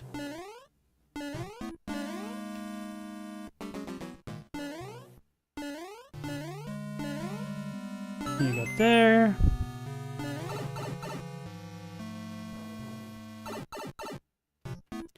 So I liked to break the floor here to show like that's where the fireball was landing. Whoops.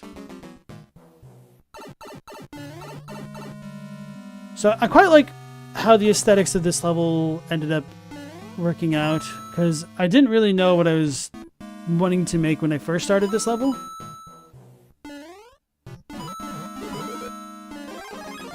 So I was just kind of screwing around with ways to make alternative floors, because I was like, man, I just cannot have 5 levels of straight up dungeon, because I just couldn't deal with it.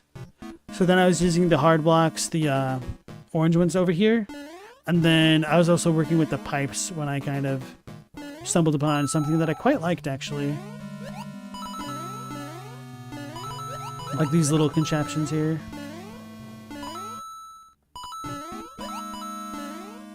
And because this is all castle themed, the ending is always the axe, as opposed to the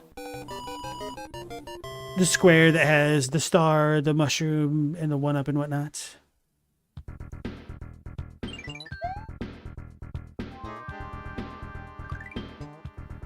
So this will take us to the one-up bonus stage.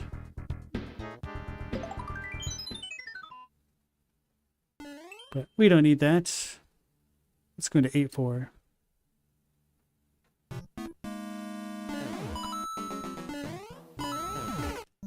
Oh no, how do I play this stage? I don't even remember what I'm doing.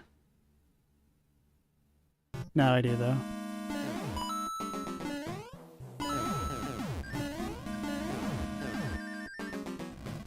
So I actually have a Bowser that's off screen right here, which is why we have the Bowser fire coming at us. Which adds a bit of urgency when you're on the bottom area right there. Chadwick said, are there the Bowser fireballs? The random horizontal fireballs coming at me off screen? Yes. Okay, yeah.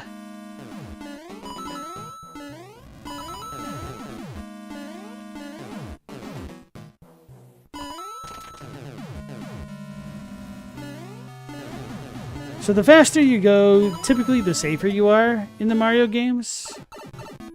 Because you can kind of outrun a lot of the enemy AI and stuff.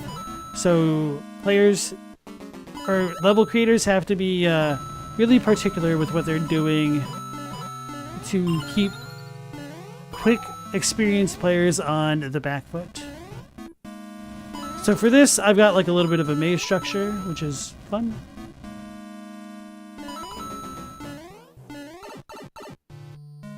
I forgot to get the mushroom. Whatever.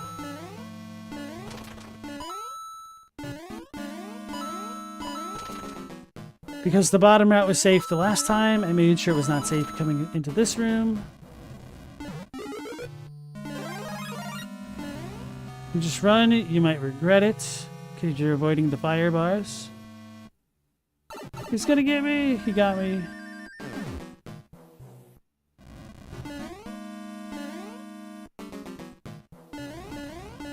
Gotta love an off-screen Bowser.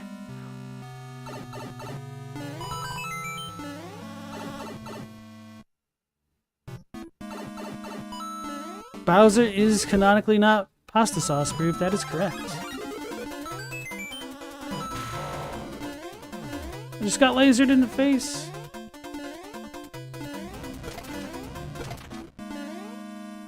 Good thing I still had the star power, because I really scuffed that.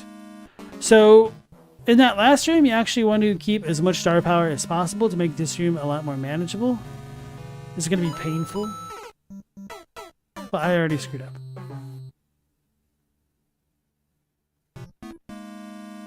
Damn, I don't have a checkpoint there? Okay. Might need to add one somewhere.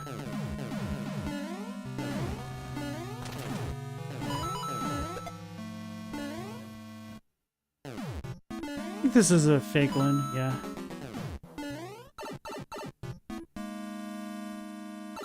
And then this might be the real one. Nope.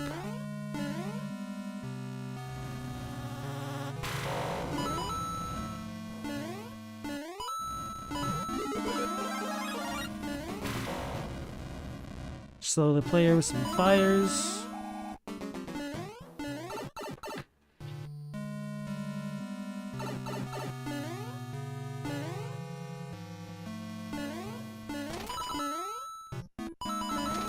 Oh yeah, so one thing about here, like this part of the map, actually I can show this off as we come in.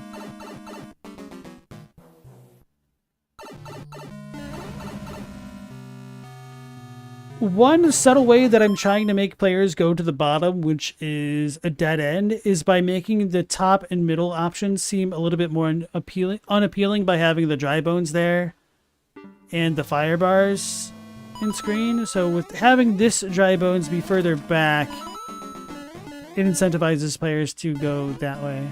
Path of least resistance, yo.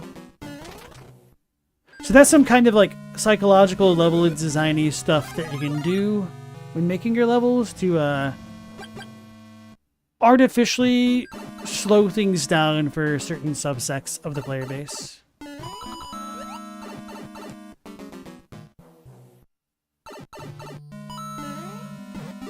And in this place, I kind of just added a bunch of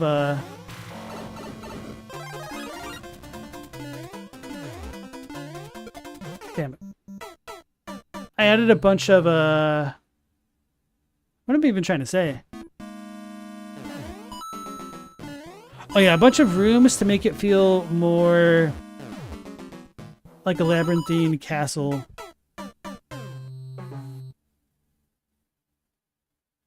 So player feel and aesthetics are pretty big things. Oh yeah, speaking of aesthetics, like I was talking about in World 1, we had like the bushes and stuff that we placed manually. I placed all of these little statues and railings manually here as well, with the same strats that I had to use for the bushes in World 1. God.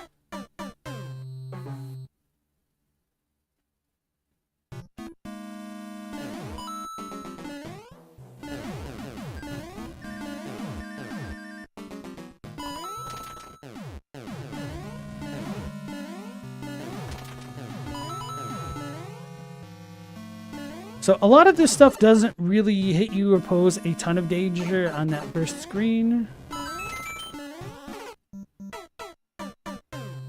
I wasn't trying to step onto the dry bones and then, I don't know. I just felt a super drop in focus, probably because of how late it is already.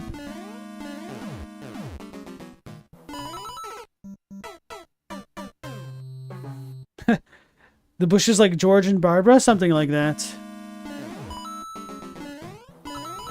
Actually, those bushes didn't commit any war crimes. So I guess they are a little bit different.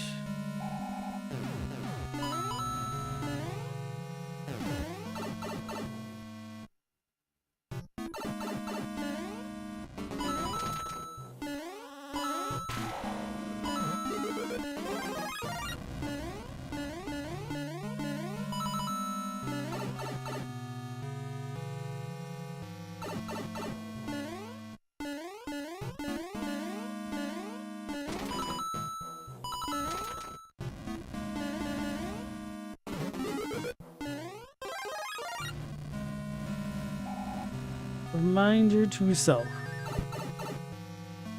Maximize star power. I thought I put a check mark in this room. Maybe I accidentally deleted it or something.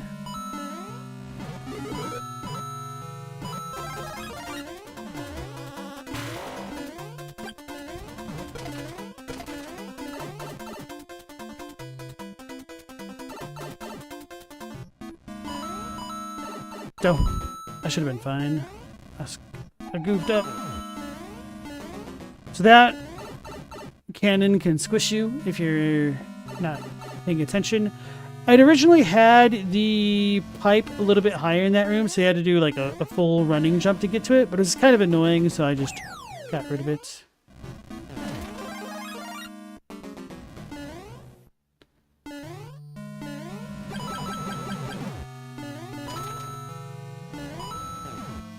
Sneaky bullet bill for you. Ah. I got hit by the slowest moving projectile in the world.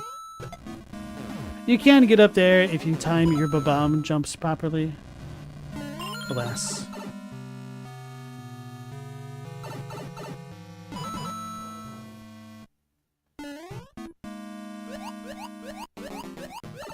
Damn it. I thought they were done moving. And the one block that I didn't hit would have been a power-up.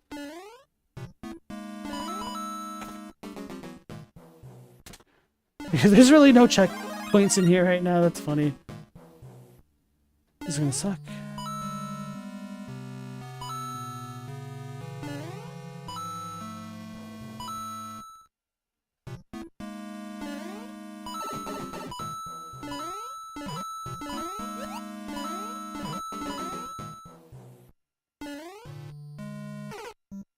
Why'd I do this to myself?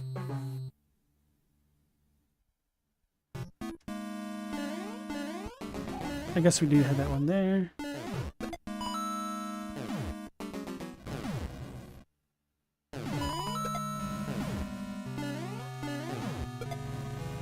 Damn it! I don't think this one will work. Actually, I don't need to do that one.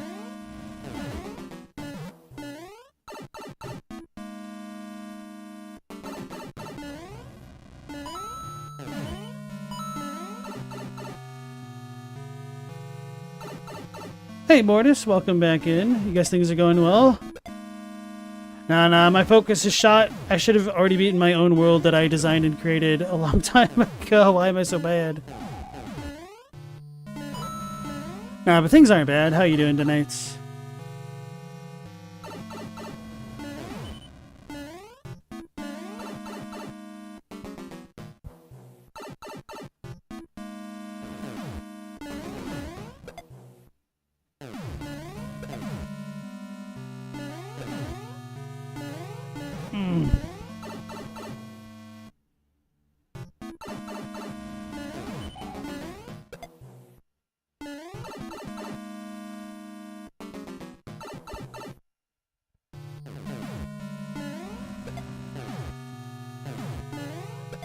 Oh, so it was staggered. I definitely deserve that L right there.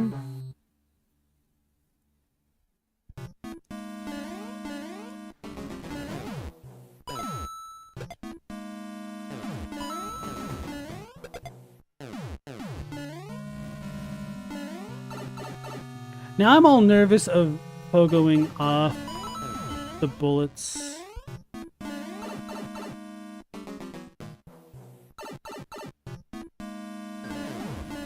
I will say, chat, nothing makes you realize how bad you are as a gamer than playing a game in front of an audience. Things that would normally roll off my back, can't ignore. But I do legitimately feel like I am playing worse. Maybe it's like part attention stuff, I don't know.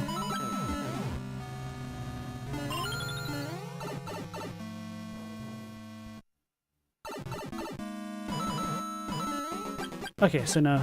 That wasn't the thing that I needed to worry about. There is no power up in here. Kind of surprised at myself. I guess I just made the final couple stages extra difficult.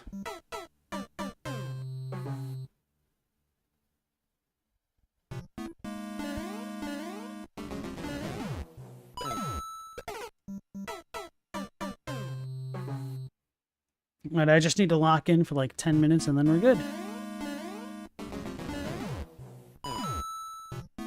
Hope that's an auspicious start. There we go.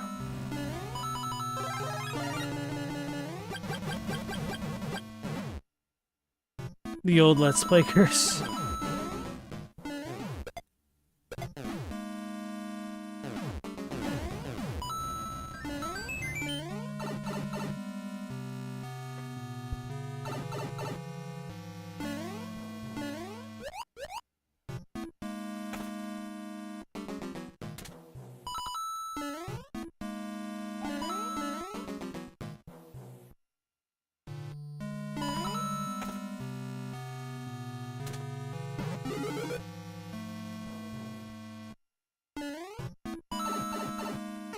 Ah! The damage messed with the timing of my jump.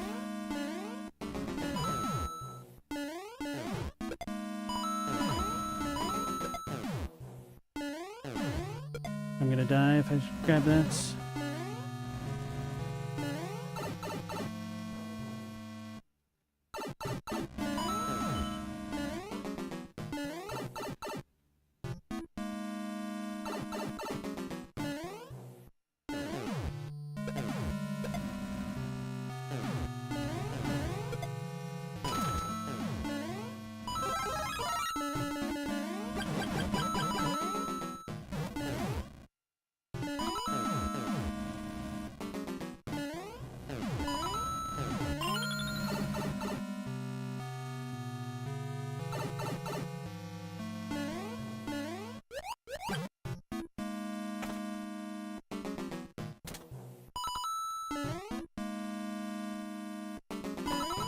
Oh, I thought I missed that jump.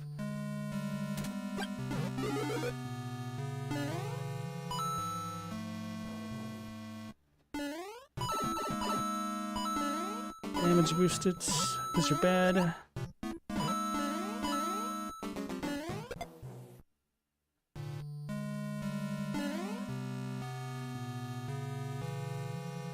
So if I'm a tall Mario... Okay, I don't hit myself. Okay, that's good to know. It's too early. No, we're safe though.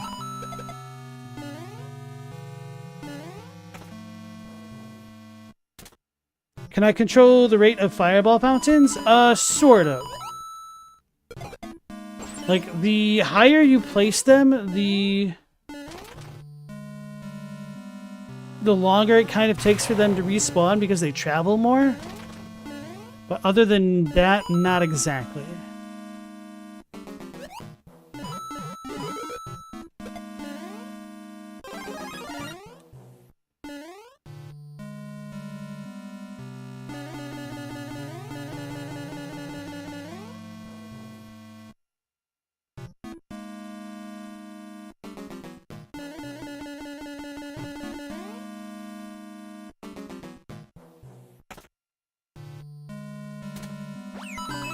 Oh, I do have 2 checkpoints. Okay. Never mind. Perfectly intended.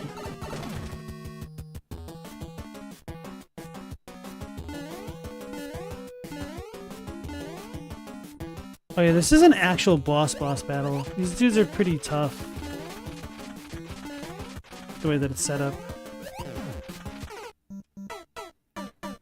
I've thought that this was like a joke one, because I forgot that I was trying to figure out a way to make the Bowser Jr. fight difficult without being a gimmick. And this is kind of what I settled on.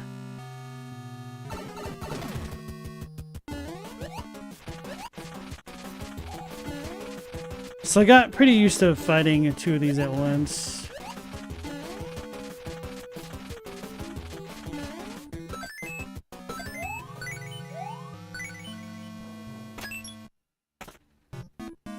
Pity the fool who thinks he only needs key to 1 door.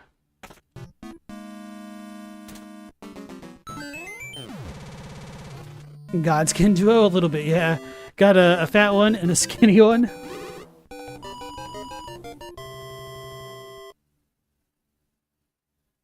So yeah, Chadwick, for the fireball things, you can control the launch height.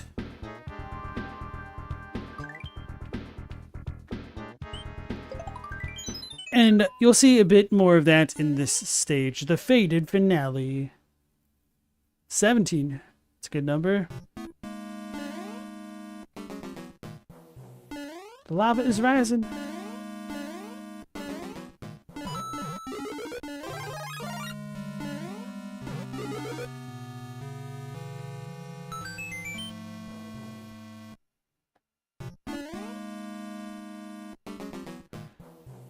I put that bridge there to be nice, but you don't actually need it. It just makes it slightly more annoying to traverse this level. But still not necessary.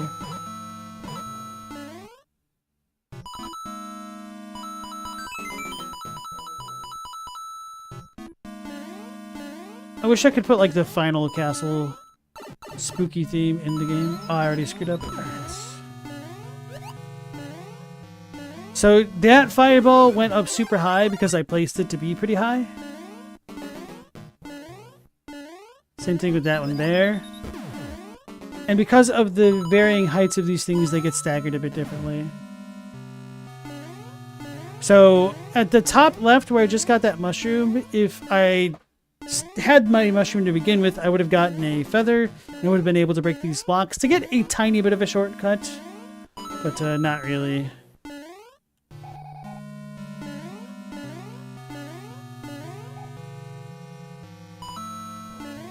Totally forgot that the thing was there. Should have probably gotten hit.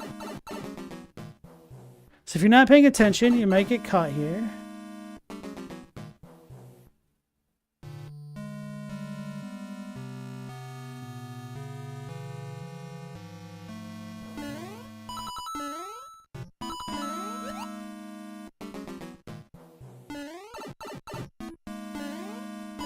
Really bad at timing that.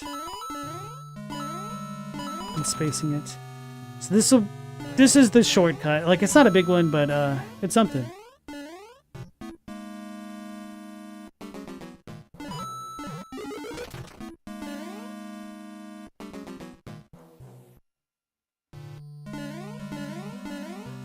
I might need to increase the stage time on this level, now that I think about it.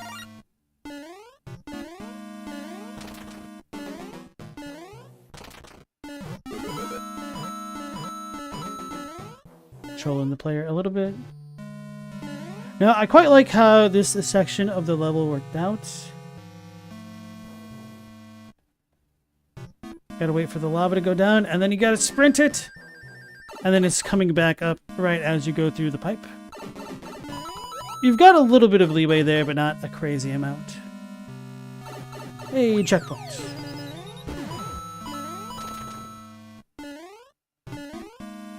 So, I originally thought about having spikes here, but I figured it might be a little bit too mean for players. So I wanted to have a bit of a pseudo tutorial here that you want to duck.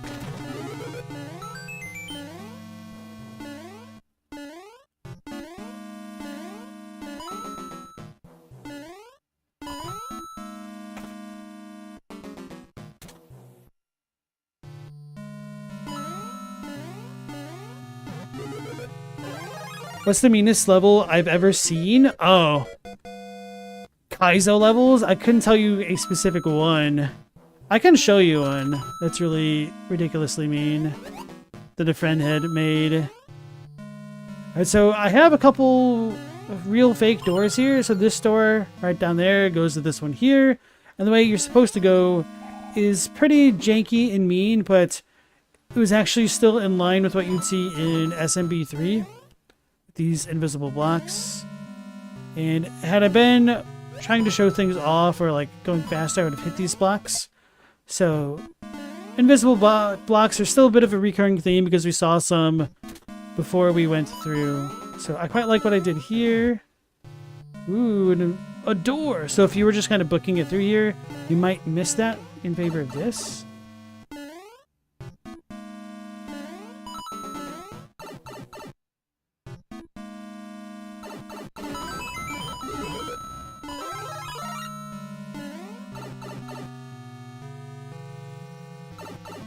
So you don't actually need to hit this on-off switch.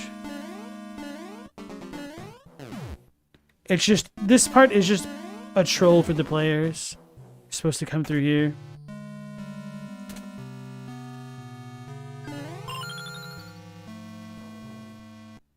Mortis, you're remembering the Cat Mario era for things? I was gonna run out of time. Cat Mario area for your middle school classmates. One of you guys managed to beat it all in one sitting.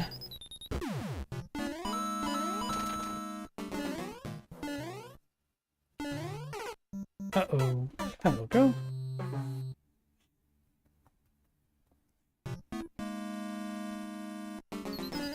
Yeah, so I will need to up the time limit for this level, and probably the one before it as well, just to be safe.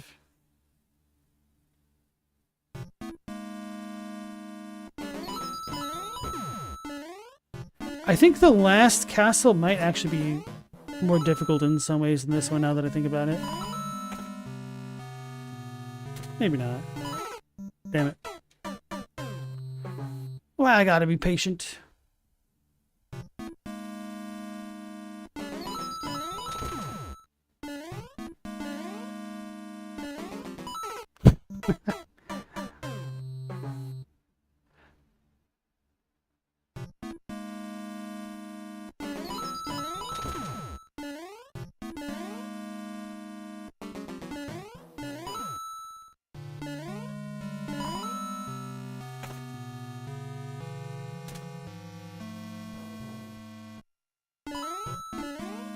What am I doing? Trolling myself.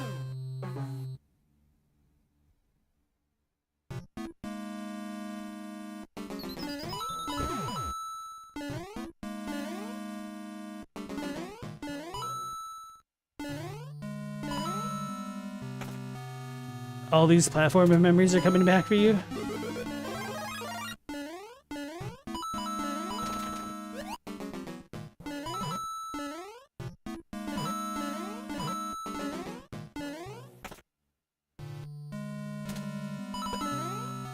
So now that I've established that we don't need that, oof, just get shot in the face, that's smart. If you keep running here, unless you know to already be running, there's a really good chance that you'll go too far and die. Same thing for this room, you need to wait for the lava to come up and then back down.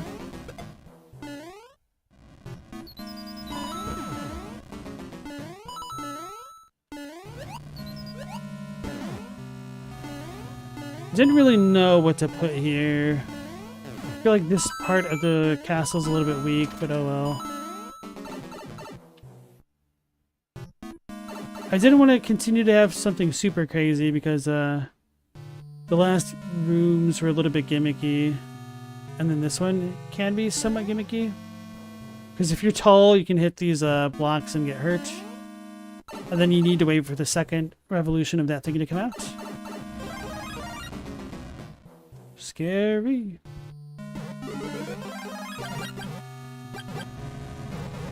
I tried to make this look like a skull. I don't know how well it works. So you could potentially kill Bowser here by doing Fire Flower shenanigans. I wouldn't recommend that though, because you'll soft lock yourself, which is a little bit of a weakness of this level, I admit.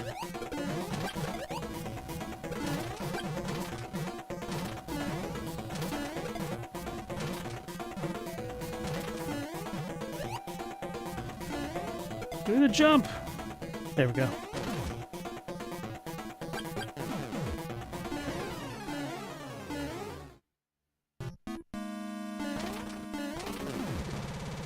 I thought about having 3 layers of blocks to go through, but it can be really rough if you come into this room with only the big mushroom and not the fire flower. So that's why I stuck with only having 2 soft blocks for Bowser to go through. And the reason why I had that be the gimmick is because it's kind of similar to the original gimmick in the game. But I couldn't make Bowser fully immune to damage from the fire flower, and it's not as though I could make the game end as soon as Bowser dies. So that's why that final part is a little bit jankier than I'd like, but that's just kind of the constraints that I was working under. Mortis, your favorite platformer is Sonic 3 and Knuckles? I really enjoy those ones.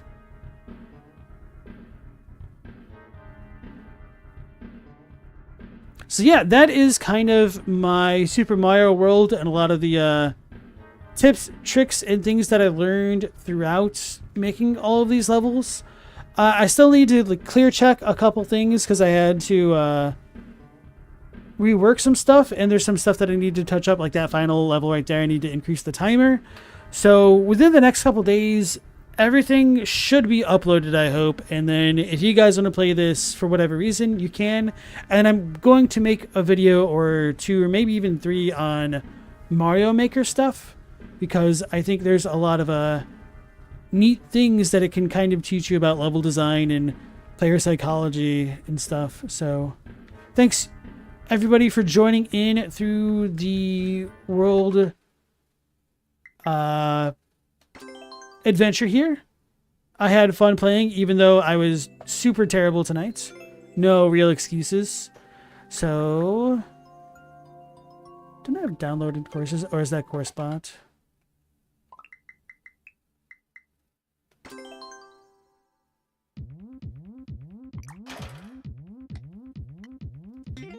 Alright, so Stella, you wanted to see a really rough level? When I first downloaded this level, it had 0 clears out of 5,492 attempts. And over 170 people played it. This level has since been beaten and whatnot, so one of the weaker parts of this level is that it actually doesn't have indicators for how precise you need to be on it. I don't even remember how to play this. Oh, I lost already.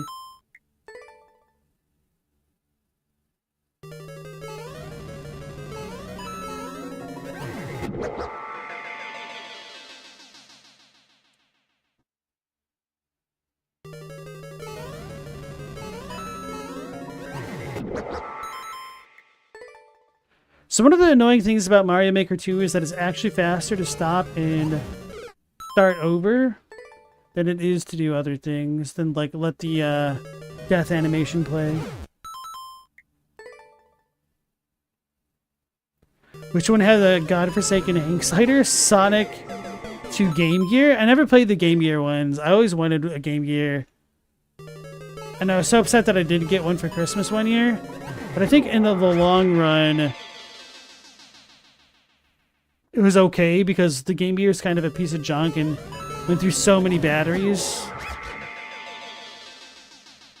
Sal asked, is there a way to see where people die the most? So when you're playing a level, because I've already downloaded this one, this is offline, you don't really get to see it. But there will be a bunch of X's on the screen where people have died. If you die during that part, so you can see it.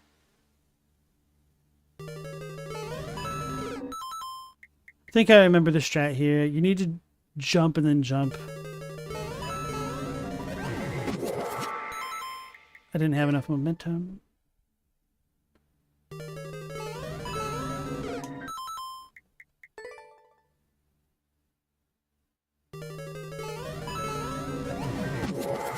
Almost. The Game Gear was a fearsome beast. There were some bangers on it and had impressive tech, but there we go. Yeah, I don't remember enough of this level to beat it by any stretch of the imagination. I got to like the second or third screen, and then I was like, I just cannot do it. I mean, I could, but I always complain about consistency being my biggest issue as a gamer. And having to get all these kind of jumps super consistently it's just not me.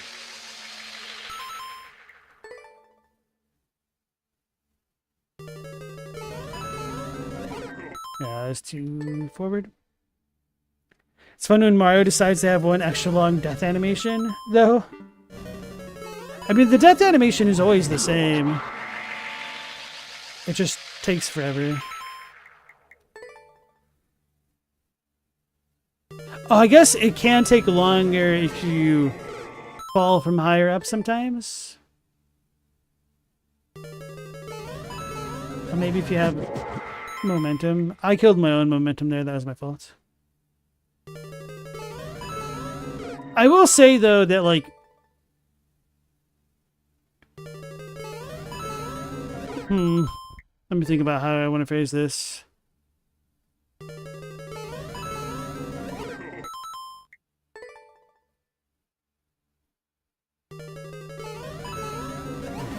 Like, the controls on the Mario games are always so tight that, oh, I need to do a tiny jump to get up there.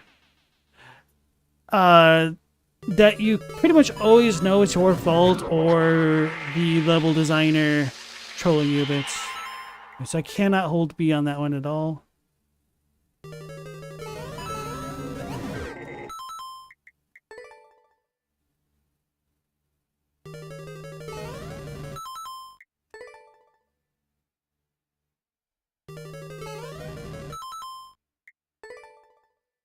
This is a physics skill check? It is. And this isn't even like the worst level out there in terms of mechanical difficulty. Although this level suffers for being so damn technical, but not having indicators to help guide players where to go. And you will die just from not knowing what to do next, rather than not necessarily having the skill to complete it. Which I think is one thing which separates like these Kaizo levels from what I would consider a traditional level. Because you will die in traditional levels sometimes from not necessarily knowing what to do next. But the point of failure is completely different. Because with the Kaizo level, there's only one point of failure. You either do the thing properly or you die. Whereas for traditional levels, you kind of put yourself in that situation.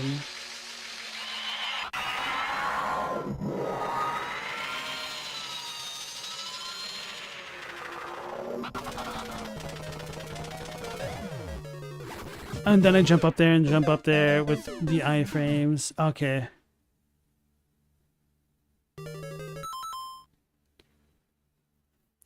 Stella, the patience for the hell area of Hollow Knight is making a lot more sense for you now. The Path of Pain, as it's called. Yeah. Yeah, so a lot of people really love the whole Kaizo gameplay style. And for anybody who's wondering what the hell Kaizo is, because it's come up a couple times throughout the stream, Kaizo literally comes from the Japanese term Kaizo, which means to hack or modify something. And basically, before Mario Maker was a thing, people would hack the old Mario games with ROM hacks to make these super trolly levels. And there's some infamous ones that you could find playthroughs of on YouTube and whatnot. One of my favorite like Kaizo Mario videos that I saw was was like some guy, I think he was Italian or something, playing like I think Super Mario Forever. And before like a bunch of the jumps, he would just kind of like stand still and then jump a couple times and be like, "You gotta do some push-ups." And it's just a goofy playthrough of this dude slowly losing his damn mind as he does the most heinous platforming known to man. You remember that video, Chadwick? Oh yeah.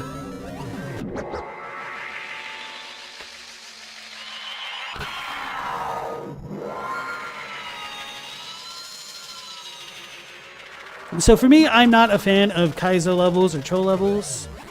Just because I ain't got the patience or time for that. God, that was the freest of the freest jumps in this entire level. And I still managed to screw it up.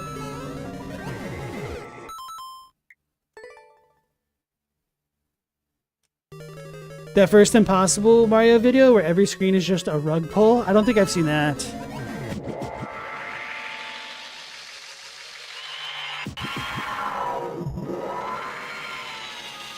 So yeah, compared to my levels, which don't have a bunch of these special effects and whatnot, this is just another one of the ways in which Mario Maker can bring you hell.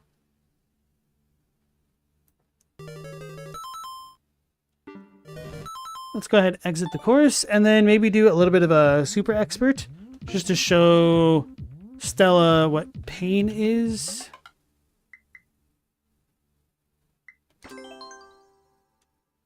And when people die in the game. Endless challenge. I guess I could show some of this stuff off. So if you go to the courses, you get to see hot courses, popular courses. It seems as though this is still pretty popular in Japan. This is an auto-playing level. That's literally what the kanji are. Like full self-play. Wow, why is it all Japanese? Shout out to Kim Bud. Thanks, Kim Bud.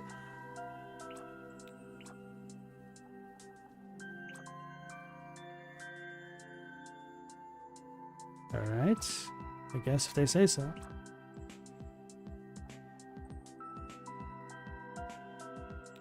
Oh yeah, so whenever you make a level, you have these tags that you can add to things. So speedruns are speedruns. Obviously, technical seems to be more for like Kaizo-y type stuff. You have Auto Mario. Oh, I forgot that I said that in the English down there. And single player, like the tags are kind of garbage, which is why it's always really hard to find quality levels. So if you ever find a level that you really enjoy, one of the things that you want to try to do is follow the creator or go through the creator profile and go through their levels specifically, which is why I actually haven't played a lot of other people's levels because I kind of hate a lot of levels. So keep in mind, these are the hot courses, so they're still kind of new. Then you have completely new ones, and whenever you do a new course, you could get the first clear, which goes on your creator record and stuff, and you get cosmetics for your Mario avatar. So for me, I made a Bob Ross type guy, which a lot of people enjoy.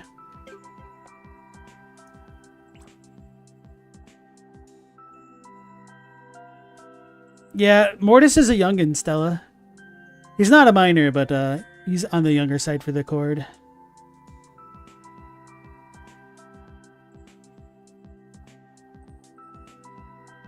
Does this one have 100-man Mario? It does or did. They even had Ninja speedruns, but they stopped doing them, I guess. Let's look at the news. No active speedruns? Oh, okay.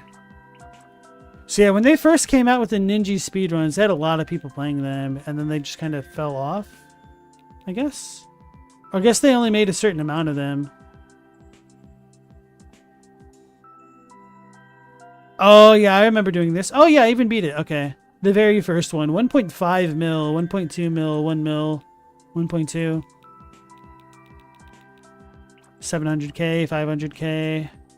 Yeah, it kind of fell off. I think these came out like once a week.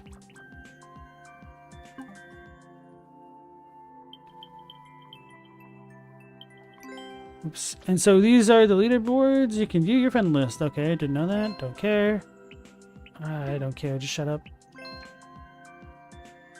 So these are the course makers. So these people make some of the best courses. So this is one way where you can find a little bit more quality stuff. As played today. Thank you for 40,000 likes.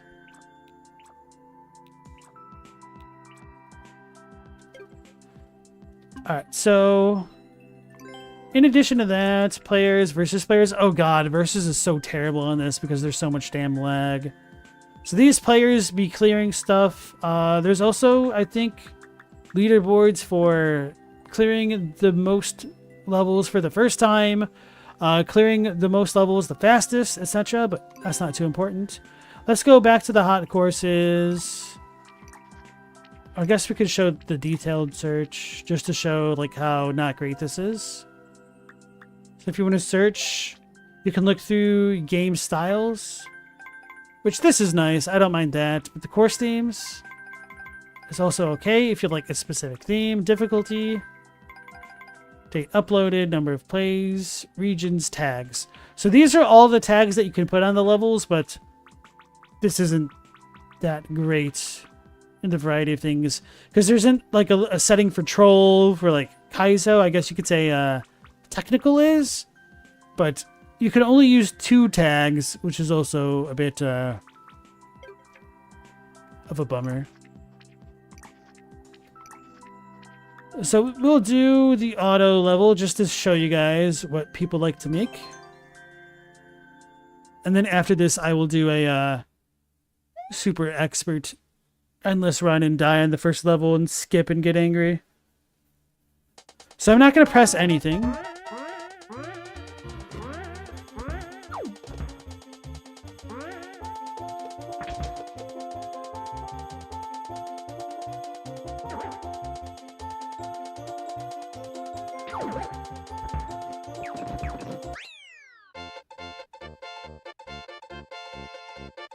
So a lot of levels like this I consider to be like proof of concepts, people just trying to discover different mechanics and whatnot.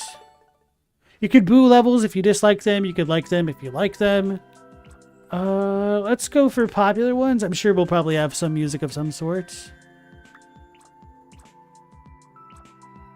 Oh, the girl that I was just talking about. 2 of her stages right there.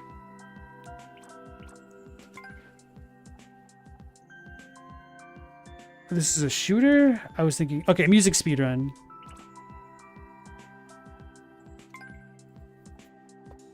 I don't know this song. But that's fine.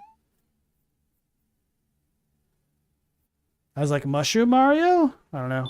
That's not what it is.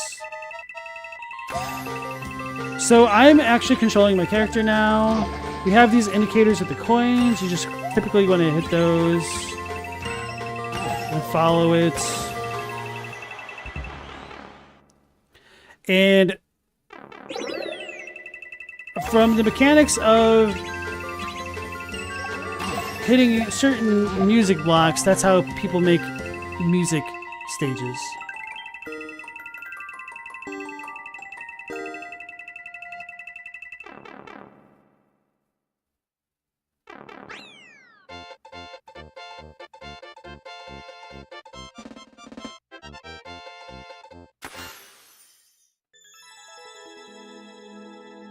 Bob Ross is here. Mortis, you're the exact same age as the Japanese release of Kingdom Hearts 1. Damn. Damn. I didn't need to know that.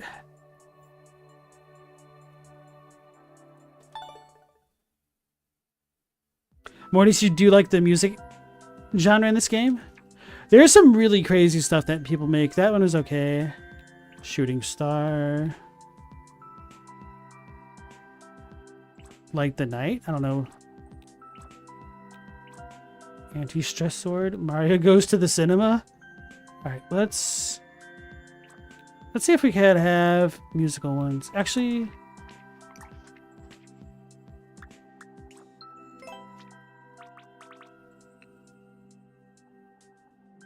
Yeah, we don't even have... Okay, we do have music.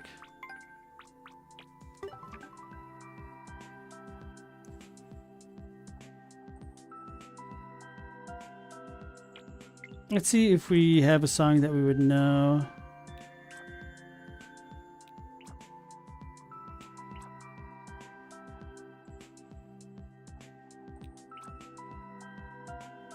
Find the mistake. Oh yeah, so some people are really clever with what they do.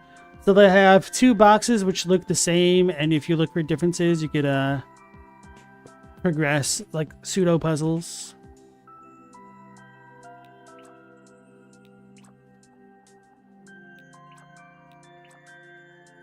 Oh, here we go. A Kirby stage.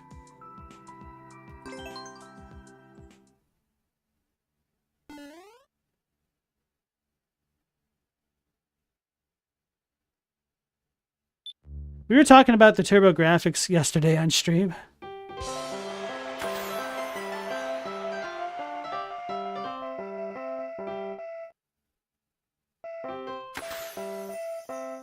It's always fun when you're doing it like a running music stage, and if you just start walking to mess with the tempo.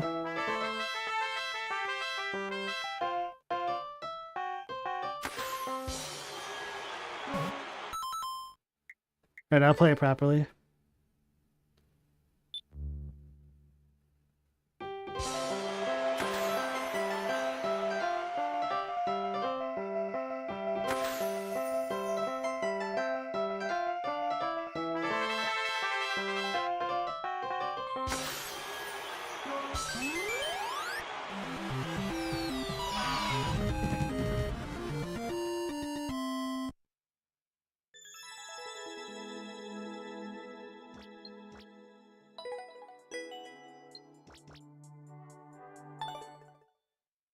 You're trying to remember some of the more obscure consoles? 3DO? Yeah, 3DO is probably one of the most obscure ones. My uncle had that. Super Mario Brothers ground theme?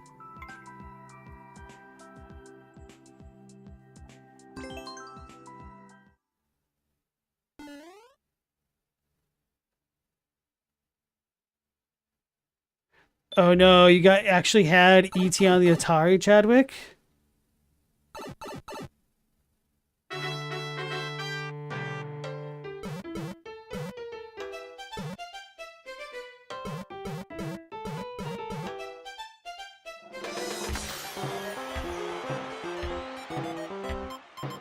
Damn, they even added drums. Oh! They added 2 for the variety. And maybe not. Oh my goodness!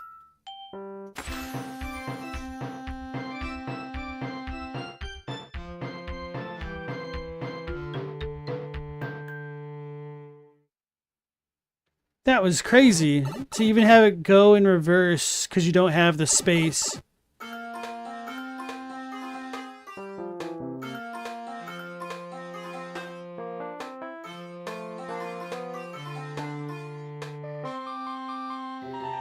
And then he's using the blue skulls for the tempo difference. Oh, hell yeah, man. I love this song. Super Mario USA. That was amazing.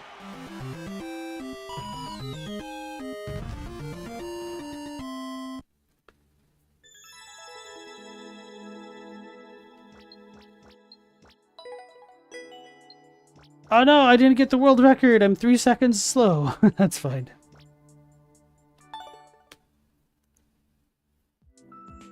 Alright, so let's do some endless challenge. A tiny bit of super expert to show Stella pain. I don't mess with super expert because I'll let other people clear the stages for me. Mario embarks on a journey. Let's go.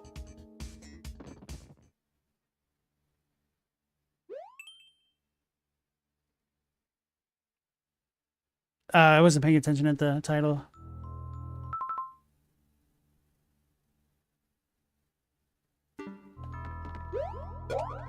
Oh, yeah. Oh. So, I haven't shown off the 3D Marios because they have like different mechanics and I don't really like them. Let me see. Okay, so this is the one without the weird hop. It's got the twirl. I have no excuses here. Okay, so at the bottom of the screen, you may have seen those X's. That shows where other players have died trying to beat this level.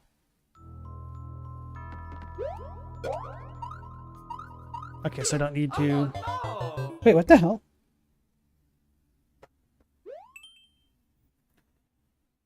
Apparently, I'm bleeding.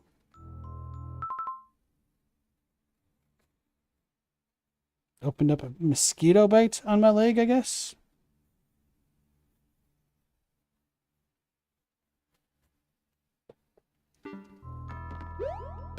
Oh, Wow, I'm no. terrible.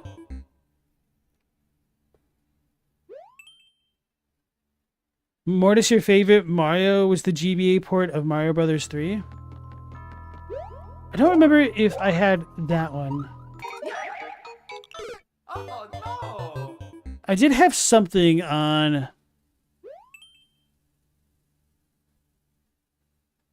Wait, maybe it was the DS.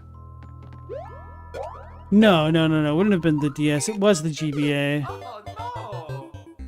Because I got the DS, the 3DS, pretty damn late. Like years after it was out.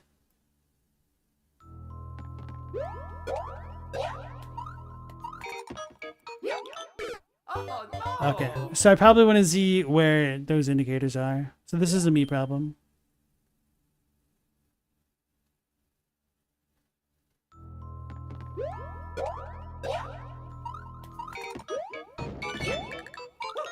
What the hell? Oh, wait. There was a box up at the top left that wants me to do.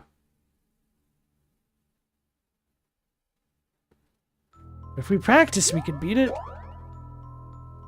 Oh, no. So says the creator.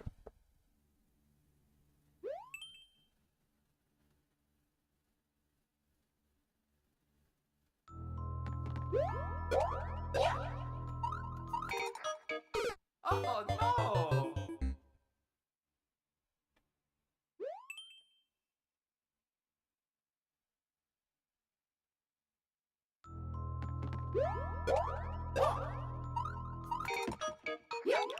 I need to Oh no! jump better.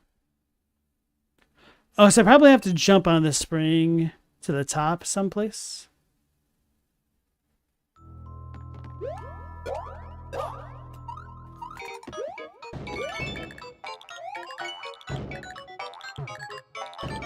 What's up with the square? Maybe that's where I got the key from? Usually these indicate things. Anyway, I'm going to skip this level. If you hold the minus button, you can skip them. One screen's something.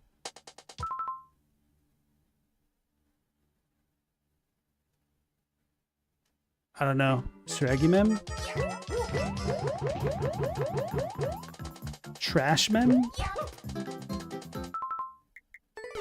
Oh no!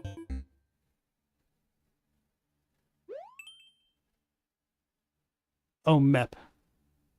Oh, one screen trash map.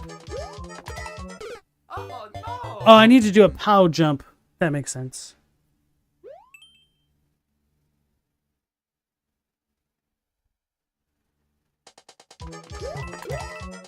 Oh no! Ew.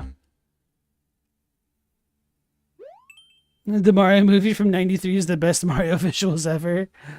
I mean, I'm not gonna lie, that movie does have a bit of a soft spot in my heart. Maybe I should slow down. And then I'd be able to bounce off the walls. Oh no! So this is super expert. This is why I don't like it, because you have one screen trash maps by Love Gamba to deal with. It's like I have no idea what the hell I'm supposed to do. Oh no!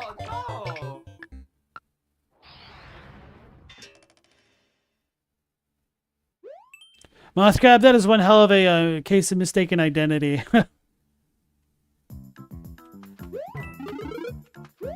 How dare you put that bad juju on Mr. Smee?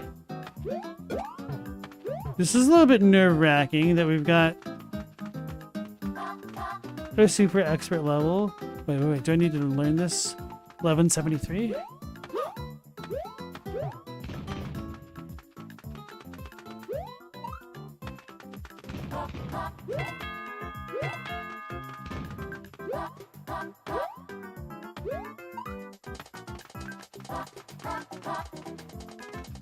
$6925.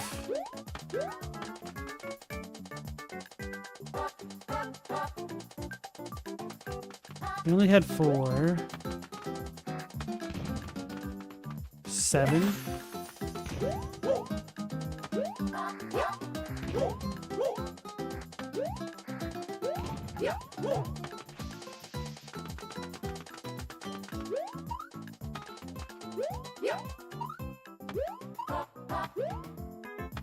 Seven, 3.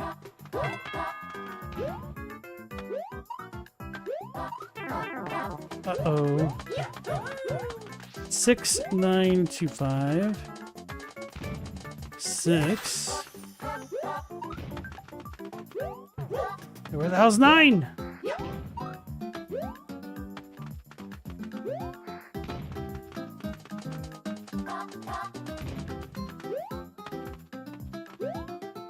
This is 8.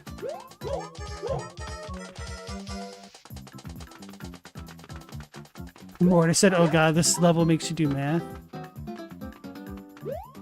And it's a speed run.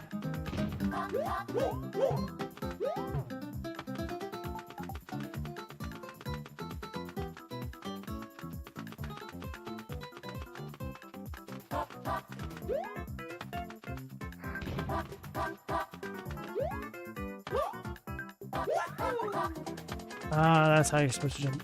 6925. Where the hell is 9? Oh, it's just the ones that are stacked?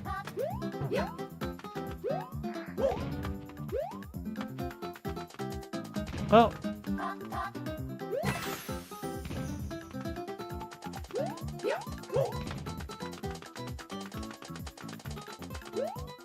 Oh, no. I don't even care.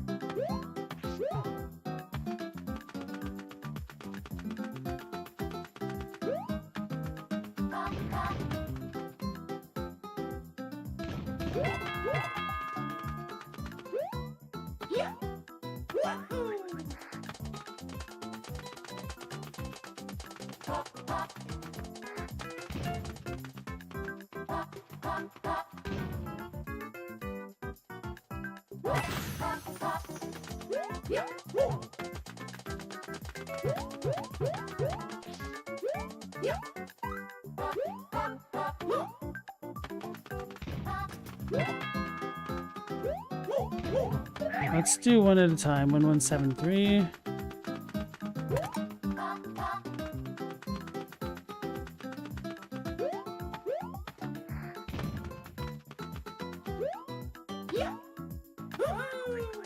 Six, 9, 2, 5.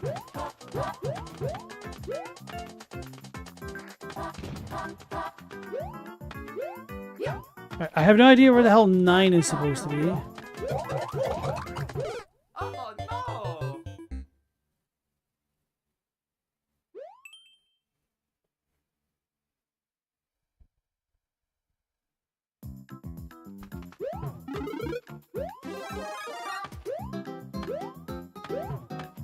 So I'm just going to try to choose the map.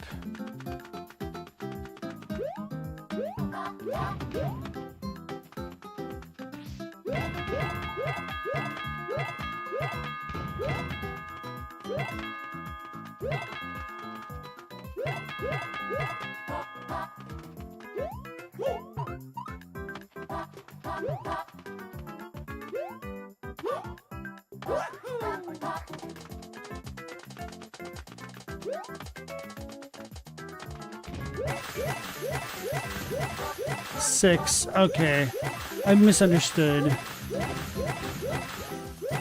Like, the numbers, I don't even need at all.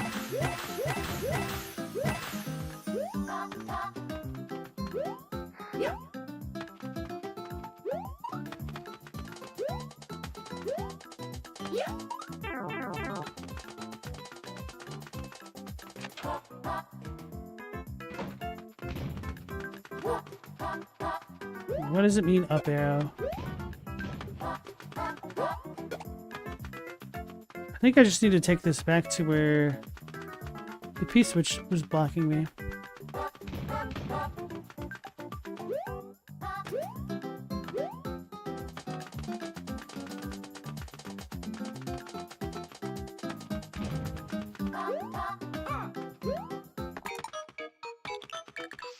I don't have a key. Oh, no. Alright, whatever.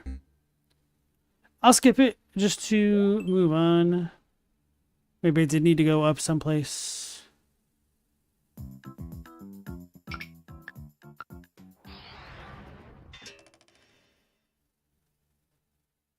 Pack number 1.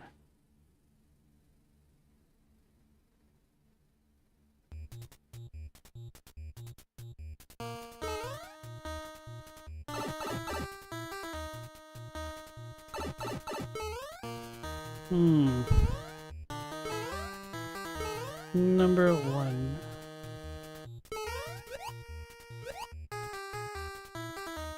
What am I supposed to do? Go. Oh, probably just jump over them.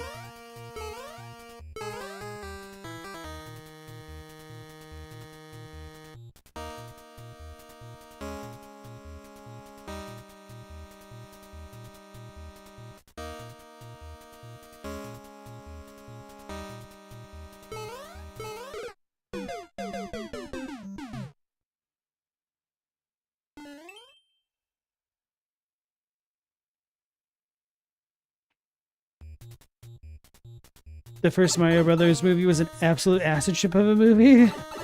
So far removed from Mario that it simply had it simply been named something else, it probably would have done just as well at the box office. Can I go through them?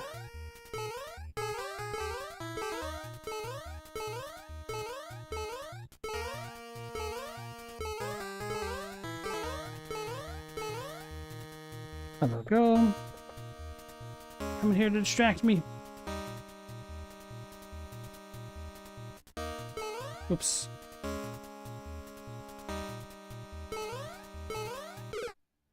Aw, stupid bunch of hitboxes.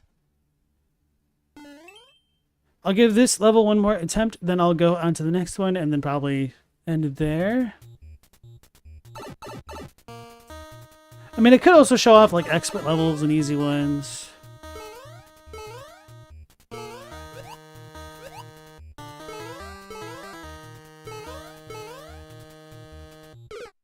Curses.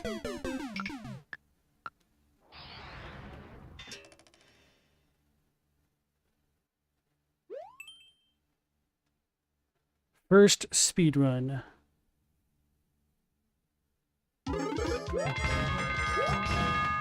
Oh, wait, do I need to press Z or something? I don't know the stupid 3D Mario mechanics. This didn't seem so bad yet. But if this is their first speedrun, they might want to add indicators. Oh no! Okay, my fault, I guess.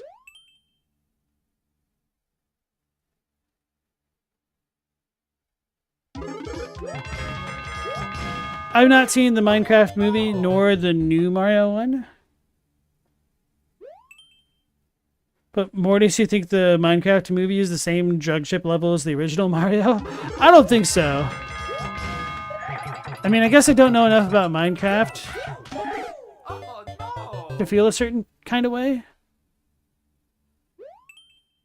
But it's kind of hard to explain how trippy the Mario movie was when it came out.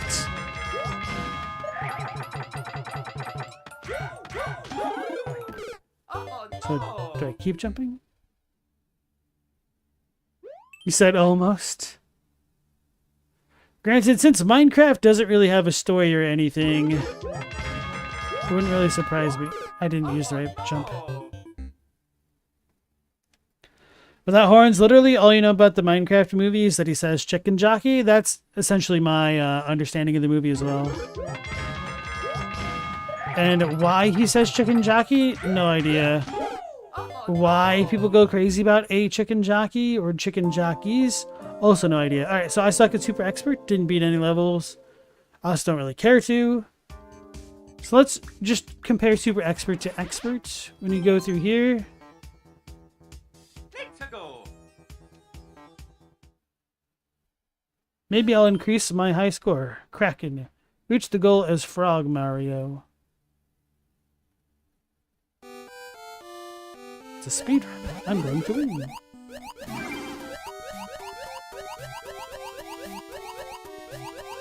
I have no idea where to go. Oh, this isn't an actual speedrun. We don't have a timer.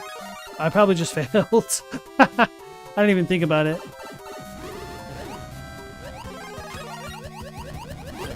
Alright, so this is like a boss rush type thingy. Unless I need this? Yeah, wait, how else would I kill Ludwig?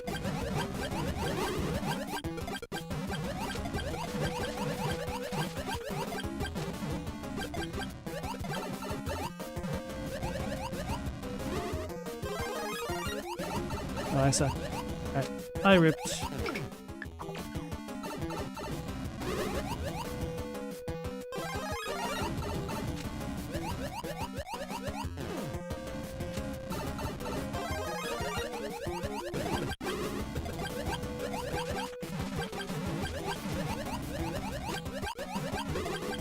So we got a bit of a gimmick here, that's fine, I guess.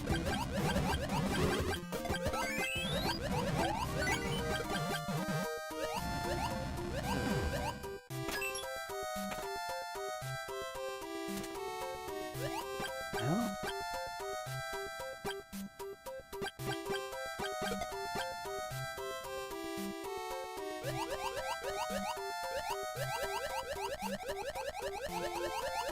Should I become Frog Mario again? So it looks like we have 3 red coins. Oh, maybe I need to kill all of these. Wait, no, you don't get red coins from enemies. So I didn't use the red coins in my levels. If you collect all of the red coins, you get to open a door, which they'll transform into a key.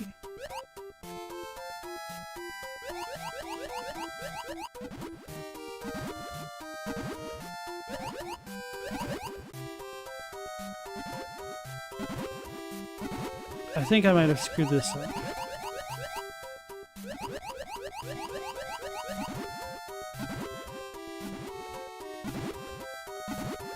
I can't trust a bunch of hitboxes. Oh, now I screwed it up.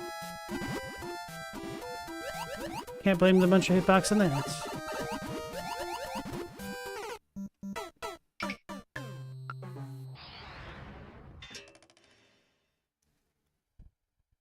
Spin Jump Arcade.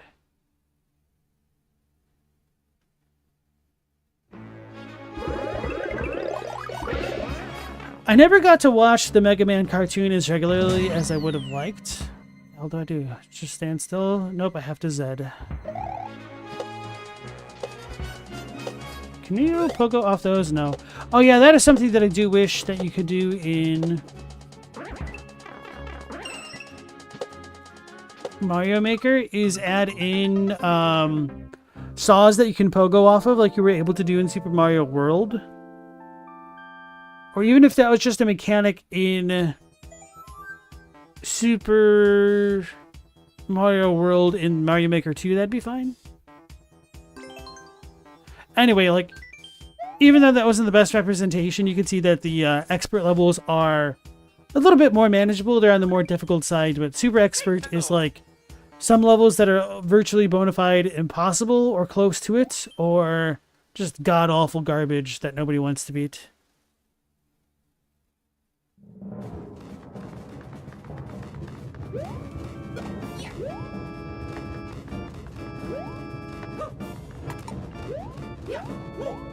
Probably should have grabbed that shell again.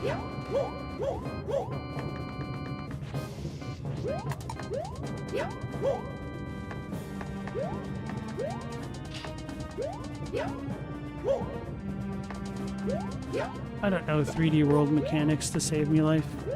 Oh, he has the hat on, I guess, which means it's like normal Mario garbage. But did I need to do that? Oh, I might have just killed my chance of beating this level.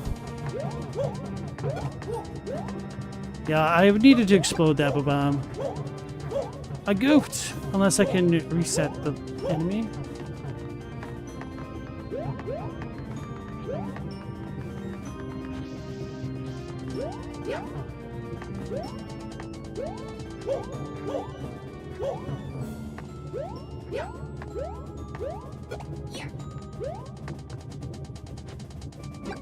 That's disappointing.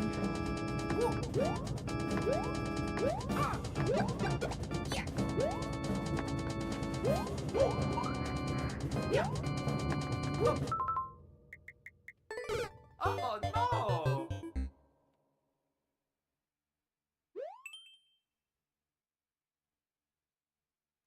Stelia did a titanium monologue 1 year in high school. That's all the Shakespeare you've done? It's more than me. I've read a couple passages for popcorn.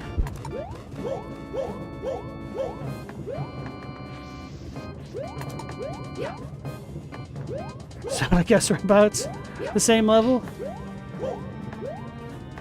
Nah, you're definitely higher than me for that at least.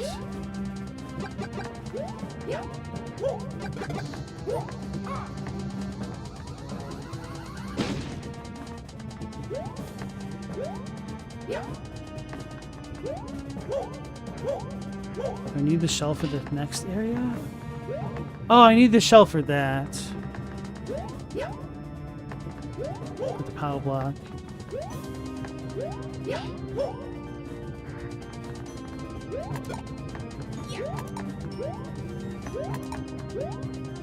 Wait.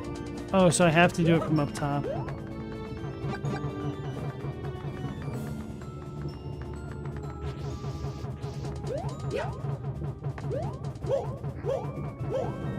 I do not like how 3D World controls. It just feels oddly floaty. Anyway, I don't care. I'm just gonna keep going, and then when I die, I die.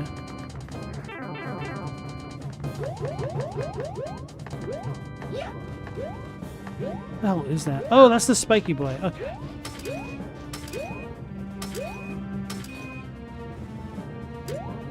Oops. Alright. Anyway, I think that's certainly enough Mario Maker. We are super over time tonight, but it's just how it is sometimes. I want to thank you all for joining me as always. Tomorrow on stream, I'm not sure what I want to play yet. Maybe Bow, Path of the Teal Lotus, maybe The Last Faith. I'm still looking into what people are saying about Wu Chong Fallen Feathers. I've heard pretty good things so far, surprisingly. There's a game that I thought might be good, but with it being a Chinese Souls-like, I was like, well, it might just be mid. And so whenever there's a brand new Souls-like, there's always a better chance of it being mid or not great than being great itself. So yeah, anyway, stand by for more details on that. And yeah, until next time, take care, stay safe. Last Protagonist out.